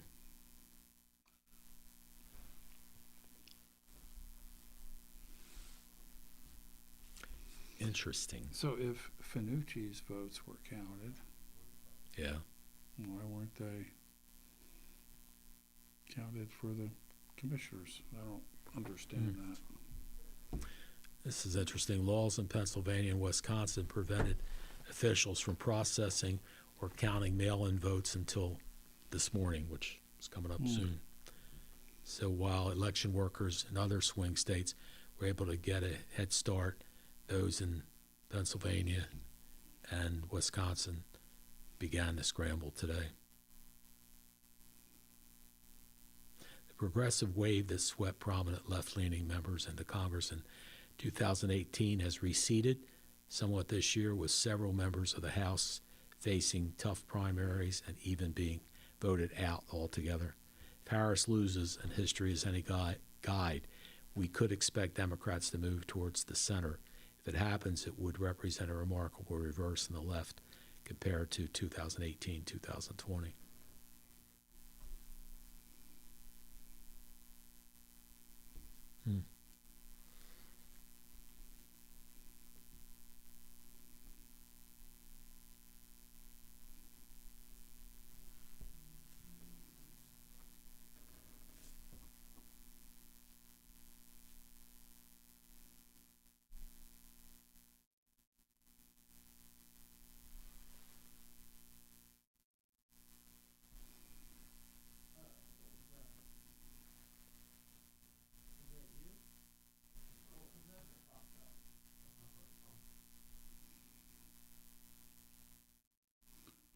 Boy, it's hard to get information on this county level.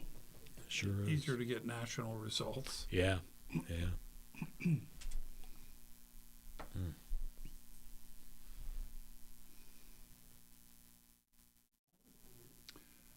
Usually the city of Vineland clerk, Keith Petrosky, Yeah, should be able to yeah. He used to give handle me- those yeah. numbers. If he's still there, I don't even know if he's still Yeah.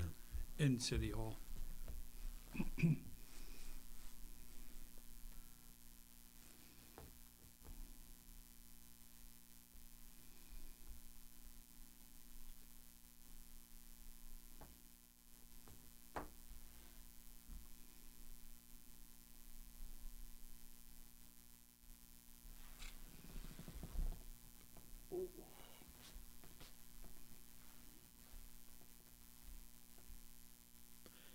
Sherrod Brown is lost in Ohio. Yeah, he lost to Marino. Yes, exactly. Bernie Moreno, yeah.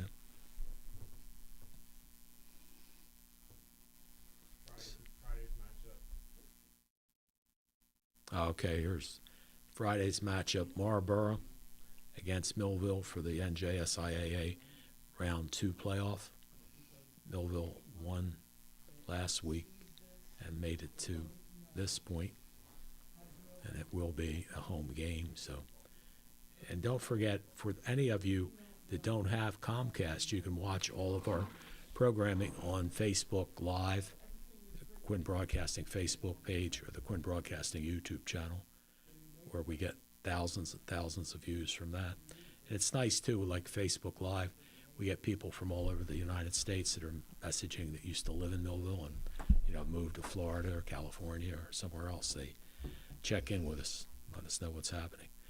Kamala Harris has won Hawaii in its 4 electoral votes, and it's what just came up. So,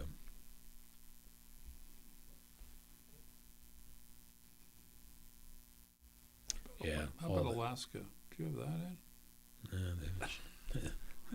in? I think that's like one. Yeah, probably. Yeah. No. Oh, parts of Alaska. It does say.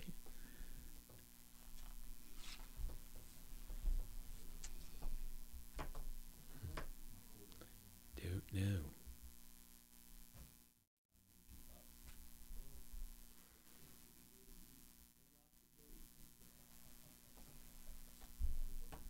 Well, I'll tell you what, Nick, it's going to be wide open for Trump to do whatever he'd like to do, because he's not going to have anybody in the Senate, or he's got the Senate, Congress, he's got it all. He's got it all. I mean, other presidents have had it, and sometimes it becomes a problem when you have total control.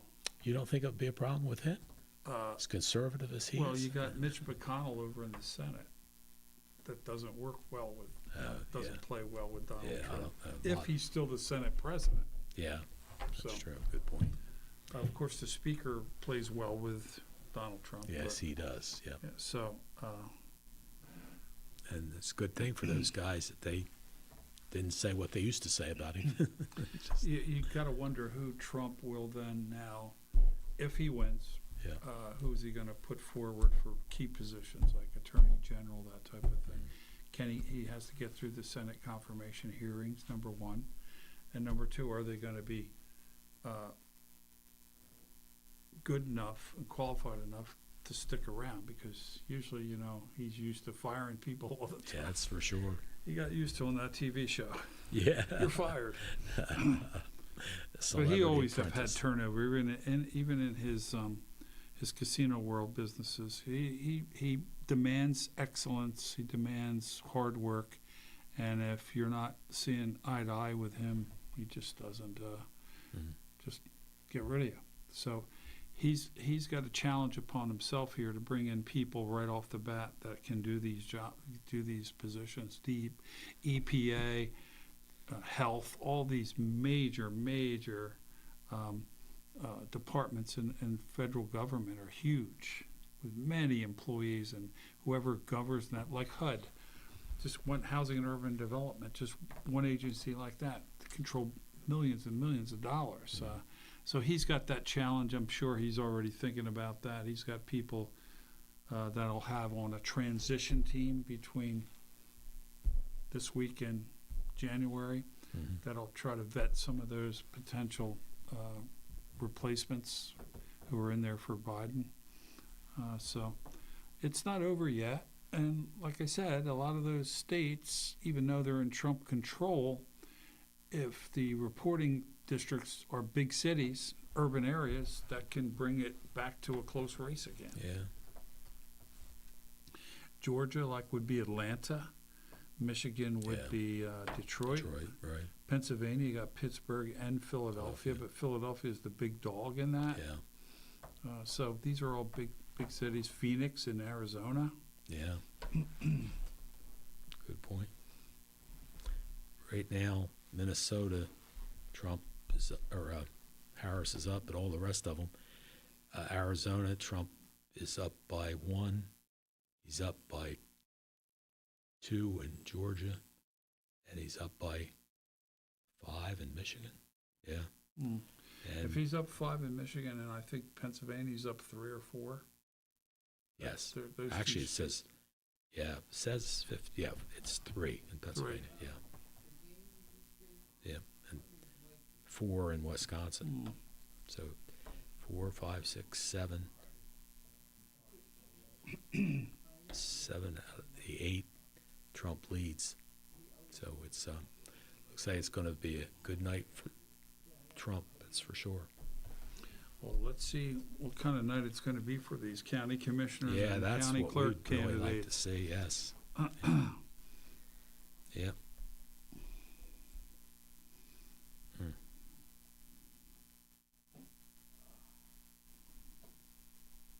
Well, let's take a commercial break. I'm going to call one of the headquarters and see if I can get some information idea. from them. We'll be back in a moment. At Mintz Insurance, we're proud to have been serving our customers for nearly 80 years, offering 30 different insurance products for your auto, home, and business. And to help ensure that you're getting the best rates possible, we give you up to 3 quotes for every policy, so you can choose what's right for you. At Mintz, we're part of the community, local representatives, supporting events, and proud of it. It's part of who we are. Mintz Insurance. Call today and find out how we can help you save on insurance, or visit us at mintzinsurance.com. Many people treat their health like a game. With the Complete Care Health Network, it's easy to start your healthcare journey. Our mental health services focus on the emotions and behaviors that affect your overall well-being and features psychiatric, counseling, and addiction services, including our exclusive Fresh Start program, designed to help combat the opioid epidemic in our communities, plus all the other specialties you expect from Complete Care. Level up your health with us. The Complete Care Health Network. No games, just great healthcare for everyone. At Mintz Insurance, we're proud to have been serving our customers for nearly 80 years, offering 30 different insurance products for your auto, home, and business. And to help ensure that you're getting the best rates possible, we give you up to 3 quotes for every policy, so you can choose what's right for you. At Mintz, we're part of the community, local representatives, supporting events, and proud of it. It's part of who we are. Mintz Insurance. Call today and find out how we can help you save on insurance, or visit us at mintzinsurance.com. Many people treat their health like a game. With Complete Care Health Network, it's easy to start your healthcare journey. Just select from our specialties and schedule online, by phone, or on our app.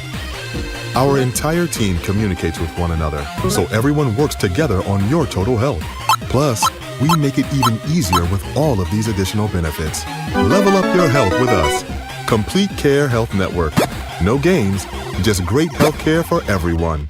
At Mintz Insurance, we're proud to have been serving our customers for nearly 80 years, offering 30 different insurance products for your auto, home, and business. And to help ensure that you're getting the best rates possible, we give you up to 3 quotes for every policy, so you can choose what's right for you. At Mintz, we're part of the community, local representatives, supporting events, and proud of it. It's part of who we are. Mintz Insurance. Call today and find out how we can help you save on insurance, or visit us at mintzinsurance.com. Many people treat their health like a game. With the Complete Care Health Network, it's easy to start your healthcare journey. Our mental health services focus on the emotions and behaviors that affect your overall well-being and features psychiatric, counseling, and addiction services, including our exclusive Fresh Start program, designed to help combat the opioid epidemic in our communities, plus all the other specialties you expect from Complete Care. Level up your health with us. The Complete Care Health Network. No games, just great healthcare for everyone.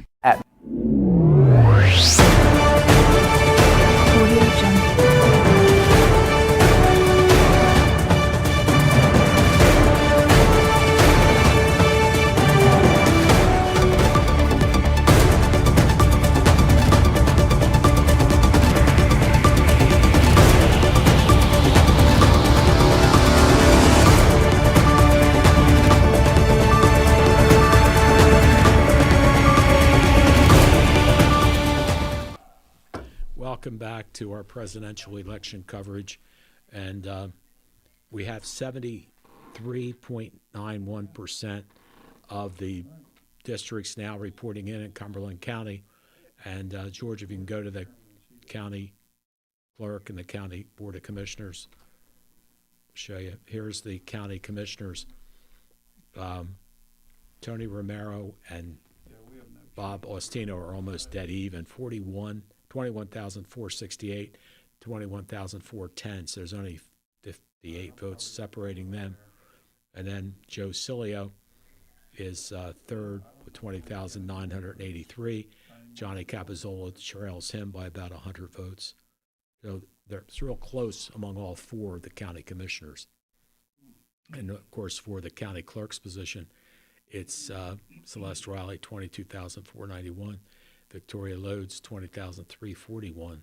So it's about almost 2,000 difference there. That's the old numbers. Yeah. The numbers haven't been posted. It's Well, the new numbers are, new numbers. no, that's the same as what's there. Same. Yeah. Yeah. So, So like we said, there's still 38, 29, 30, 38 districts still not reported. 29 in Vineland, still not calculated on these numbers. So I'll call you back. anyway, the county clerk's results are what we're looking at right now. 73.91% have voted. We still got 27% to get the votes in. And, again, it matters where those votes come from as to what will happen. But the county commissioner really closed up a lot. And Victoria Lodes is only about 2,000 votes away from Celeste Riley. But see how close the county commission election has become with Romero and Austino almost dead even. And then Joe Cilio is about 100, not quite 100 votes actually, ahead of Johnny Capizzola. So it's a tight one, tell you that. Very, very close.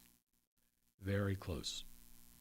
Which is, and I want to mention Carol Casaboon won the open seat in the city of Millville for that open position that, there you see the results there, that Marissa Ranello had gotten the appointment, but she had to run for election, and Carol Casaboon won big with 4,605 votes, and Brunel and McQuaid and Dorminio in the 1,400, 1,700, 1,600 situations. So congratulations to Carol Casaboon, big winner for, and next year the Millville City Commission election is coming up, and that's something that should be interesting to see, how that goes. And, Yeah, because everybody runs kind of at large, and the there's last no time. mayor. Well, yeah, it's true. It's the weirdest form of government, folks. There's maybe 4 city commission governments left in the state of New Jersey. It really, Vineland and Bridgeton, mayor council. Just about everywhere. Even Sea Isle City got rid of the commission where we went mayor council. But people in Millville, I don't know. I tried to move towards that. Did they put a ballot question up one time? I couldn't even get them to get. I couldn't even get the commissioners or whatever I needed to get the ballot question on that. And I understand. Wonder why that is. Well, let me tell you, in the commission form of government, each one of you, each commissioner is powerful. The public safety director, the public affairs director, the revenue finance personnel, that's their department, and that's their domain. So if they become a councilman, they lose that power. They lose that power, yeah. So they're almost like 5 mayors, with the top vote getter being the mayor. In the sense of him being the mayor means he runs the meetings, but as far as the power is concerned, he only has a 1 vote, and depending on what department you have. But people have had that form of government here for many, many years, and I guess actually, I know my commissioners, when I brought it forward, they didn't support it because it would lessen their power. So you can understand that. Makes sense when you explain it that way. It's kind of when you try to merge municipalities and municipal governments. I tried to do that with the island of Wildwood has 4 municipalities on a 5-mile island. Northwest, Wildwood, Crest, and Wildwood. Yeah. 4 police departments, 4 mayors, 4 councils. So they just don't want to lose their individual power. And it's not good for the taxpayer to have all that government on one island. Yeah. But they refused to kind of accept it. Every mayor still wanted to keep their little fiefdom. And my solution was 1 mayor for the whole island, runs island-wide, and then 2 councilmen from North Wildwood, 2 from Wildwood, 2 from Wildwood Crest, and 1 from West Wildwood. They Yeah. only run in their towns. Right. They all got total representation. Any update, Ryan? Looks like you're getting anxious, no?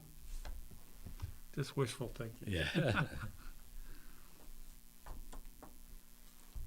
Oh, So boy. far, the county situation, it's 73.91% of districts reporting, and Joe Cilio with 20,008. You see it there, 983. He's running third. Johnny Capizzola at 20,856 is running fourth. Number one, Tony Romero, 21,468. And 58 votes behind him is Bob Ostina. So that's the way it's running right now. Again, if Tory Lodes wins and Joe Cilio and Tony Romero win, it'll be a 10-0, 10 Republicans, no Democrats. Right now, Celeste Riley's the only Democrat that holds office. So we'll have to see. Anyway, we'll be back with more after these messages. At Mintz Insurance, we're proud to have been serving our customers for nearly 80 years, offering 30 different insurance products for your auto, home, and business. And to help ensure that you're getting the best rates possible, we give you up to 3 quotes for every policy, so you can choose what's right for you. At Mintz, we're part of the community. Local representatives, supporting events, and proud of it. It's part of who we are. Mintz Insurance. Call today and find out how we can help you save on insurance, or visit us at mintzinsurance.com. Many people treat their health like a game. With Complete Care Health Network, it's easy to start your healthcare journey. Just select from our specialties and schedule online, by phone, or on our app. Our entire team communicates with one another, so everyone works together on your total health. Plus, we make it even easier with all of these additional benefits. Level up your health with us. Complete Care Health Network. No games, just great health care for everyone. At Mintz Insurance, we're proud to have been serving our customers for nearly 80 years, offering 30 different insurance products for your auto, home, and business. And to help ensure that you're getting the best rates possible, we give you up to 3 quotes for every policy, so you can choose what's right for you. At Mintz, we're part of the community. Local representatives, supporting events, and proud of it. It's part of who we are. Mintz Insurance. Call today and find out how we can help you save on insurance, or visit us at mintzinsurance.com. Many people treat their health like a game. With the Complete Care Health Network, it's easy to start your healthcare journey. Our mental health services focus on the emotions and behaviors that affect your overall well-being and features psychiatric, counseling, and addiction services, including our exclusive Fresh Start program, designed to help combat the opioid epidemic in our communities, plus all the other specialties you expect from Complete Care. Level up your health with us. The Complete Care Health Network. No games, just great healthcare for everyone. At Mintz Insurance, we're proud to have been serving our customers for nearly 80 years, offering 30 different insurance products for your auto, home, and business. And to help ensure that you're getting the best rates possible, we give you up to 3 quotes for every policy, so you can choose what's right for you. At Mintz, we're part of the community. Local representatives, supporting events, and proud of it. It's part of who we are. Mintz Insurance. Call today and find out how we can help you save on insurance, or visit us at mintzinsurance.com.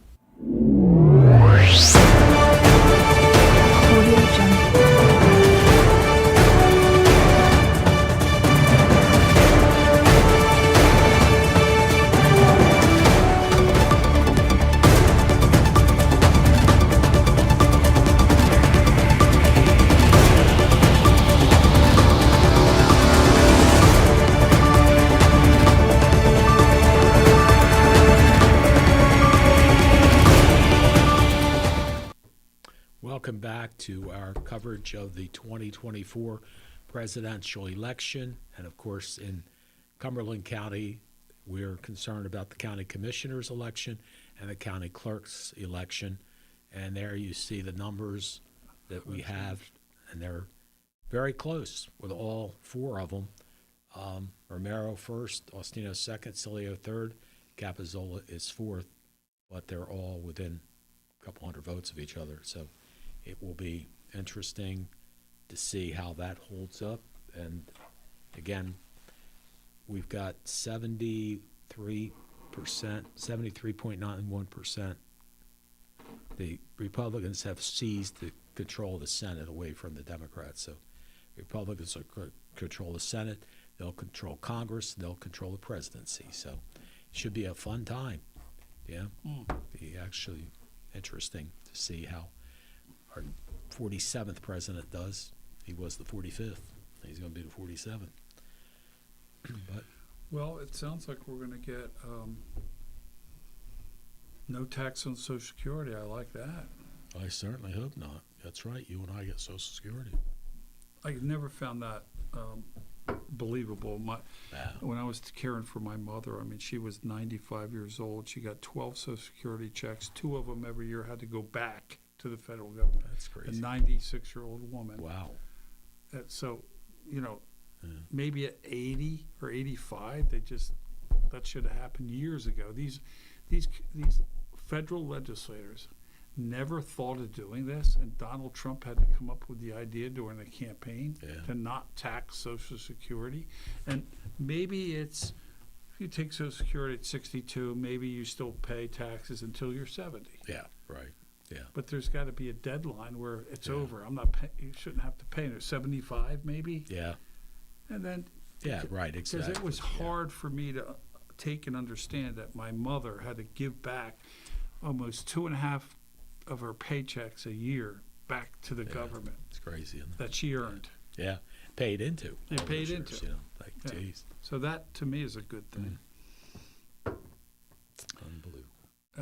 No tax on overtime. So all the overtime we're putting in tonight, That's no right. taxes on that's it. Absolutely. Yeah. A lot of promises get made in every campaign, so you always wonder if really through or not. They're going to come through or not. But Social Security, that would be one that I would be able to benefit from at this point in time, and so would you. Yeah. And a lot of people and a lot of friends of ours. Yeah, that's for sure. Now, would it be a loss to the federal budget? Yeah, but maybe they'll find a way to tax something else to make it up. Maybe they'll actually tax some of the billionaires. Yeah, right. Well, not now. Yeah, Gates and who was it? What gave all the money to Trump? Yeah, Tesla guy. Tesla guy. But oh boy, it should be a lot of fun. Be very interesting to see what's going to happen. But those numbers aren't called yet. Those 6 or 7 states are still. They're going to be slow because here we go. She's 20 behind now. 20 behind.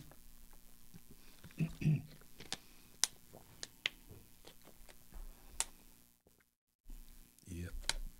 But still up by almost over 4 million total votes. Yeah, that doesn't matter. No, it doesn't. You're right. Everybody likes to look at that, but it does no good. Yeah. Nope. So what do you think of Kamala Harris? I just think she didn't earn it. I think, a primary would have made her a better candidate. She would have had to take positions on things. Yeah. She just think, the whole process, Joe Biden should have immediately said, I'm not running for a second term. I'm not up for it. I'm going to turn it over back into the party system. Right. They should have had a very lively primary like the Republicans had. Right. And you would have probably came out with probably not her. Right. Would have been somebody else for sure. Yeah. Yep. Could have been Gavin Newsom. Yeah, I thought of that too. Guy from California probably. Yeah. Yep. Well, we're getting some new numbers. What's that from, Ryan? Fresh right now. Okay. Let me see. 92 districts reporting. 90 what? 92. That's all there are, isn't it? 92? Yep. So these are final numbers? Yep. Okay, final numbers, we're told. If that is the case, Celeste Riley holds on to her seat as county clerk. And can we see the commissioners? Typing now. Oh, okay. He's putting them in now. 1226. Well, the good thing is for Tori Lodes, she's one of the best county commissioners I've ever seen, and is a tremendous. Yeah, she's person. still on the county commission. Yeah. And here you go. And the two Republicans kept their Remain on seats. there. Yeah. Yep, Romero, top vote getter, Cilio second, and Bob Ostino third, and Johnny Capizzola fourth. So everything stayed exactly the way it was as far as the County Board of Commissioners is concerned. And congratulations to Romero and Cilio, and thank you to Bob Ostino and John Capizzola for running in the election. But as we mentioned, it's exactly the way it was. You have one Democrat left, that's County Clerk Celeste Riley, and you have the two incumbent county commissioners, Antonio Romero and Joe Cilio. And there you see the difference is about 1,500 votes between Celeste Riley and Victoria Lodes. So we finally have the final numbers, Nick. Yep, that's Yeah. it. Now 12:25. Now I just wish the Queen Diner was open 24 hours a I day. wish I could go for even a cup of coffee. Anyway, thank you, All right, Ryan thank you. Narowski, George Kachia. Yeah. Big thank you to Newell Brannon. Newell has to go to work tomorrow at 7 a.m. And Nick, thanks, Wonderful buddy, for job. coming in. Thank you for having me Oh, again. thanks for being here. Thanks for the Without audience you. for hanging in there with Yeah, us you since bet, we folks. had limited information. So Yeah, thank you all. And we'll see you again soon sometime. Take care. Have a nice night. Bye-bye. This has been a QBC television production, in association with our partners and sponsors. QBC broadcasts on Comcast Cable Channel 22, and live streams its programming on Facebook and YouTube. All rights reserved by Quinn Media and QBC, programming that serves the South Jersey market.